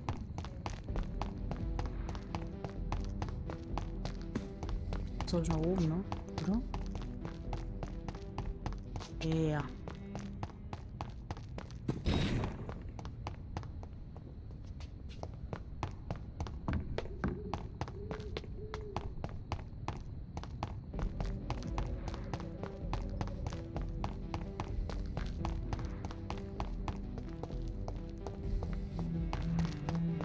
Okay, tschüss. Auch wenn du mich nicht hören kannst, tschüss.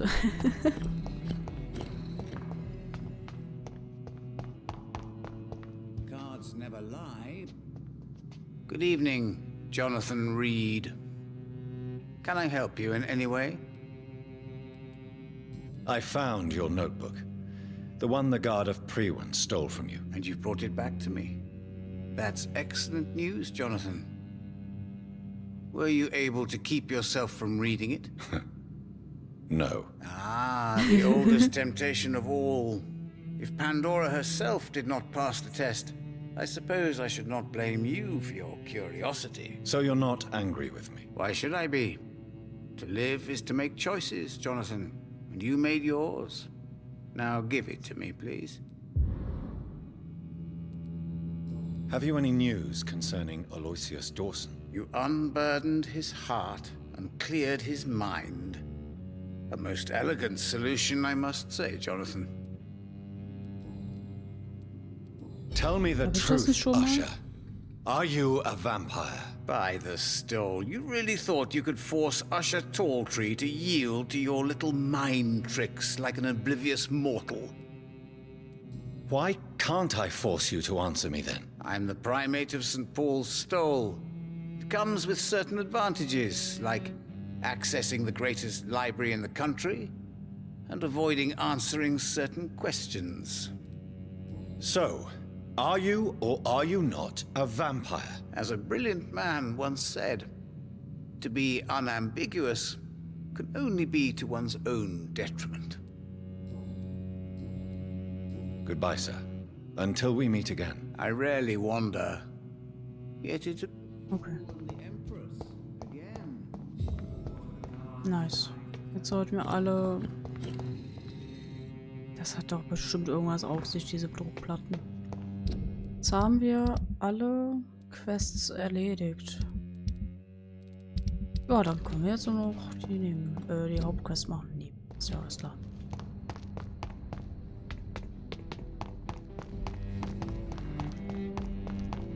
Und vielleicht eine random Markierung irgendwo auf der Karte. Naja. Laufen wir unten lang, ne? Ja.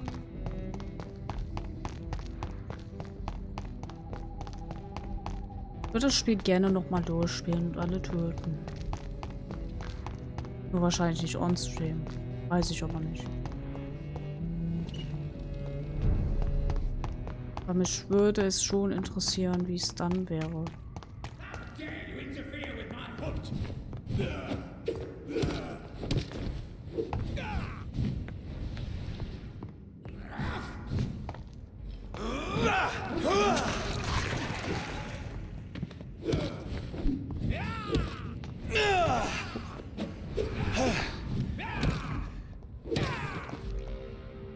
So.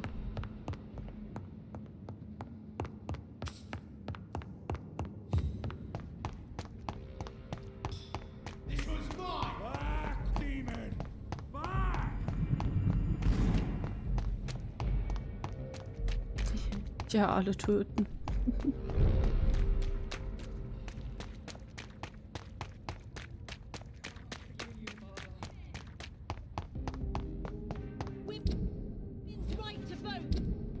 Ja, einfach geradeaus.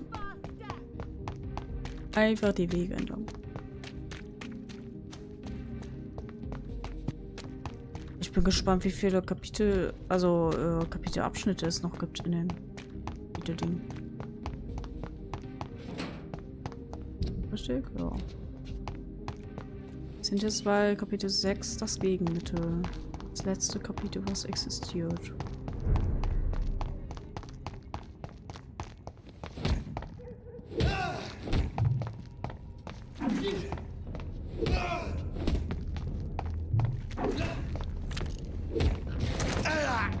Ich weiß nicht, woher der auf einmal kommt, aber...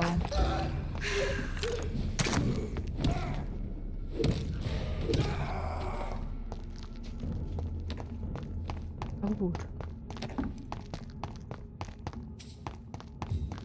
Oh.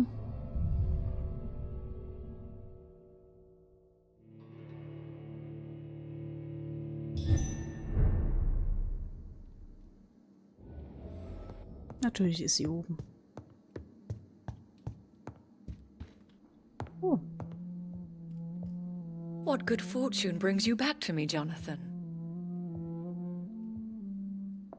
What is it, my dear? I'm afraid it's bad news, Elizabeth. The worst, actually. Please, speak up. Edgar is no longer in McCullum's grasp. I resolved that matter. Where is our good friend now? Is he well? Of a sort. His injuries were mortal. I had no choice but to make him one of us. To save him. Or to punish him. To punish him? I fail to understand. And what is the source of this cold tone in your voice? Edgar Swansea was responsible for the Skal epidemic, Elizabeth. It was he who unleashed the deadly scourge upon London. What? Are you certain?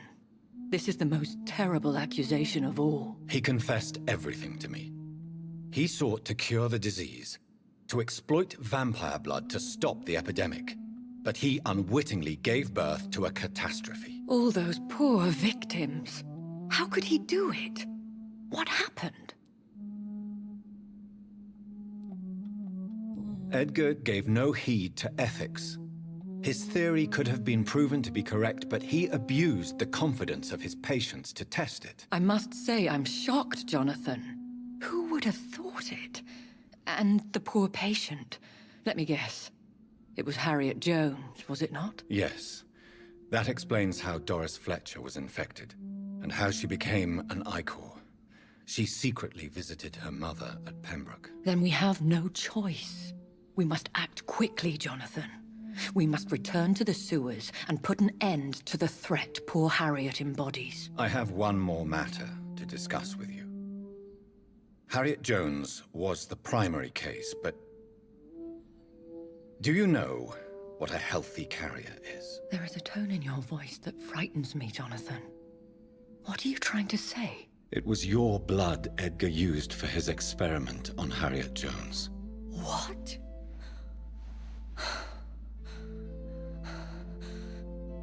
No. No. This can't be. Oh. Elizabeth, are you all right? No, I have to go. What do you mean? Leave me alone. Save the city, Jonathan. Save what can be saved. Elizabeth, I need answers. Why did your blood Stay cause away this? from me. Please. I swear I never was your Wait! enemy. No! Elizabeth!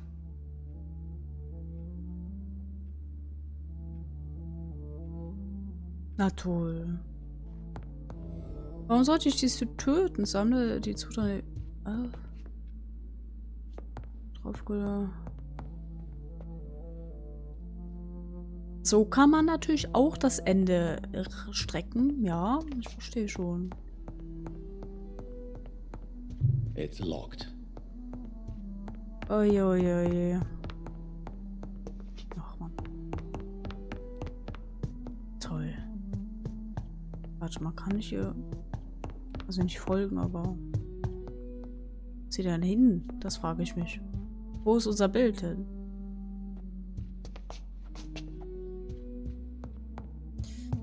Eieiei. Die falsche Tür. Ja gut.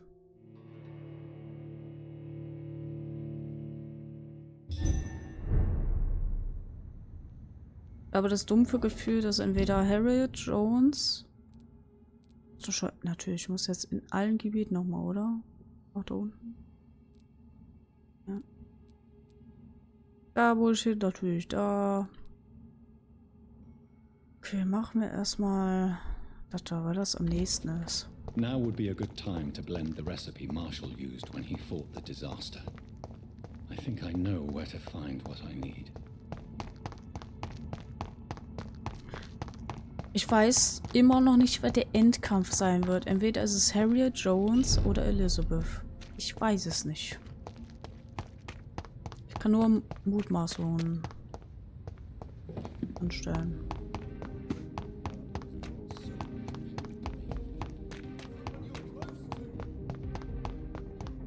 Whose blood could be purer than that of William Marshall? Lord Redgrave will have to spare me a drop. Stimmt. Was soll ich ihn suchen? Na gut, dann suche ich den Redgrave.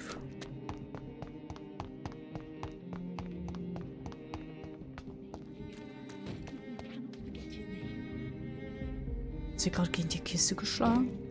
Okay.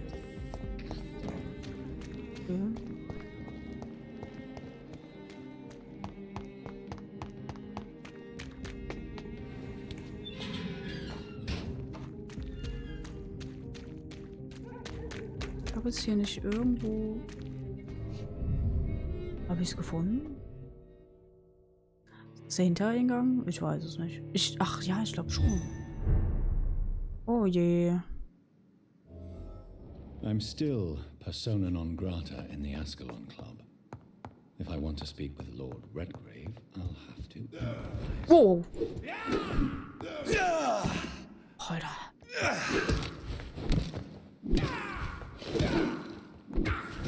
Ich hab vergessen, wie schnell Vampire manchmal sind.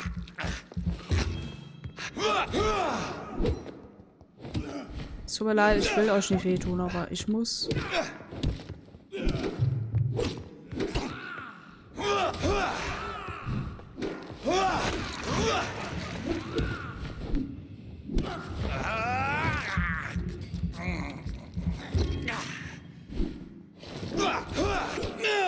Dich zu heilen, Mann.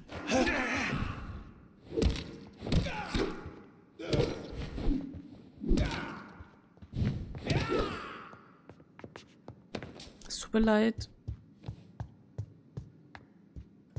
Doch, das war der einzige. Oh, gut.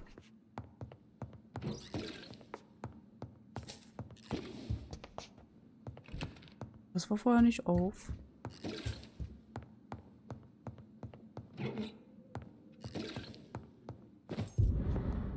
Schlüssel. Oh, Keller. Okay. Das ist gut, das ist gut.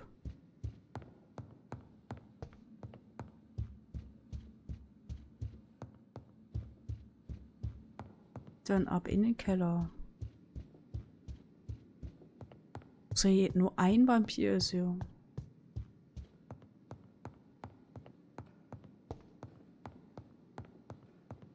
Hier Keller. Hm.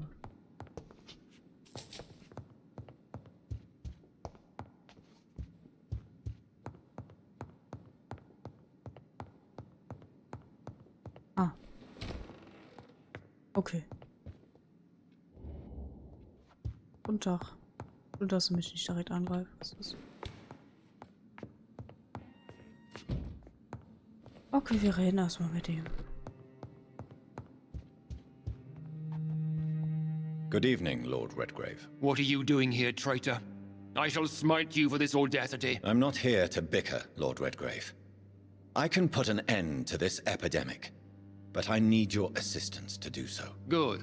We've held out thus far, but the time has come to put an end to this crisis.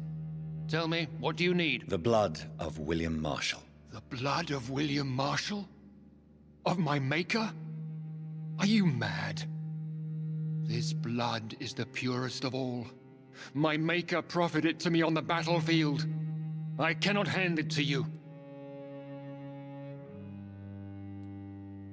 This is more important than the club, you or me. This is London's last hope. I see. Well, in that case, given the gravity of the situation, I suppose I can spare you a drop. Thank you, my lord. If you manage to save this city, you'll prove yourself a veritable servant of the crown. So Godspeed, Dr. Reed. Our fate lies wholly in your hands. Okay, das war einfacher als ich dachte, aber ich will trotzdem in den Keller gehen. Wir gucken, was da unten ist.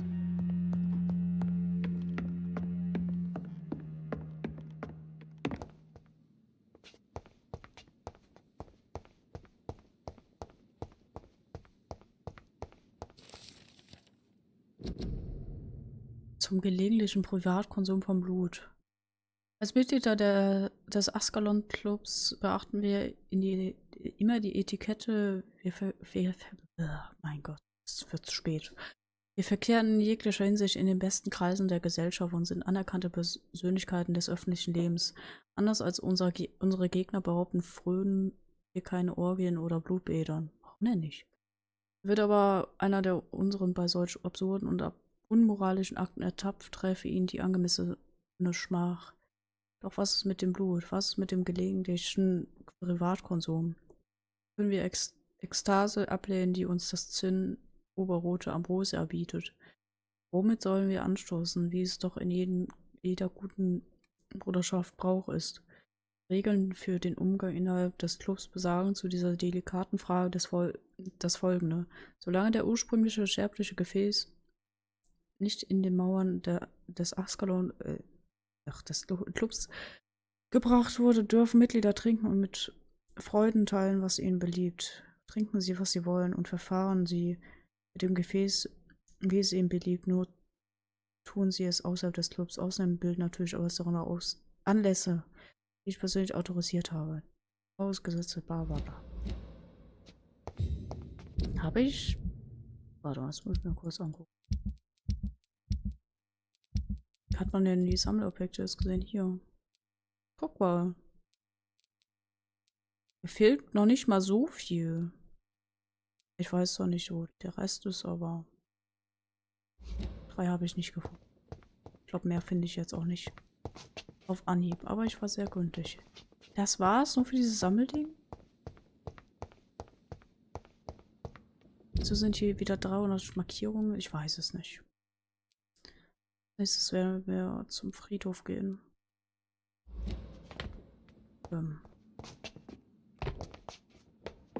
Okay. Das war kurz gruselig.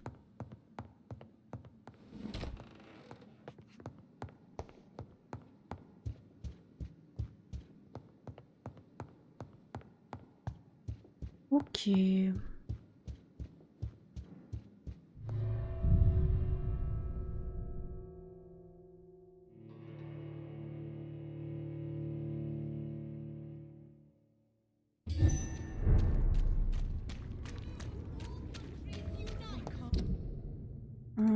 Geradeaus, dann links am Brunnen vorbei.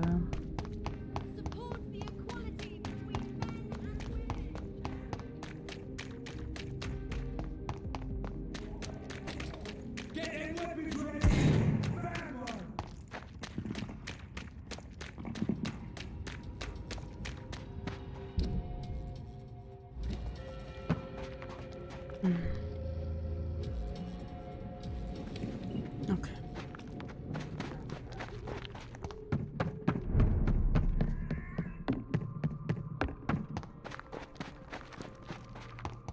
Hallo Schaf, Diana.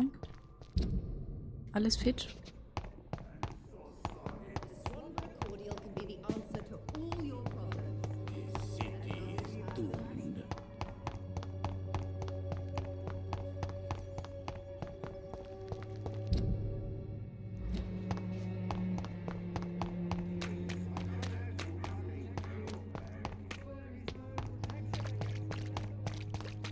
Hoffe ich richtig. Ja, kann man auch machen, den Weg.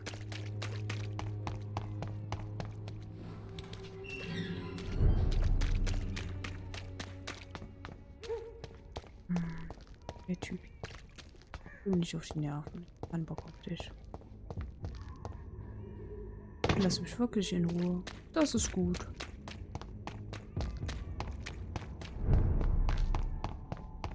Mal schauen, wie geht's dir denn so? Mir geht's ja gut. Danke der Nachfrage. Ich hoffe hoffentlich gleich das Spiel durch. Naja, was heißt hoffentlich? Mag das Spiel, aber langsam hätte ich es schon gerne durch.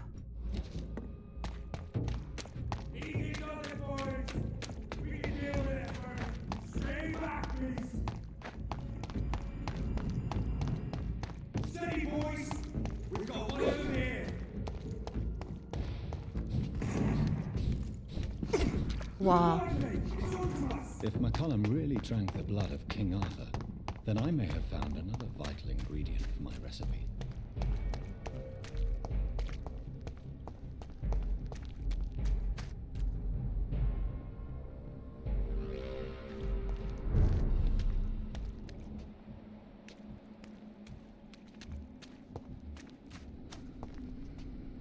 Good evening, Vampire Hunter. Are you here to end me, Leech? You'll find I will not be killed easily. Not at all, McCullum. I am here because I need you. Really? I'm intrigued. Speak up, then. I need the blood of a king. The blood of Arthur. I'm certain you possess it, and I must have it. The Guard's most sacred and precious relic. Why would you? You found Marshall's memoirs. I should have destroyed that book. I need the antidote to save this city, McCullum. It is within me to take your words as truth.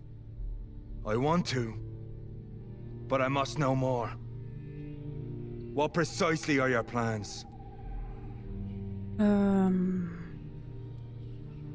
I have found Zakaria, McCullum. The infection's source. It may be science or some supernatural power that's responsible for all this. But I will harness either or both to end the epidemic. A vampire doctor. My God, you're a terrifying creature. Jonathan Emmett Reed. Do you not understand? We wanted the same thing from the outset. A means to end this vampire epidemic. Not enemies. Maybe that is so. Take it then. I see no other hope for this city. If this is some trick, you will be damned, Dr. Reed. Thank you. Can we speak more? Indeed. Why not? Oh, wie lieb. Why are you here? The man who raised me after the brutal murder of my parents. He's buried here. Were both your parents killed by vampires? Yes. And yet worse. My father returned to Dublin a vampire and tore out my mother's throat. And who was this man? Carl Eldritch. One-time leader of Prewin. He killed my father in front of me. Helped me hunt my brother Ain after teaching me how to kill leeches. What will the Guard of Prewin do now? Will you stop the Great Hunt? Yes. But we shall continue to protect innocents from beasts like you. And your red-headed friend. Like me? I am indebted to you for sparing me at Pembroke. But this won't always be the case. I'm no coward like those St. Paul's Stoll brothers. How long have you known Lady Ashbury? Where is she? And what will you do to her? We saw you meeting her, so of course we investigated. But she is gone. Our scouts reported she has sold some paintings and departed for an unknown destination. Adieu, Vampire Hunter. Until we meet again, Blood Drinker. Oh. Ja, ich kann ein bisschen verstehen, warum er so einen Hass auf Vampire hat. Ja, wir gehen da lang. Warum sieht er eigentlich so mitgenommen aus? Also so richtig mitgenommen.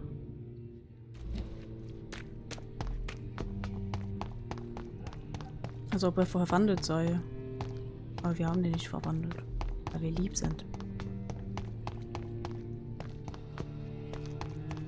Los, Geiz. Bin ich auf die Nerven.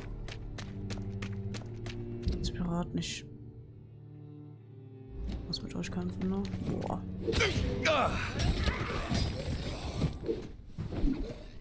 Oh, die wird ein Problem.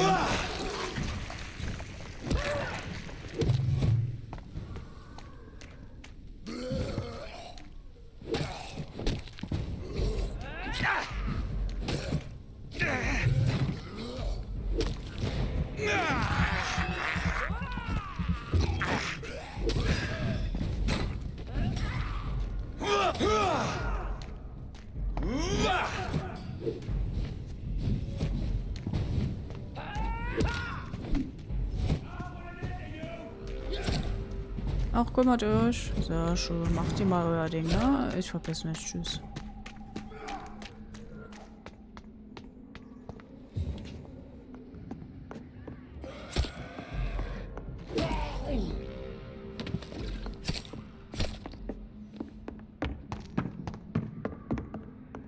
Sehr schön, sehr schön.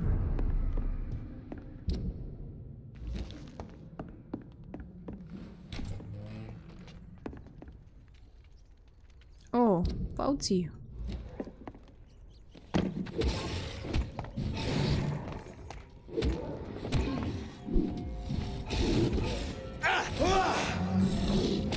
Je, okay, das sind nochmal extra Dinger.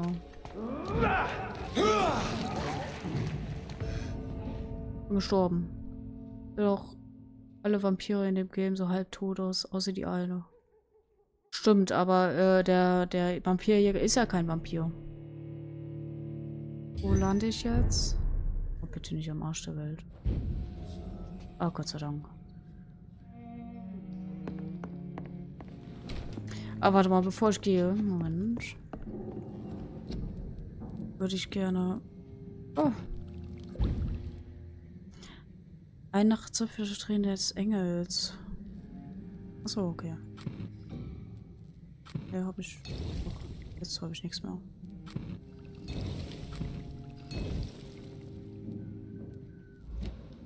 Okay.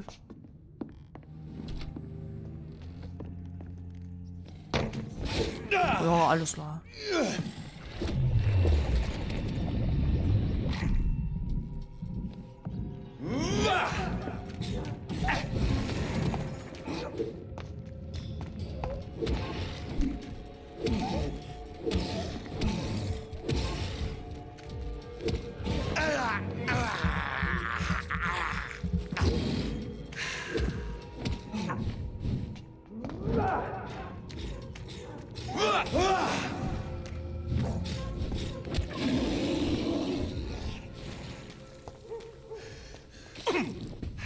Oh, schnell heilen, ey. Holy shit. Warte, Ratten. Wo sind Ratten? Gib mir dein Blut. Also, die sind ja noch ekelhafter. Ja, hier war nur noch eine. Bist du hin? Da.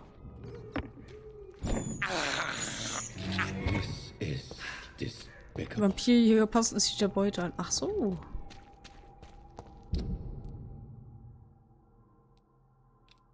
Erstmal zu Dr. Swansea.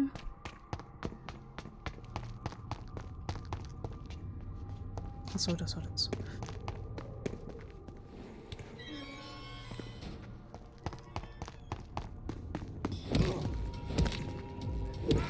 Warte, dass er nicht runterfällt. Das wäre lustig.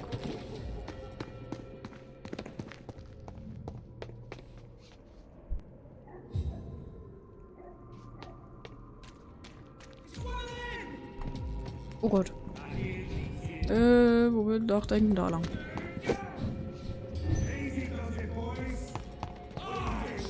Nee, lass mich in Ruhe mit am Kreuzchen. Bisschen fest.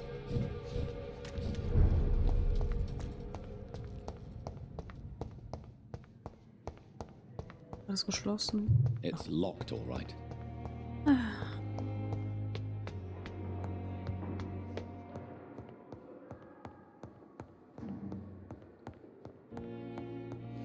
So, hallo Dialog. Bist du da hin? Wo sind sie? Ach Mann, ey. Unten. Was ist denn der?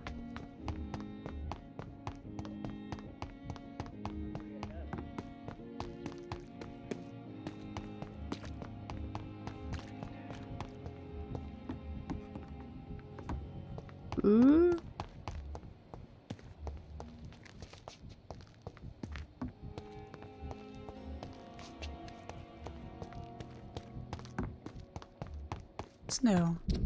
Ach,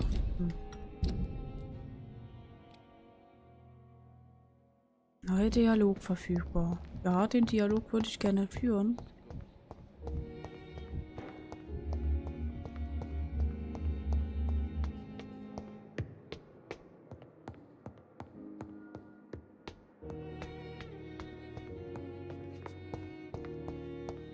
Oh je. 2 Stunden. Wow. Geh jetzt nochmal dahin.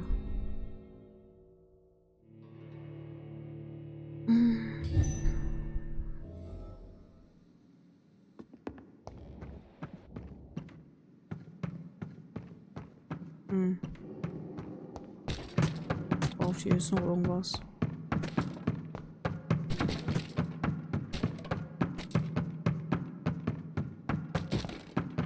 Apropos. It's locked. Natürlich. Aber sein, dass er erstmal nicht da ist.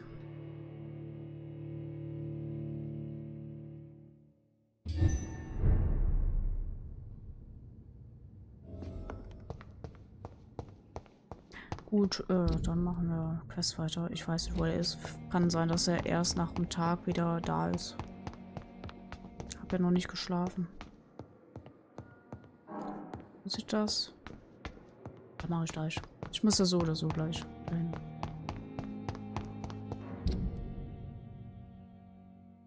Warte mal, es gibt doch noch einen Weg. Da lang. Ah, da lang und dann. Ach, die alte Leichenhalle. Oh, das. Ja. Schon lustig, dass man wieder an den Stellen hinkommt, wo man vorher war.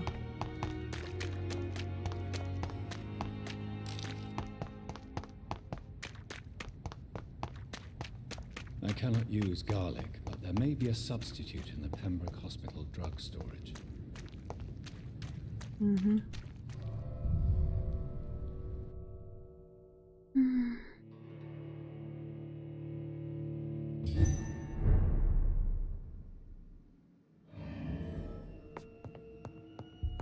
Gruselig. Mag die Lei. Ach du Scheiße. Ich soll home gehen. Und ich jetzt nicht so.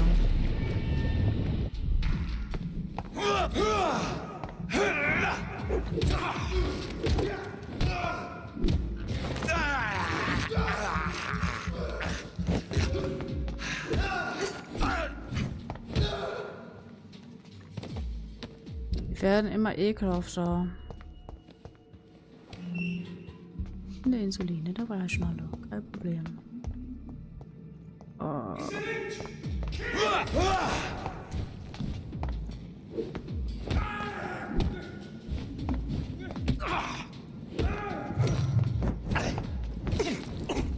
Alter.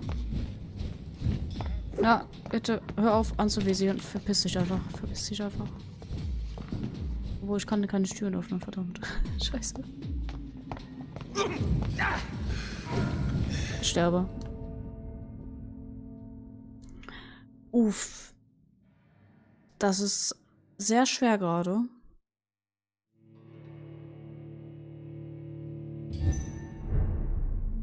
Weil das sehr viele Gegner sind. Ich hab kein Blut mehr. Toll. Was war das denn für ein Geräusch jetzt?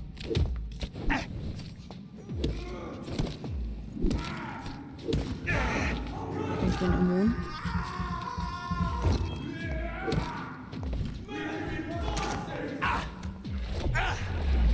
Erstmal den Priester. Der Priester wird ein Problem. Ach Quatsch. Nein! Ach, fuck my life. Okay, ich sollte nicht auf den Chat achten.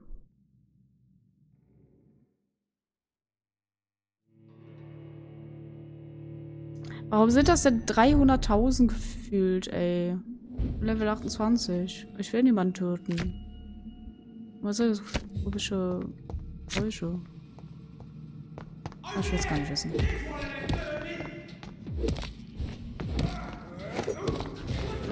Eins.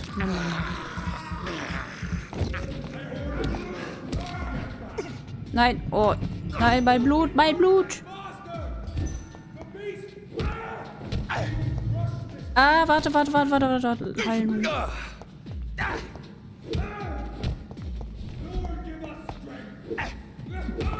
Das ist ein Arschloch.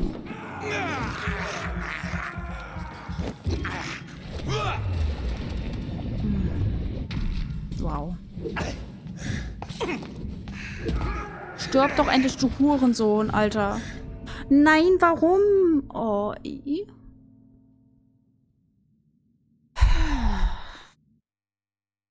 oh, so rot noch. Ach, jetzt labert so viel Blödsinn, ey. Hört auf damit. Mir ist verdammt warm und die Stelle fuckt mich gerade übelst ab.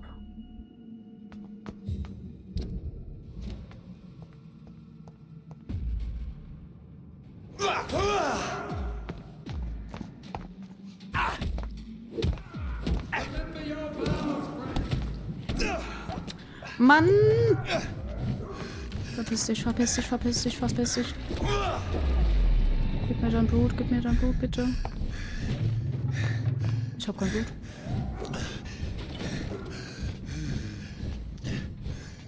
Ich kann nicht. Moment.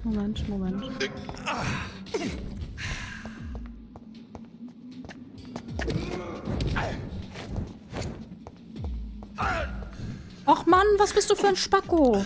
Heilig. Mann! Oh.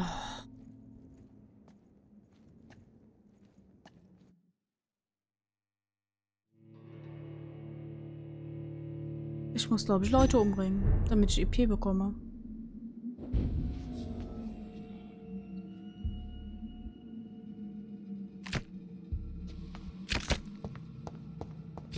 Hier sind ein Problem.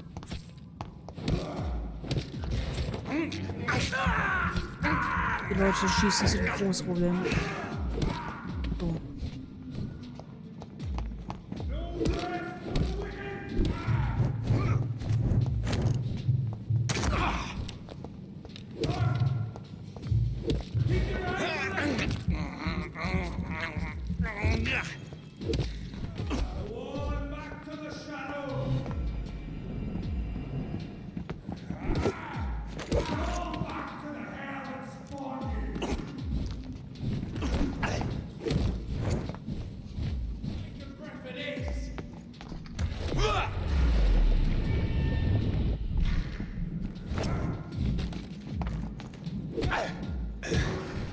Nein, nicht sterben.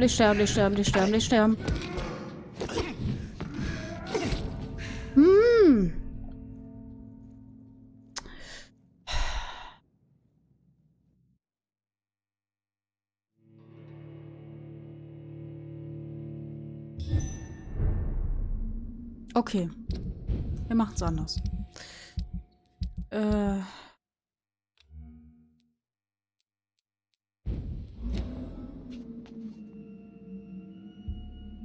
Warum hat das denn jetzt Cooldown, ey? Gut, ich warte jetzt die 40 Sekunden.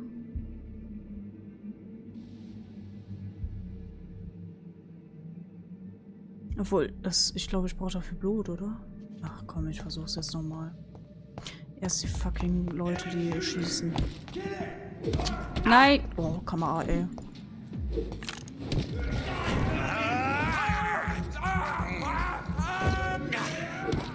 Ohne Anvisieren jetzt. Was er jetzt? Okay, ohne Anvisieren.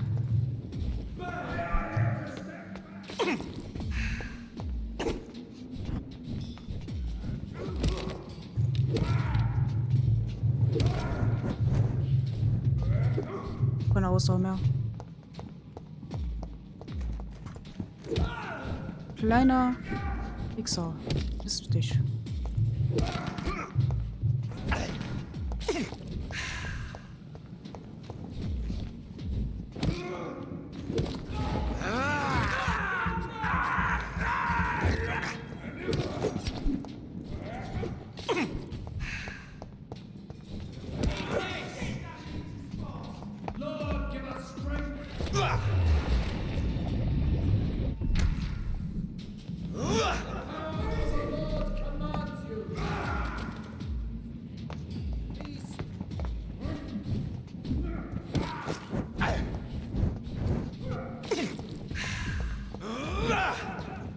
Ja, geht an in mein Blutding.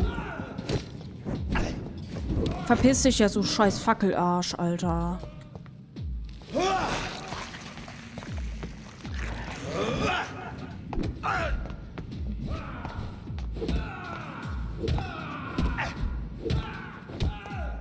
Mann, ey. So. Jetzt geht's mir gut.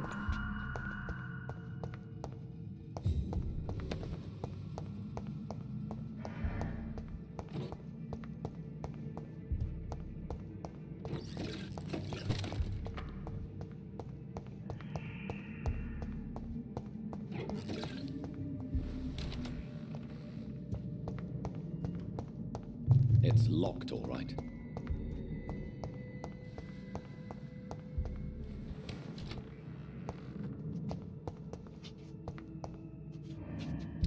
Es ist oben. Ich war komplett sinnlos unten. Das ist hier.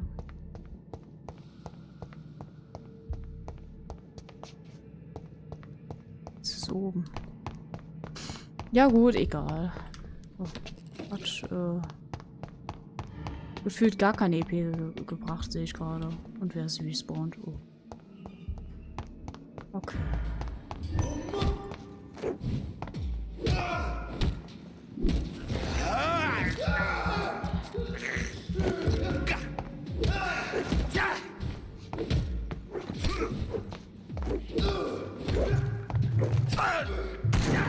Jo.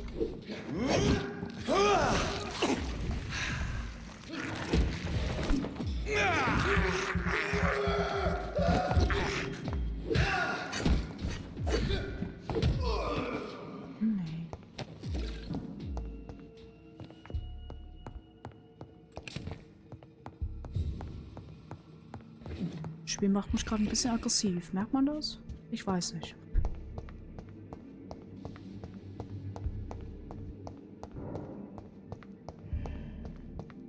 Es ist einfach oben. Aber weh, da sind jetzt auch 53 Gegner, ey. Dann kriege ich die Krise. Okay, hier sind keine Gegner.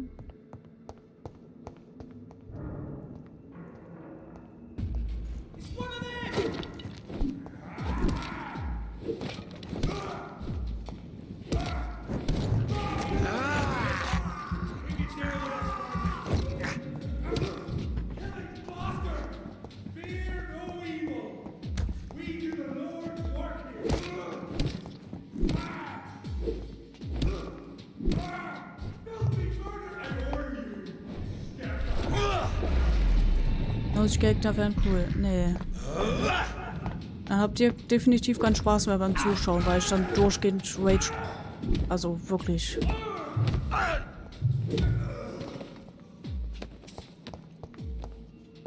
Ich weiß deswegen nicht, ob ich jemals irgendwie sowas wie Dark Souls spielen will. Wo kommst du denn jetzt her, du kleiner Flitzpiekel? Boah.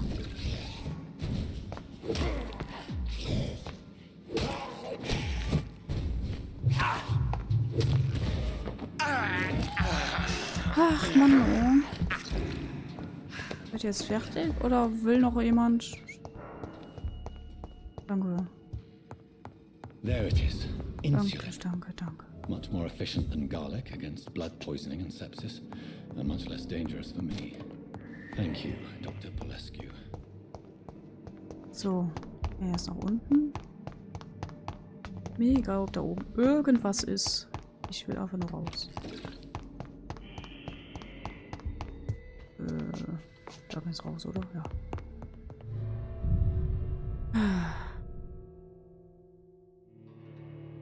Aber ist schon interessant, wie man an allen Orten nochmal hinkommt.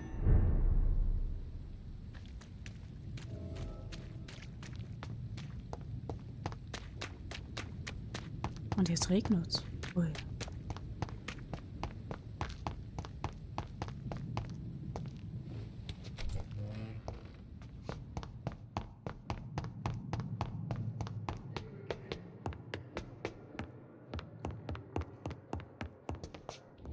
Und sie ist wahrscheinlich immer noch nicht da. Nö.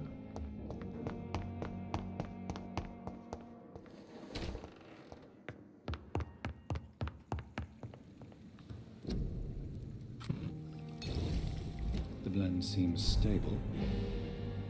Time to go and find Harriet in the sewers. Oh je.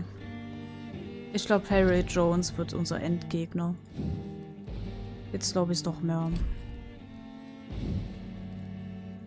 1500 auch.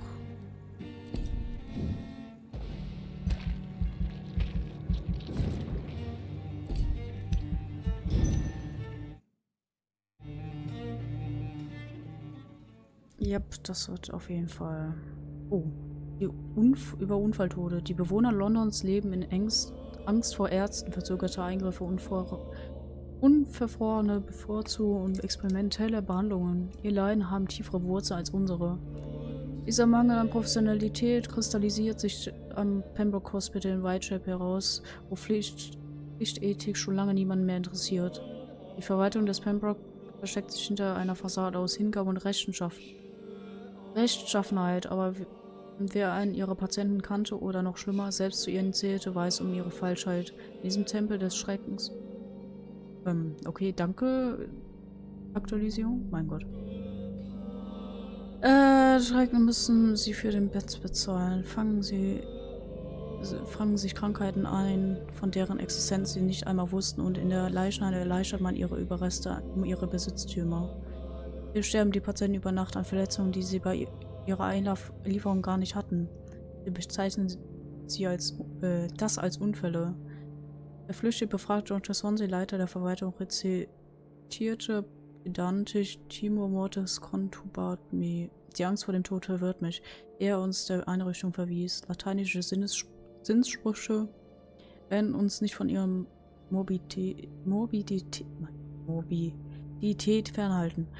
Freiwillige sind eingeladen, sich mir morgen früh vor dem Krankenhaus anzuschließen, um klare Fakten über den Zustand dieser medizinischen Institution anzufordern. Erscheinen sie zahlreich.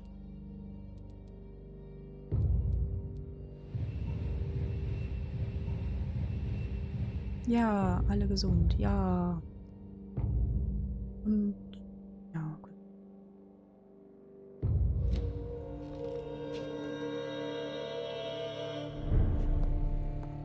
Okay, jetzt müsste Dr. Swansea hoffentlich hier sein. Hoffentlich? Ja, sehr schön.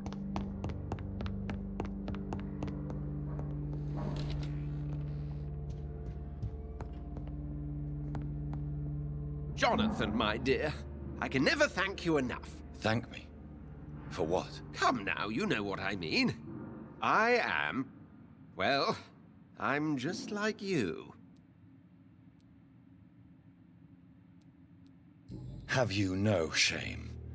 Must I remind you of your ludicrous actions? Of the innocent men and women who died at your hands? Shame is for mortals, Jonathan. I know it now, and you should too. We are something else. Something more. What about the Brotherhood? Will they eject you? I remain a member. I have information to provide now.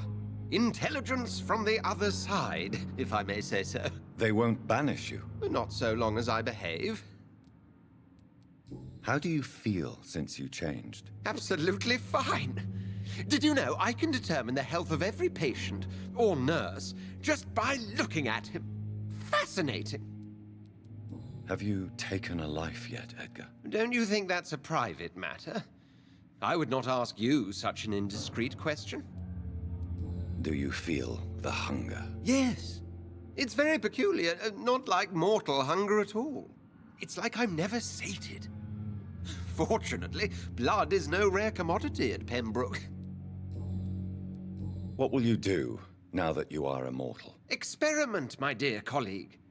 I have an eternity to make scientific progress. I could be the only scientist able to undertake extreme experiments upon himself. My God, Edgar. Did you learn nothing from your forays into folly? I have, I swear. No more experiments on mortals. See? I said mortals. How quickly the mind adapts. What kind of experiments? Who knows? Nervous shock, brain damage, pain and recovery. There's almost no limit to what my body can now endure. I could be the next Henry Head. Will you continue as Pembroke's administrator? Of course. I can help more than ever. And since I'm already dead, I can't get sick.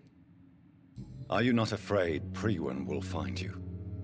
Next time, they will do more than abduct and torture you. I remain a man of peace. If things were to go awry, I would flee rather than slice them up as you would, my friend. Have you seen Elizabeth?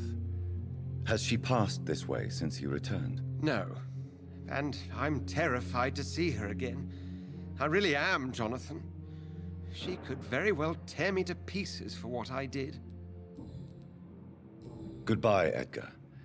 I'm certain we'll meet again. Ich glaube auch, dass er ein Stück gerissen wird. Aber gut. Das ist nicht meine Sache. So rumgeschlagen. Und? Ach so, ich kann mich ja entscheiden.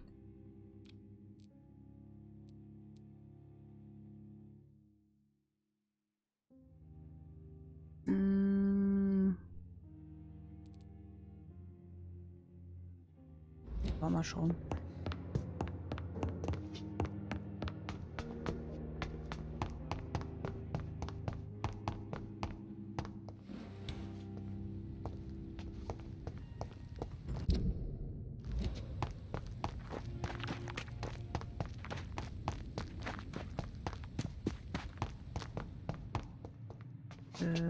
Da lang, glaube ich.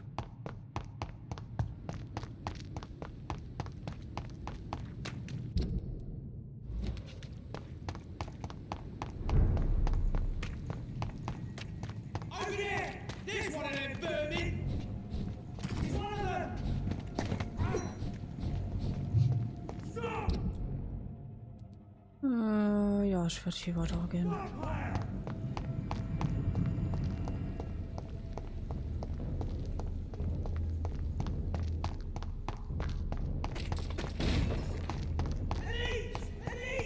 Oh, schön Pest. Pest. Ah.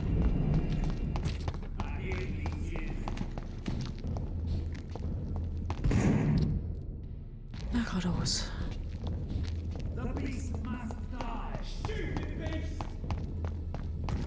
Habt ihr nichts Besseres zu tun? Wow.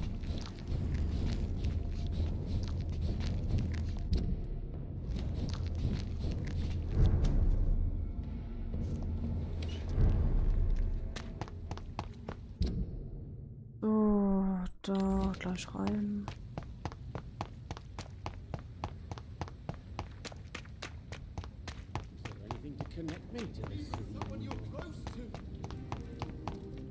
Oh, so breit bin ich jetzt auch nicht.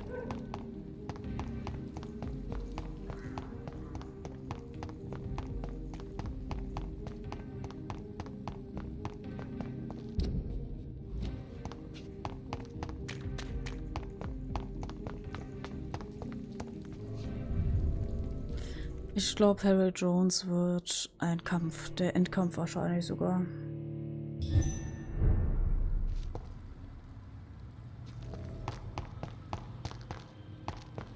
Ich bin gespannt.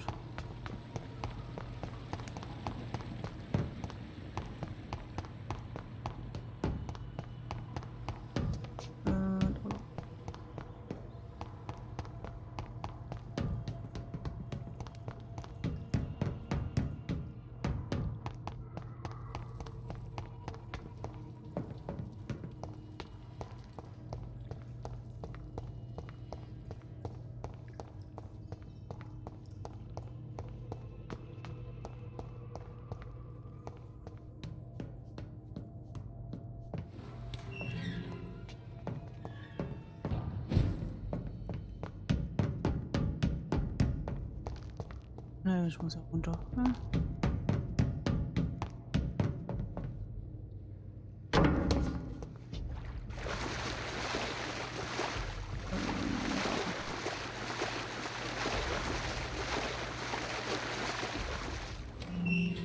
Ich glaube, ich habe den längeren Weg genutzt, aber also genommen.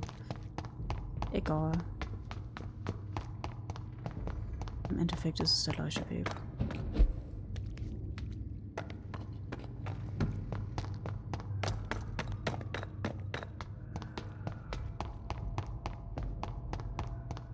This place has been ransacked. They've all been slaughtered. Priwen? No, not their style. Where has Harriet gone? She must have left a trail I could follow. Mhm. Ich folge einfach mal der Blutspur.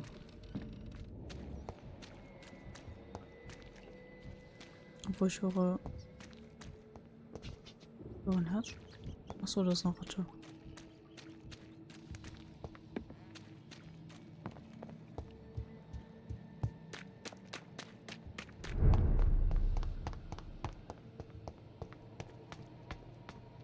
Oje, oje. Oh, ich hoffe, die ist nicht Level 40 oder so. Dann wird es ein Problem, glaube ich. Where is old Bridget? Damn. If I'd come earlier, they would still be alive.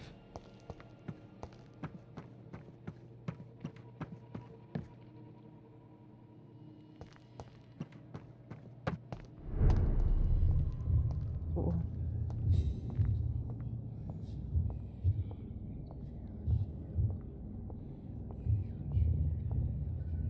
Take not a step further, child, for you are unprepared. You, at last. I wondered when you would show your face again. Step away. We have nothing to discuss. Desist, child. You cannot confront the monstrosity unleashed upon this land without due preparation. I shall not allow it. Echt jetzt? All right. But no more riddles. Enough of the obscure songs and prophecies. I ask questions, and you answer them. My words have been as clear as crystal lakes, my child. You seem unwilling to drink, to listen, to learn. Why did you choose me?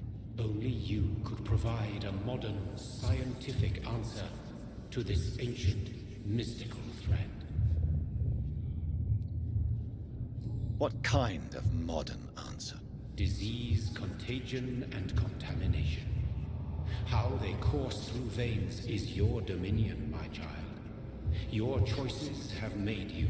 Only you can save this land.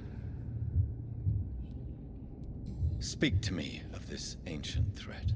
The blood of hate. Vessel of the wrath of the goddess. When she awakens, a disaster will be born into this world, for she is hunger and anger. What is your true appearance? I do not understand. This is who I am. Blood? You are made of blood.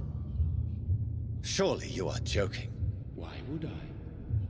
And no, I'm not made of blood. I am blood. Blood is what I am since my birth and for eternity. But who are you really? Tell me your name. I am your maker. I am the servant of the Red Goddess and protector of this land. I have many names. Just give me one, then. There are those who call me Merdin Wild, the Wild Horned Man. But I never was a man. I was born out of blood. I'm here to stop Harriet Jones. She is the original carrier. The well from which this corruption flows. I have heard you, but be wary. Harriet Jones's mind is no more. She has metamorphosed into an apocalypse. Born from, drenched in, and driven by the blood of hate. What is the blood of hate? It is the curse of the goddess. It is the hunger in you, the need for blood, the will to strike and to punish, to spit in the eye of God. Tell me about this disaster, creature. I know London fell victim to such a thing in 1666. A disaster is pure anger born through blood. Its name means bad star, for they only appear when our queen unleashes her unquenchable wrath upon the world. And who is this queen?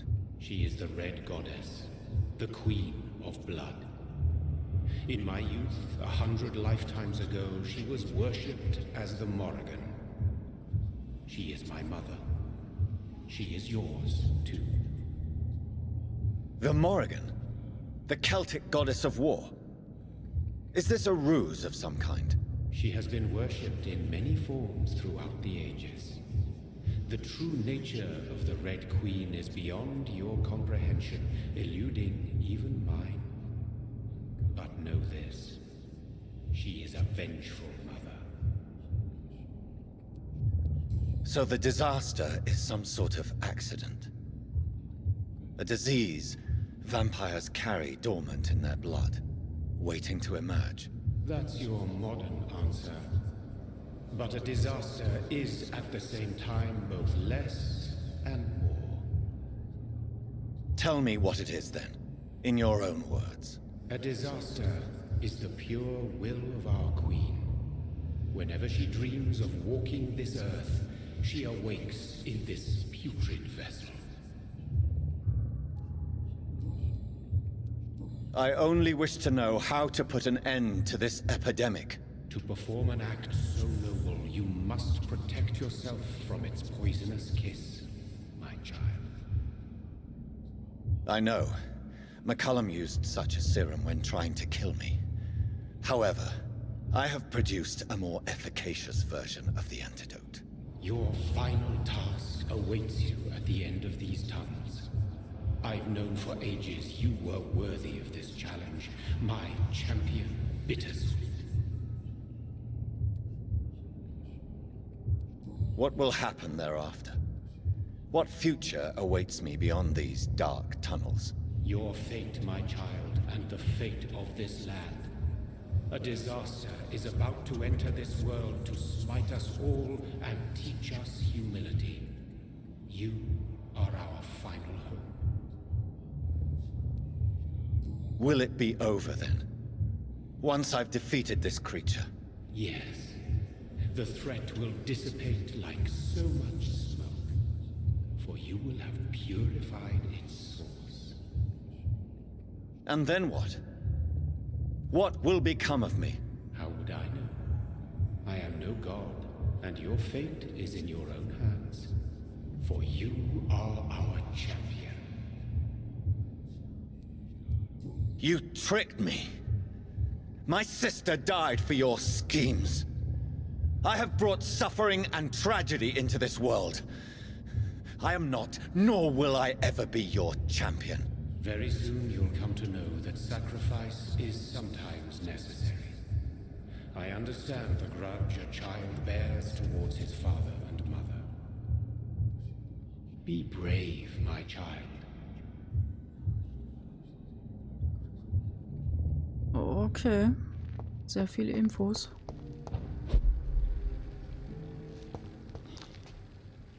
These poor skulls didn't stand a chance.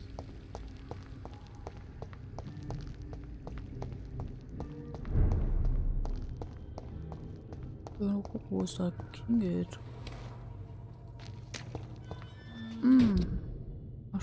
Ich verstehe. Okay, Shortcut geöffnet. Teil.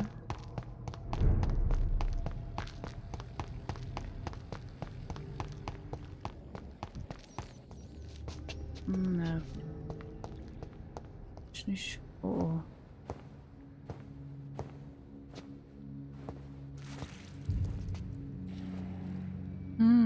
Lecker.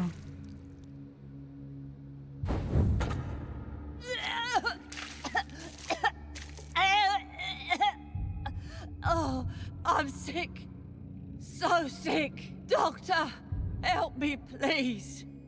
I'm in such pain. I'll be glad to be of assistance. Ah, like your help, Doris. Liars! All of you!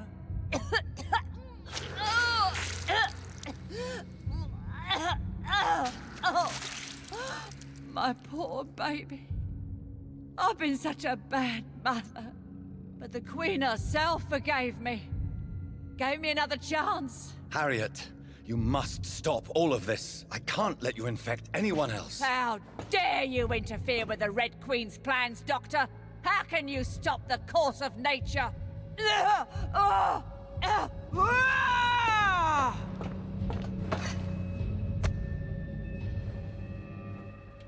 Oh. Ist Level 35, okay. Ich muss erstmal auf ihr Kampfsystem. Okay, was macht sie? Okay.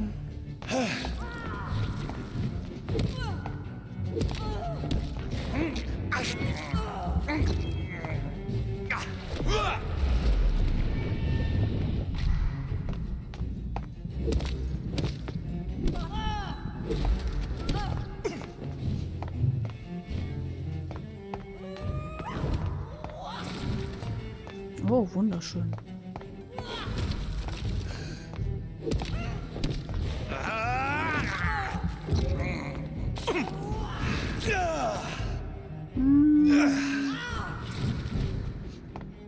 Hallo Poli.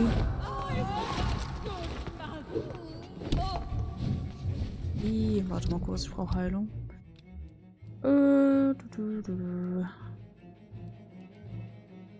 Ausdauer.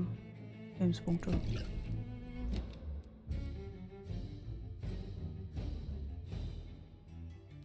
Weiß nicht, was das alte Blut bringt, wenn ich ehrlich bin. Und Lebenspunkte.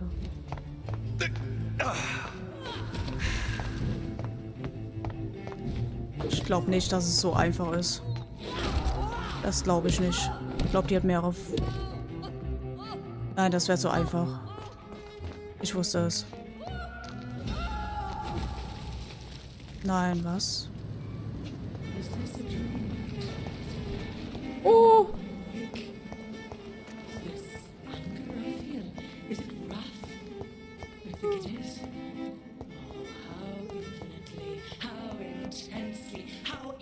Das ist zwei, ja. Hm. Sag das nicht zu früh. Hübsch. Oh mein Gott, ich will doch nicht mehr spielen. Können wir das einfach abbrechen?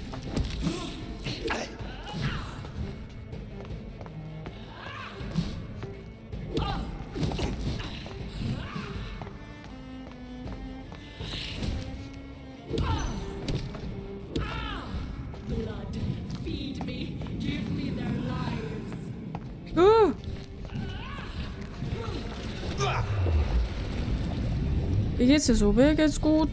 Bis jetzt. Aua. Aua.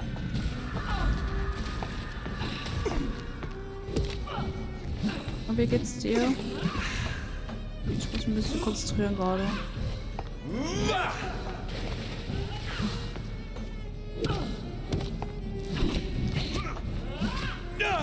Aua, die ist schnell.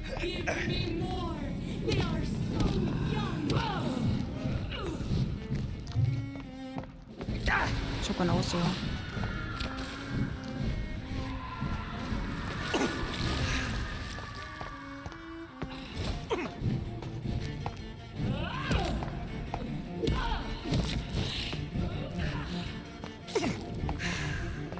Ich hoffe, das ist die einzige Form, die sie hat. Okay, merke, das sind 3 Dinger.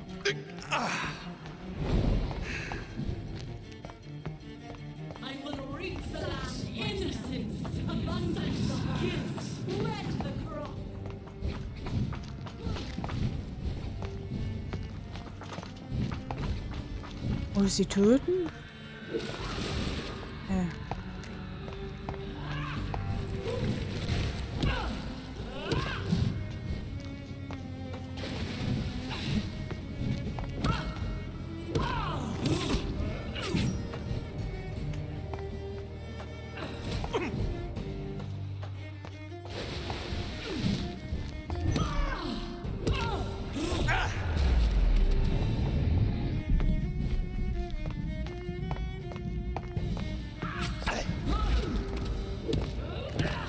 Nein. Oh. Oh.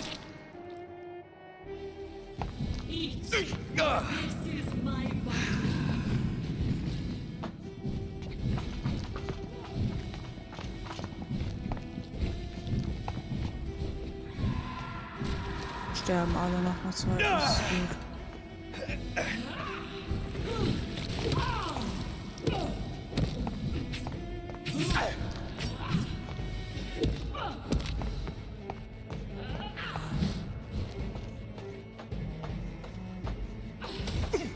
Autsch. Kurz Blut, Blut, Blut.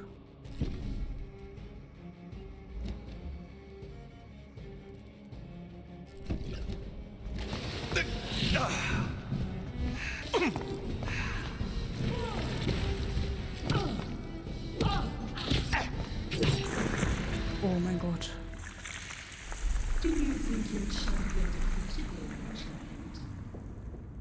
No one could ever defeat you, mother of us all, for you are our every root and leaf. You've always been my most amusing son. Then go back to sleep, my queen, and smile at us from your dreams. Did they feel my wrath? Have they suffered enough? More than ever, mother of us all. Until the next time. Until the next time.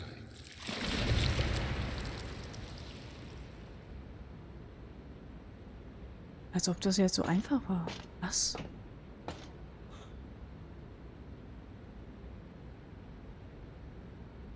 So it's over then, young Ekon.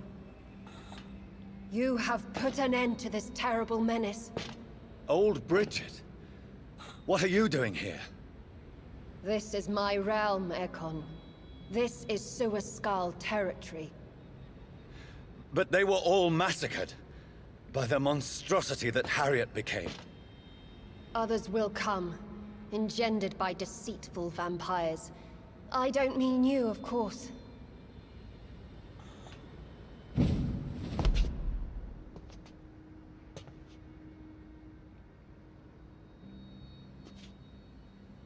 I thought you'd been slaughtered, with all the other Suaskals. I was up above, in search of help when Harriet suddenly turned into that thing.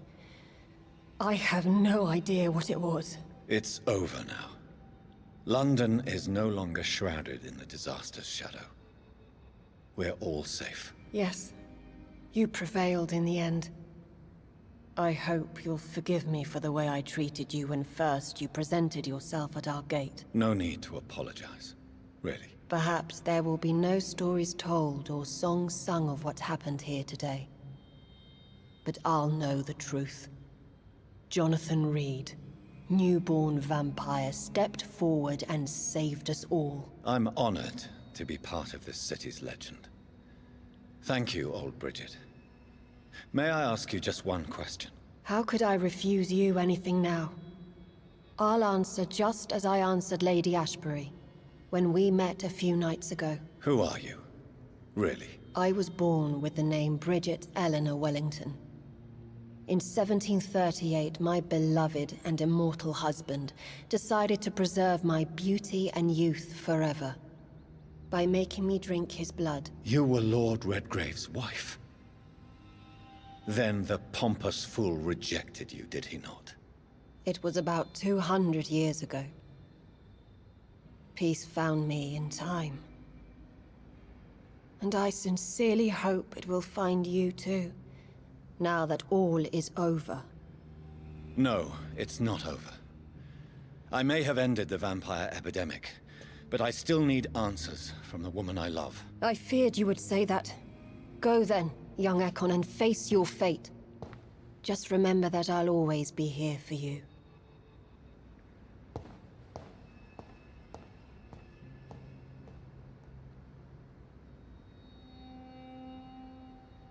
London has been cleansed.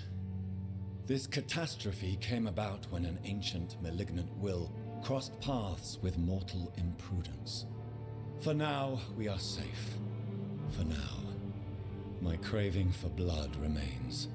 Red like hate, red like hunger, red as life and death, passing from one immortal to another, from predator to victim, patiently biding its time to rise again.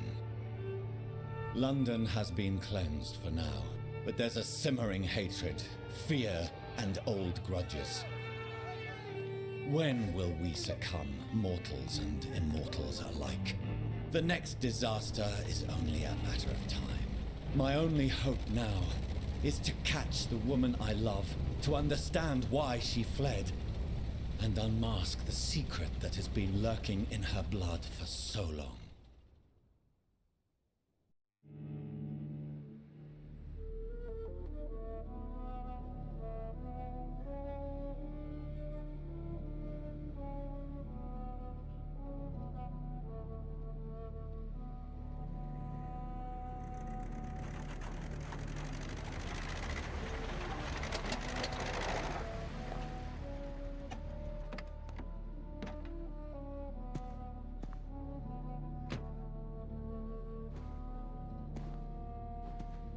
Well, this is it. Lady Ashbur's domain. Why am I not surprised it's not on any maps? I'd better hurry. Okay, das ist eine angenehme Überraschung. Kapitel 7. Hey, ich dachte, es gab nur 6. Okay. Aber das scheint das Ende zu sein. Huch. Was denn jetzt? Beautiful morn, my child. It looks like dawn is here at long last. Can't you just leave me alone? Your precious queen has been sent back to the bottomless pit from whence she came. The nightmare is almost over. I am here to say goodbye. The sun's warmth exhausts me. Soon I will rejoin my queen in her endless sleep. It is over. You did well.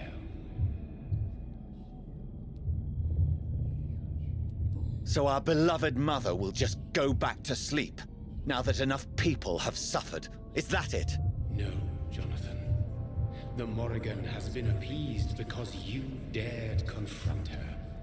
You have prevailed, my bittersweet champion. And what are you to her? Her counterpart? Her opponent in some timeless game? She is my mother, my dreadful and sour-tempered mother. She is yours too, in a way, but you are not born from her terrible womb like me. You are but a distant child. What does she seek? Revenge? Retribution? She seeks nothing, since she only dreams of it. In the ancient tongue, when I was young, her name meant Ghostly Queen. Pray she never fully awakens, for her wrath knows no bounds. Why did Harriet Jones become a disaster? You are the doctor. You hold the knowledge needed to answer such a question. Have you the answer? I noticed that all the Icors were female, as if a male couldn't endure the metamorphosis. Harriet was also a bitter and resentful woman, as was her daughter. If the Morrigan prefers despoiled women to become the vessels of her wrath, we should be thankful that but one disaster hath been cast upon this wobbling world. Icors seem to carry various diseases. They did not merely turn people into skulls. Their presence alone spreads death. Who knows whether the Red Queen awakens when cursed mortals endure such epidemics, or if the contagions emerge like a curse as she awakes. This is not over. I am here to find the true origin of the blood of hate. 'Tis unwise to interfere with a tale rooted so deeply in the suffering of others. What will happen to Ascalon? Will you let them run the country from the shadows? I don't interfere with petty political intrigues. Ascalon was built upon the lie of a lineage. Such a deceit cannot last forever. But Lord Redgrave definitely possessed Marshall's blood. Untainted blood from the greatest vampire knight. Really? I wonder how he managed to acquire it. Perhaps I should retrieve this artifact before going back to sleep. What will become of the vampire hunters? They will never stop searching for William Marshall, for he escaped their two great hunts. Remember that you too are now on their dark list. What will become of the Brotherhood? I foresee trouble for them now that your progeny considers becoming the new primate. But I'm certain the current primate has no wish to resign. Exactly. And I am not fully convinced your progeny truly understands what dreadful power he is about to defy. No. I must know why Elizabeth fled here when I discovered she was the original healthy carrier. No, she is not what you say she is. That is a secret you will discover soon enough. And you? Why are you here? Which new thread of which old twisted plan are you seeking to pull now? Tell me the truth.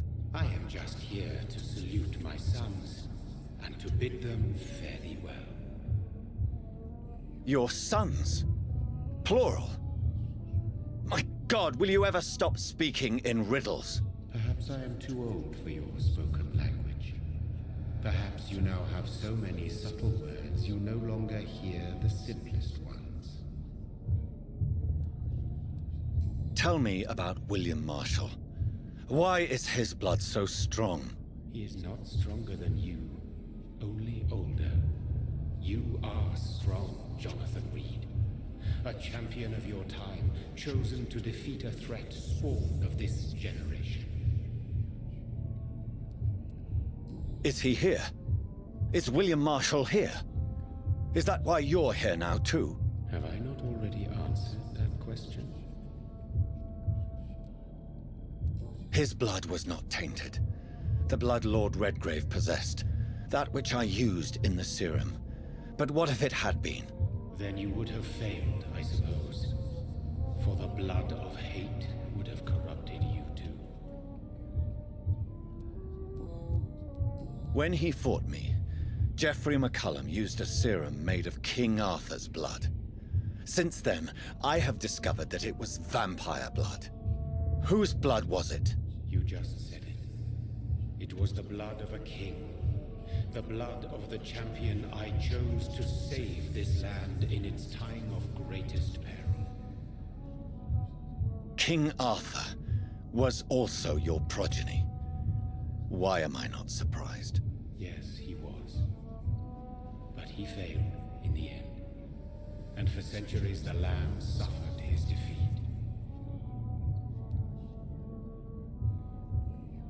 Hey Basti. Töte ihn einfach.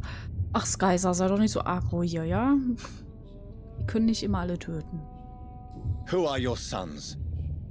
Why do you bid them farewell now? You are my son, as is William Marshall. This is madness. How many have you created? Who else? Shakespeare? Isaac Newton? Alfred the Great? Francis Drake? Thomas More? Guy Fawkes? My progeny is scarce, for I rarely feel the urge to protect this land anymore. But yes, one of those you named is your immortal brother. Maybe you shall meet one night. So that is all we are to you? Puppets you create to defeat some threat born from a dreaming devil? No. You are my sons. I am proud of you. I mourn when you fail. Speak clearly then, and answer my last question. What is it? Did I defeat the epidemic? Now you've found the castle, Jonathan Reed. Only you can answer that. Farewell, my child. I shall dream about you soon.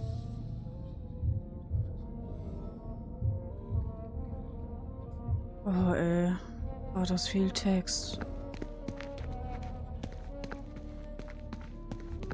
It's locked. Natürlich, wir müssen da The castle walls look decrepit. Maybe I can find a way to sneak in. Ja, hier. Hier. Und okay.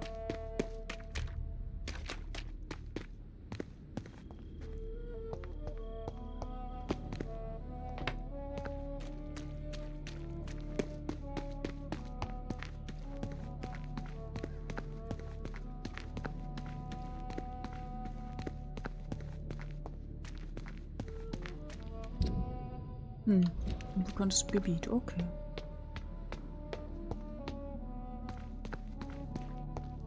Das ist groß, ey. Hey, geh da hoch.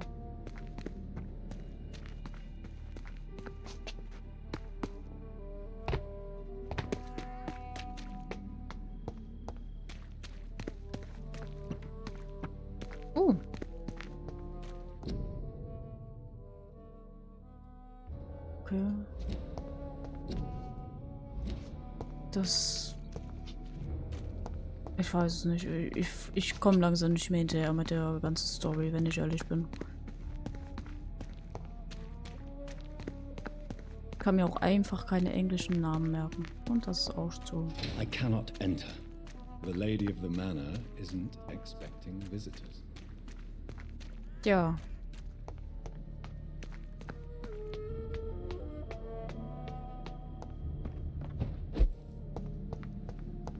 Maybe it's just my imagination, but I think I smell Elizabeth's perfume.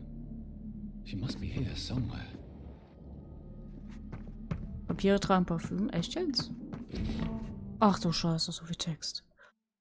Leiterbrief, London, 4. August 1865. Verehrte Lady Ashbury, haben Sie vielen Dank für Ihren jüngsten Brief und all die guten Neuigkeiten, von denen er zu berichten wusste. Ich kann es kaum erwarten, Sie endlich kennenzulernen, wenn Sie in London eintreffen.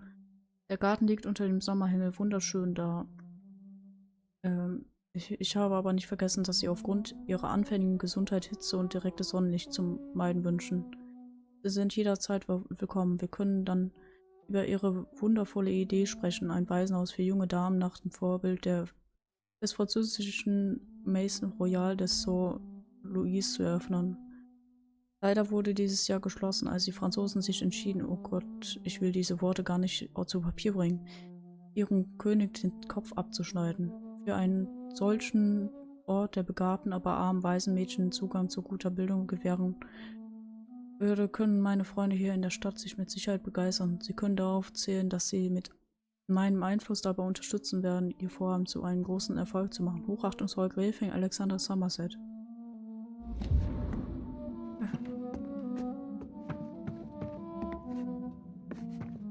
Was töten ist immer eine Lösung. This castle is Weiß ja falling nicht. apart.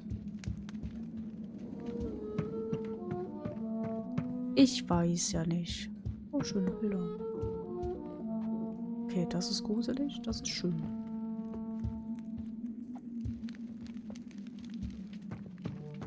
Oh, Portier von S. Oh, hübsch.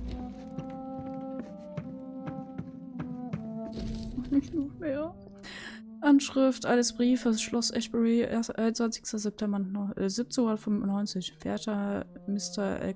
Alistair, als neuer rechtmäßiger Eigentümer der Ashbury-Anwesens möchte ich schnell die überfällige Instandsetzung und Reparatur der Mauern sowie der Krypta des Schlosses in Angriff nehmen. Nur wenige Architekten hatte ich um Vorschläge gebeten. Doch ihr respektvoller Ansatz bezüglich der Renovierung historischer Gebäude und ihrer Erhaltung hat mich am meisten beeindruckt. Wäre mir eine Freude, Sie zu treffen, wenn Sie Zeit fänden. Ich habe nur eine Bitte. Ich möchte mit Ihnen persönlich und nicht mit Ihren Assistenten sprechen. Nächsten Monat wäre ein Treffen möglich. Jeder Abend ist mir recht. Sie können zum Schluss kommen. Oder ich kann Sie in Ihrem Büro aufsuchen, wie es Ihnen beliebt. Wenn Sie zum Schloss kommen sollten, könnte ich Ihnen zeigen, welche Reparaturen und wahrscheinlich aufwendige Veränderungen für die Krypta im Sinn habe. Mit hochachtungsvollen Grüßen, Lady Ashbury. Like most castles, this one has a crypt, and it holds something special inside. Ah, Portrait of Jonathan Reed. 1918. Elizabeth, my love, you allow my portrait to watch over you while you sleep. I'm flattered. Wie süß. Wo geht's denn weiter? Sie. Hauptsache die Quest einfach nur erkunde das Schloss. Ich hab Höhenangst.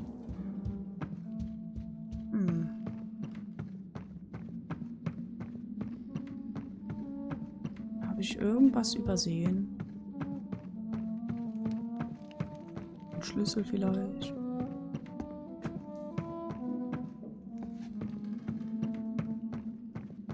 Irgendwas. Elizabeth, my love. Ja, du. You allow my Jonathan, portrait to du watch over you while you wiederholst dich. sleep. Oh. Paris, 1888. I'm flattered. Ach, hier. Oder da muss ich da runter. Anscheinend. That sweet fragrance. Elizabeth's perfume. She was here, and recently.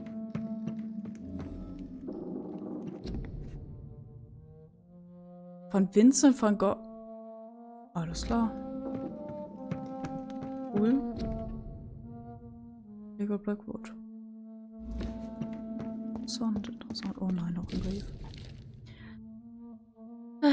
Dokument aus dem Jahre 1907, Inverness, 18. April 1907. Sehr geehrte Lady Ashbury, hiermit bestätige ich Ihnen, dass meine Männer am nächsten Montag zu Ihrem Schloss bekommen, um mit den neuen Arbeiten an der Krypta und ihrem Zugangsbereich zu beginnen. Die Pläne sind abgesegnet. Ich werde persönlich vor Ort sein, um den Einbau der von Ihnen erbetenen Schlösser und Sicherheitsvorkehrungen zu überwachen.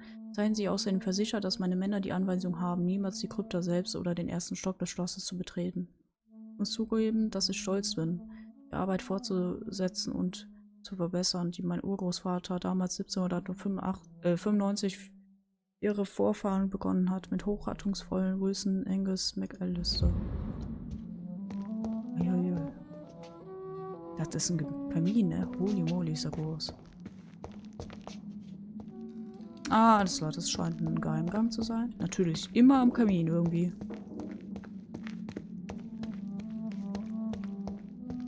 Aber bevor ich hier hingehe, ich mir das alles erstmal an. Aha.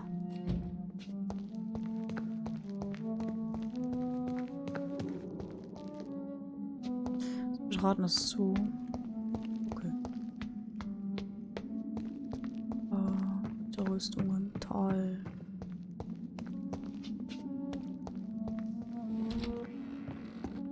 Holy moly.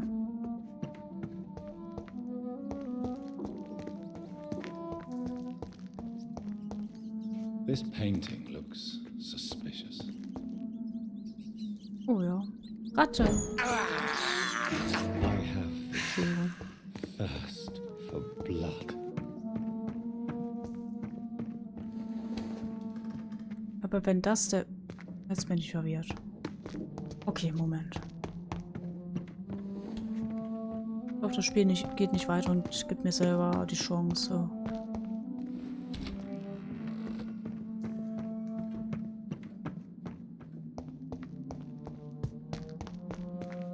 What are these symbols? I can feel a mechanism, but it doesn't work. Here's another switch. I should keep looking. Was? Es gibt verschiedene... Oh Gott. What are these symbols? I can feel a mechanism, but it doesn't work. Oh, I see. Glaube ich. Ich habe eine Vermutung.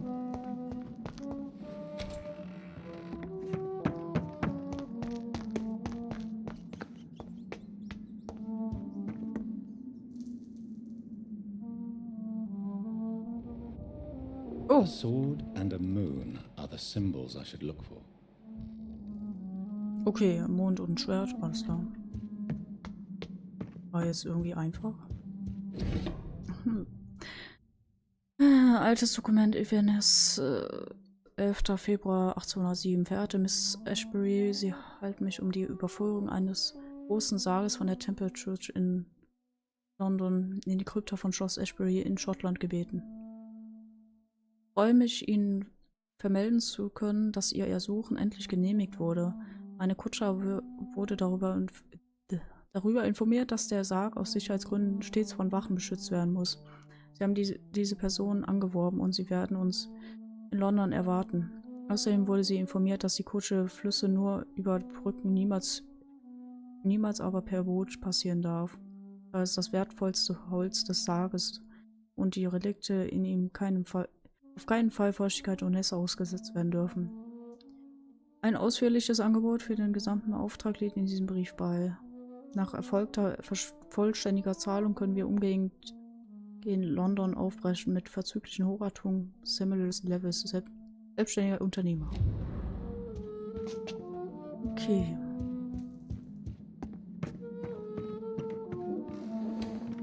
Tür wurde aufgeschlossen. Wait, what? Moment. Orientierung. Ah, okay, verstehe. Cool.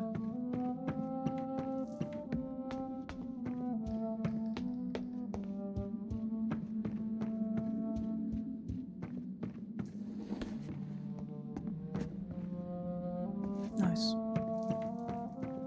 Shortcuts. Die sind super.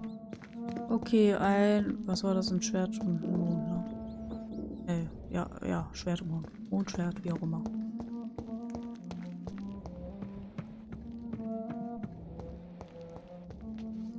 Das ist ein Schild. Das ist ein Schwert. Switch and Das ist so ein Blumengedönse.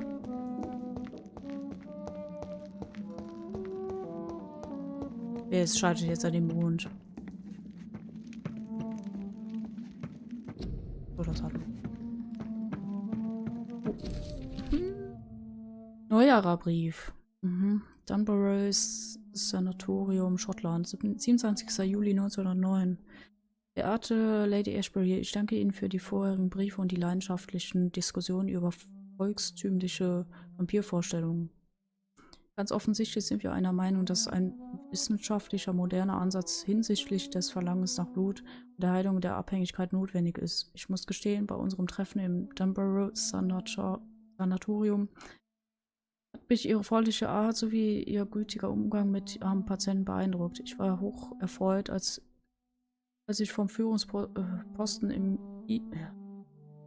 seit seiner Gründung von ihnen finanzierte Pembroke Hospital las.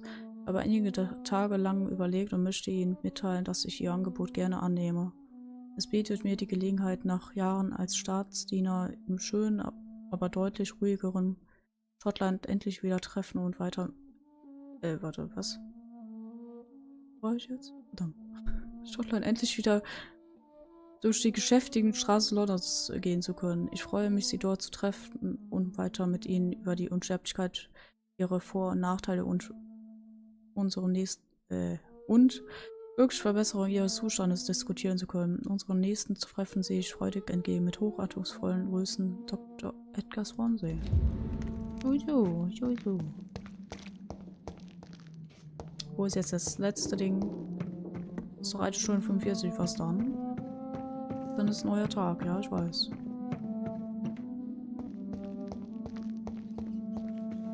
Eieiei, scheitert es jetzt wirklich am Mond suchen? Ui.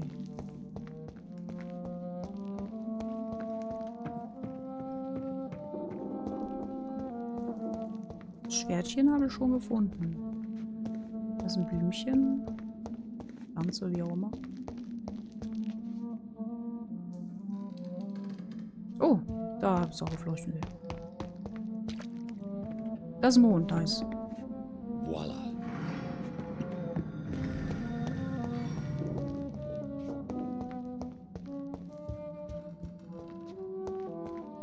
Ist das jetzt der Weg nach unten? Orientierung.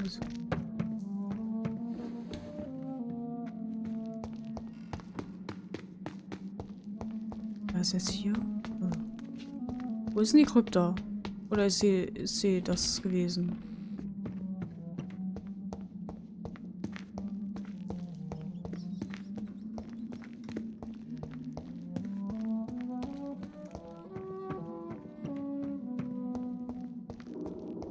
Oh, ja. Dubidubidu.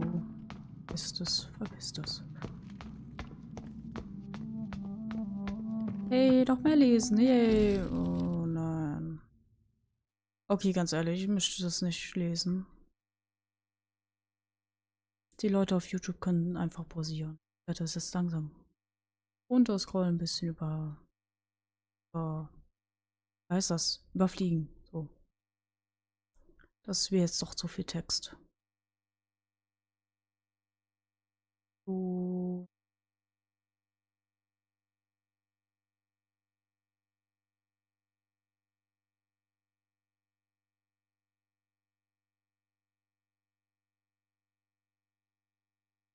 Lies los, lies, nee. Nee. Ich lese es nicht mehr. Ich bin sogar zu faul, um das gerade zu überfliegen, wenn ich ehrlich bin.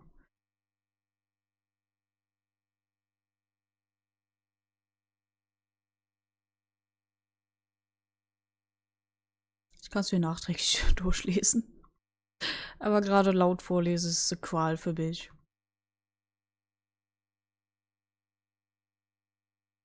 Okay, wunderschön. Wunderschön.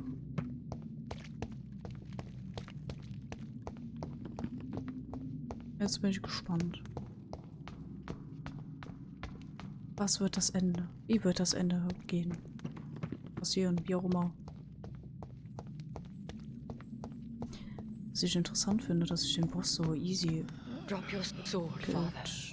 killt. You have nothing to be afraid of.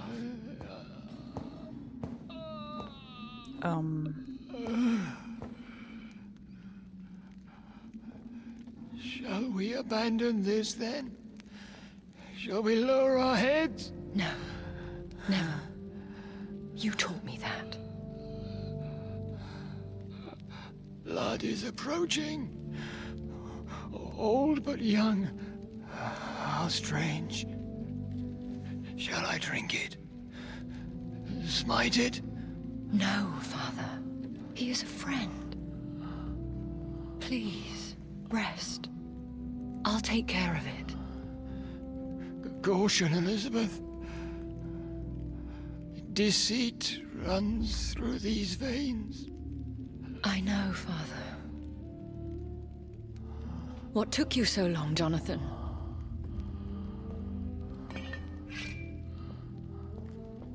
Is this really him? Yes. This is William Marshall, 1st Earl of Pembroke, servant of 5 mortal kings, former regent and savior of England. The greatest knight who ever lived, according to some. And you called him father? For he gave me eternal life, and much more. I have so many questions, Elizabeth. You always had questions, Dr. Reed. Now that I stand before you both, in this vault, I know not where to begin. We still have a few minutes left. Where are we? What is this place? This is the Ashbury estate. I inherited the title when I purchased the castle. Is this your retreat? Something of a secret place? It's more of a sanctuary, really. This is where I take care of my father. Ever since he became unwell. Are you not afraid someone might discover you here? It's not that hard to find. Do not assume that I would hesitate to silence anyone who tried to reveal my secret. Fortunately, it has rarely come to that. Why did you flee here? When you told me I was the healthy carrier, I had nowhere else to go. You mean you had to return to the real source of this scourge? Yes, to end it, once and for all. Will you go back to London? No, Jonathan. I do not intend to. And what of your daughter? Charlotte is a strong, independent woman who's about to come into money. I took care of everything. Now it's time for her to shape her future. I have destroyed the disaster, this creature that Harriet Jones had become. The epidemic is no more, and London will recover. In time. Yes. You did well, Jonathan. You truly saved the city. Yes, we did. Despite all obstacles. I'm truly convinced we did it together, Elizabeth. I cannot bear knowing I was the cause of all this. Through the use of my own blood. No. This catastrophe was the result of unethical experimentation. And the will of a creature so inexplicably evil, she exceeds all the terrible wonders I have seen since my death. But it was my blood all along. My corrupted blood of hate. The poisoned blood of my father. A healthy carrier. That's all I am. Why are you hiding William Marshall here? How could I not take care of him? He sacrificed himself, by giving me the only dose of antidote he had. He gave you the antidote? Yes. And in doing so, he knew he'd have to be confined here. And yet he volunteered. That's how great a man William Marshall was. And still is. What do you do for him? I visit him as often as possible. I paint the landscapes he will never see again. I feed him with my blood. You feed him? You barely sustain yourself on the weak blood of the dying, yet you give him your blood? After he saved me from the blood rage, I swore I would never kill to feed. He said the same. Is he dangerous? What do you think? He is a thirsty Ekon, who has not fed in centuries. An elder vampire, driven by an urge to kill and spread the blood of hate. No redemption, then? And yet he thinks he has been offered immortality by the angels to protect the feeble and to smite the unholy. Can he communicate? Yes. Sometimes he even seems like the noble knight who saved and raised me. But you know, the malice never fully leaves his eyes. We could cure him. It's too late. The blood of hate has run for too long. The antidote would not work on him. I tried. Believe me, I tried. William Marshall infected you. He is the true, original carrier. Yes. But he saved me by sacrificing himself. Saved you? How? The tears of angels. The cleansing of impure blood by an older, more powerful blood. It worked on me, did it not? Yes. Blood is the definitive key to our species. Scowls, cleansing, lineage. Do you really think it worked? It has, Jonathan. I was nothing but a beast who took pleasure in slaughter. I roamed across Europe, reaping my bloody crop. It was the blood of hate. But my father's antidote cured me. Who are you, really? How could I answer that? I went through many lives and identities to reach this day. To you, I am Elizabeth Ashbury, and that's all I wish to be.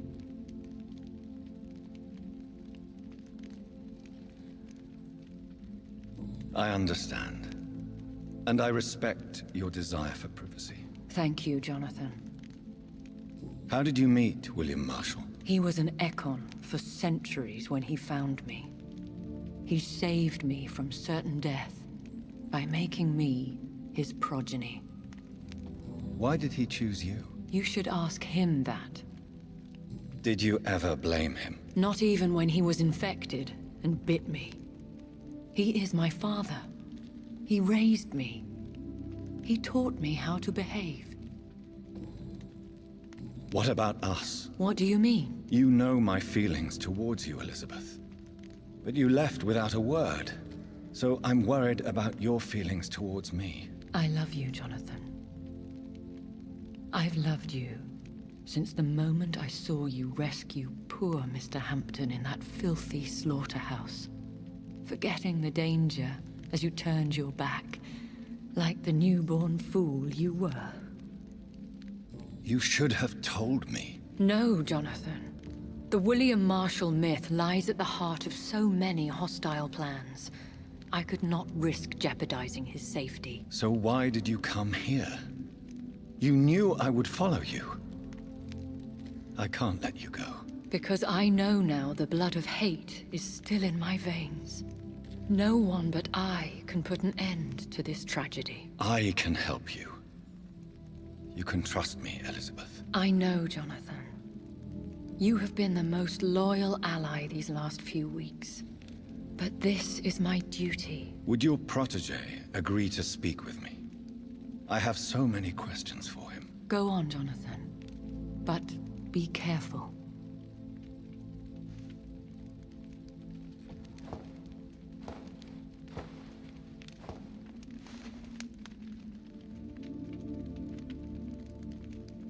Yes? Sir William. My God. You really are William Marshall. You served Richard the Lionheart and his brother, King John. It is such a privilege to meet you. I did in my day. Come closer if you want to speak. For my hearing isn't what it used to be. I think your hearing is fine, sir. What is it you want then? I found your research on the antidote. The tears of the angels. What ingredients did you use? Once I understood what the ingredients were, I used the tears of King Richard and the pure blood of the valiant Boadicea. King Richard and Boadicea? How did you find such relics? It took me many years to locate their hiding place. Then I had to learn the formula. If I recall, it belonged to an ancient brotherhood. The Order of St. Paul, I believe. Sag mal, könnt ihr mich bitte aufhören zum Lachen zu bringen im Chat? Danke. Ist voll interessant gerade hier, ja? Ich muss mich zusammenreißen. And did it work? Yes. The tears cleansed my poor Elizabeth's blackened heart. It was such a blessing to see her smile again. I found and defeated the disaster that was threatening to smite London. You should know that the city is safe for now, Sir William. Then may I call you brother? Did you resist its poison? Even a scratch from a beast so evil could endanger you and all those you care for. You also defeated one in 1666. Who was it? She was a malicious witch who spread plague throughout the city with her army of rats. She had been hiding in a bakery in Pudding Lane for months when I finally found her. How did you defeat it? We fought for hours. In the end, I had to lock her in St. Paul's Cathedral and burn the building down. I wanted to be sure she was destroyed. The blood of hate. How does it affect you? Do you feel it now? The blood of hate? Yes. Nothing more than a sneeze, really. A sneeze held for so long, you could blow a fortress down if you released it. I would like to ask you about vampires. Vampires? What about them? Considering your experience, please tell me what you know. They are terrible creatures. I have seen and fought many in my time. Foul temptresses with sharp claws and shrieking beaks. I have never seen such a creature. What are you talking about? Of course you've never seen a creature like them. Vampires are deadly, swift and implacable. Where did you encounter such creatures? The last time I saw one was in a Celtic temple near Salisbury. A terrible and god-forsaken place full of ghosts and pestilence. Can we speak about the Morrigan? The Red Queen. What of her? You met her, did you not? Just once. But she never ceased to sing to me. I love her song. It is a song of blood and war. I only wish she would sometimes let me rest. Do you know who she is? I don't want to discuss this in front of my sweet Elizabeth. Why? For a time, she too could hear the Red Song. The steps she danced to its melody brought pain upon the world. Do you remember Myrddin, your maker? Only God is my maker, for he created everything on this earth. He blessed me with eternal life through his archangel, Michael. But Myrddin, Michael, is a vampire. He made you a blood-sucking creature of the night. Blood, yes. I used to drink it from the throats of the unworthy. Then I was punished for my deceit. During my penance, I rely entirely upon my sweet Elizabeth. Tell me about Elizabeth. How was she infected? I do not wish to discuss it. Please, Sir William. I need to know what the blood of hate is. How is it transmitted? After defeating the disaster in St. Paul's Cathedral, I returned to my retreat, infected. This is where my sweet Elizabeth found me, for she heard my pain from across the sea. Where is this retreat you mentioned? In London, under Temple Church, beneath my empty tomb. I always loved to sleep there while listening to the bell above. What happened then? The blood of hate had twisted me into a rage-filled man. I attacked my progeny and infected her too. Forgive me, Elizabeth. I failed you. You bit her again? Is that how she was infected with the disaster's blood? I think I understand now. Elizabeth fled, and I fell to my knees, begging for forgiveness. I swore I would find a way to make things right. Kannst du den nicht töten, dann geht schneller. Der stirbt hier schon beim Reden. Nein, wir töten ihn nicht, glaube ich zumindest. How did you meet Elizabeth? Times were tough. I had awakened to protect the land from a new plague. I heard her sing for her dead family. Singing for her death to come, I chose to save her. When was that? It was so long ago. A few years after Elizabeth of England and Catherine of France established their alliance against Spain. What did you do? I raised her as my progeny. After she left to see the world, I rebuilt her deceased parents' inn. Owned it as William Thorne for a time. Those were good years. Did you really sacrifice yourself to save her? That was the only righteous path. The blood of hate made me betray her. I am at peace here. I can think about what I've done and how I failed. Do you not want to be cured? No. This hunger is mine. I would feel empty without it. It has been part of me for so long. All I want is quiet. Silence. You agreed to be confined here, then? Yes. Once I was sure she was cured, I asked to be locked down here. I deserve it. The world needs it. We could set you free. Let you out. Isn't that what you want? I pray for the day I'll see the sky again. I have all but forgotten its colors. I could walk and do so many things beneath the stars. But I doubt it will be wise to release me. Then will you stay here and repent? Elizabeth told me it will not be long now. I cannot wait to feel the sweet caress of her hand on my cheek after so long as she releases me.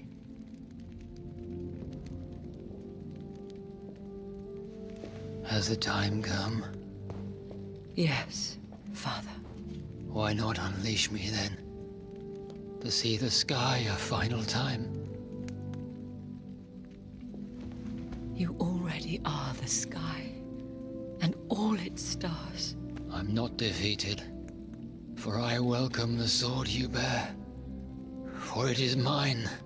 You were never defeated, my lord.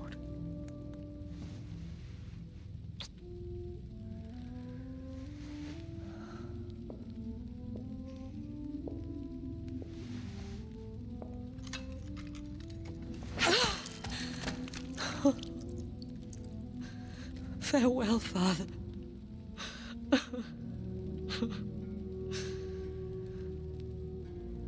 to you also, Jonathan. What do you mean? I can't stand what I've become. This healthy carrier, as you put it. The flames will purify the poison that runs in my veins. No! I won't allow this to happen. I am death, Jonathan. Wherever I go, I can't stand it. I am Dr. Jonathan Reed, champion of Myrddin, chosen to save England from the vampire epidemic. I could cure you. What do you mean? We are creatures of blood, Elizabeth. Everything about us is in our blood. With time, I could perfect the antidote William Marshall gave you. Trust me, for time is on our side. Tja, gut. That is a risk I cannot take, Jonathan. I won't bring another such disaster into this world. Elizabeth, no. Trust me. I can save you. How could I trust you, Jonathan? How could I take such a chance? I'll stay here with you then, as long as we must until I find a cure. You have no idea what you're talking about, Jonathan. Despite his madness, William was strong enough to starve for centuries. I doubt we can do the same.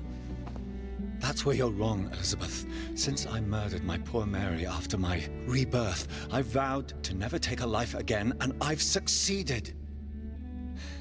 I'm not sure I have the strength of character. I'm not like William. I'm not like you. Let me teach you then. Come with me, my love. Oh, Jonathan, if only this could be true, but I really don't know. We'll run away. Go to the deepest forests, the highest mountains. Untouched by man, we'll hide in solitude until I find a cure. Do you trust me then? Until the end of the world, my love.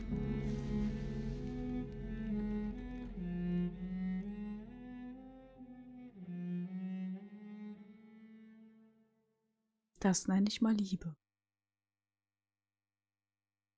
Hauskaiser. One prayer for the summoned, called by this song. Child born from darkness, whose path he must find.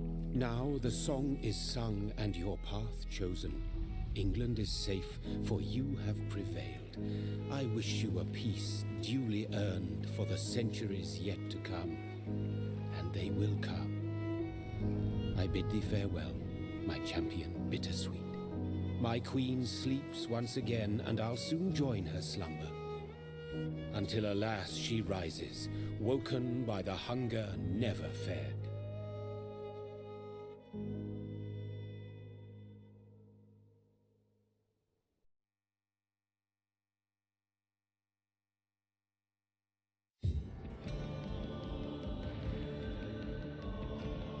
Hey, ich hab's durchgespielt. Yay, endlich.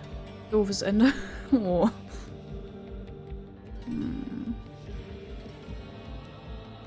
Ja gut, jetzt habe ich es das erste Mal richtig durchgespielt. Komplett. Ja gut, was soll ich zum Ende sagen?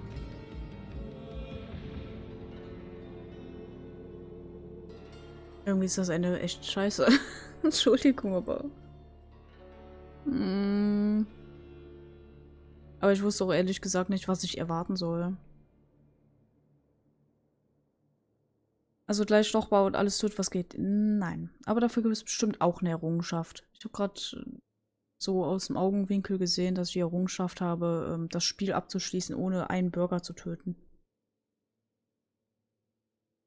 War es das mit der Musik? Keine Musik mehr?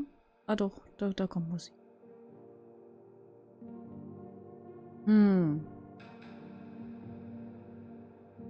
Ich weiß nicht, was ich vom Spiel halten soll. Einerseits mag ich es. Also ich mag den Stil vom Spiel. Dieses Düstere.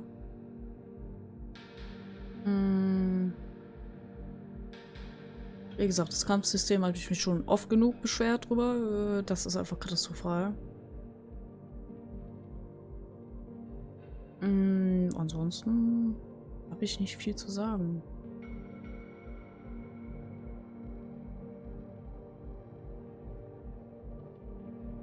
Ich weiß nicht, wie andere Leute das immer machen, dass sie erstmal die ganzen Credits durch irgendwas labern, aber ich kann es nicht.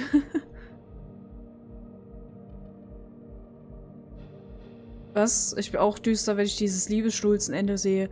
Ach, das fand ich gar nicht mal so schlecht, ja? Ich fand das sogar ziemlich süß. Ich mochte das. Aber ich bin auch ein bisschen schnulzig, muss ich sagen. Manchmal. Nicht immer.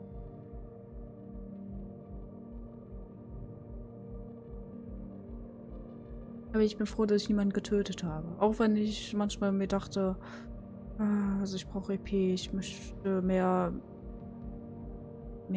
schaffen. Also mehr Skills leveln und so weiter und so fort. Aber dann hätte ich die Quest nicht bekommen. Ich habe ja zum Glück niemanden getötet. Die anderen Leute sind einfach so gestorben. Naja. Ich schätze mal, ich werde es nochmal aufstream durchspielen. Weiß ich aber noch nicht. Immer diese Errungenschaften. Ja, schlimm, ne? Ich glaube, ich habe jetzt fast alle. Es gibt gar nicht so viele Errungenschaften bei diesem Spiel.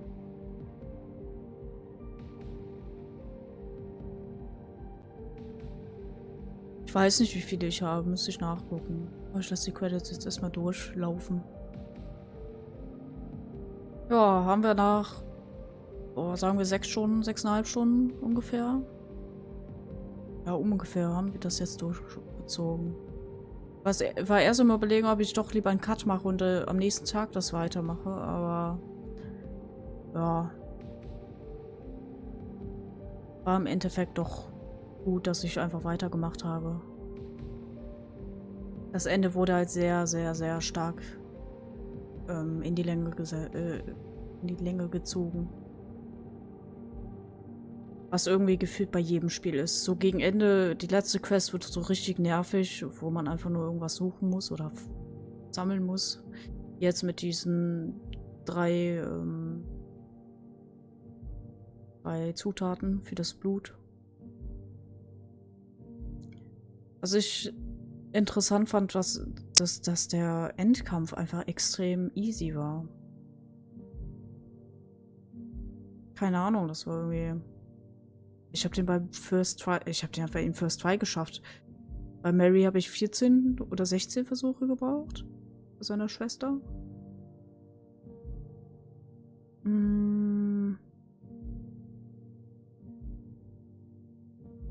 Ja, First Try hätte ich nicht gedacht. 17 sogar. Ah, 17 Versuche hatte ich. Okay. Ja, keine Ahnung. Die Schwester war auch irgendwie anstrengend des Todes. Da fand ich den Endkampf sogar zu einfach, muss ich sagen. Viel zu einfach.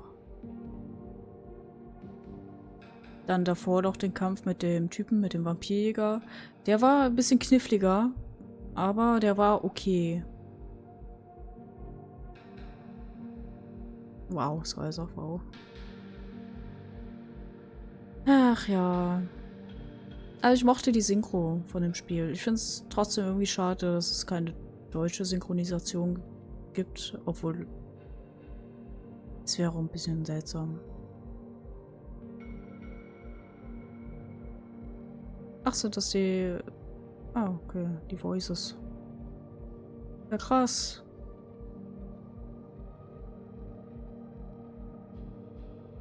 Ich sehe gerade, wie wenig Synchronsprecher die hatten. Das ist mir gar nicht aufgefallen. Okay, das ist interessant. Das ist mir echt nicht aufgefallen. Die haben so wenige Synchronsprecher gehabt, hä? Gut, sehr gute Synchronsprecher, muss man sagen. Weil mir das überhaupt... Nee, mir ist es gar nicht aufgefallen, dass mehrere Personen gleichzeitig gesprochen haben. Oh gut. Das zeichnet einen guten Synchronsprecher aus. Oh, wie lang geht's noch? Kann man das irgendwie vorspulen? Ich glaube nicht, aber ich will es jetzt auch nicht irgendwie... Oh, das ist über Actors bei Roll. Oh. Ja.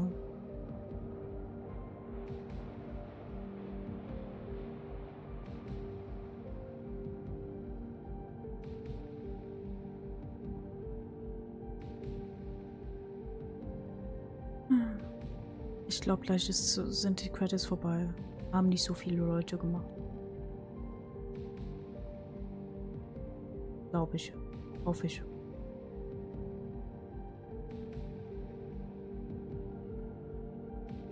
Mein Gott, wie viele denn noch?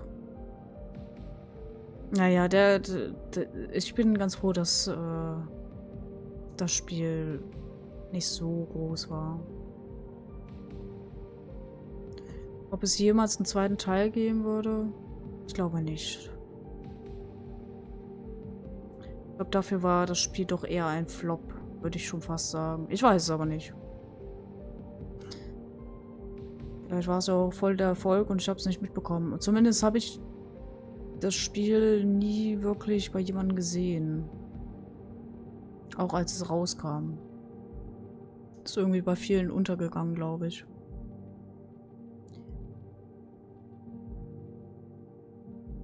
Ja.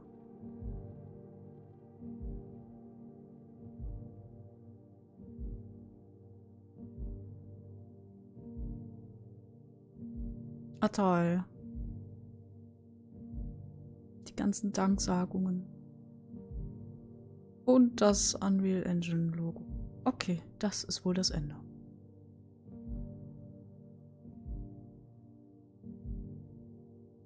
Sehr schön, sehr schön. Habe ich doch voll gelabert. Cool. Ja, dann, okay, noch ein Logo.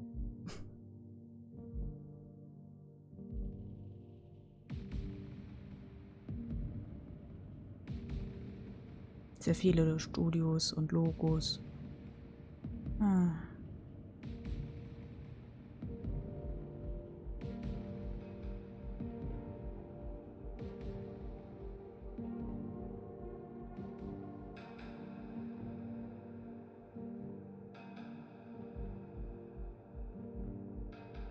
Gut, das scheint jetzt das offizielle Ende zu sein.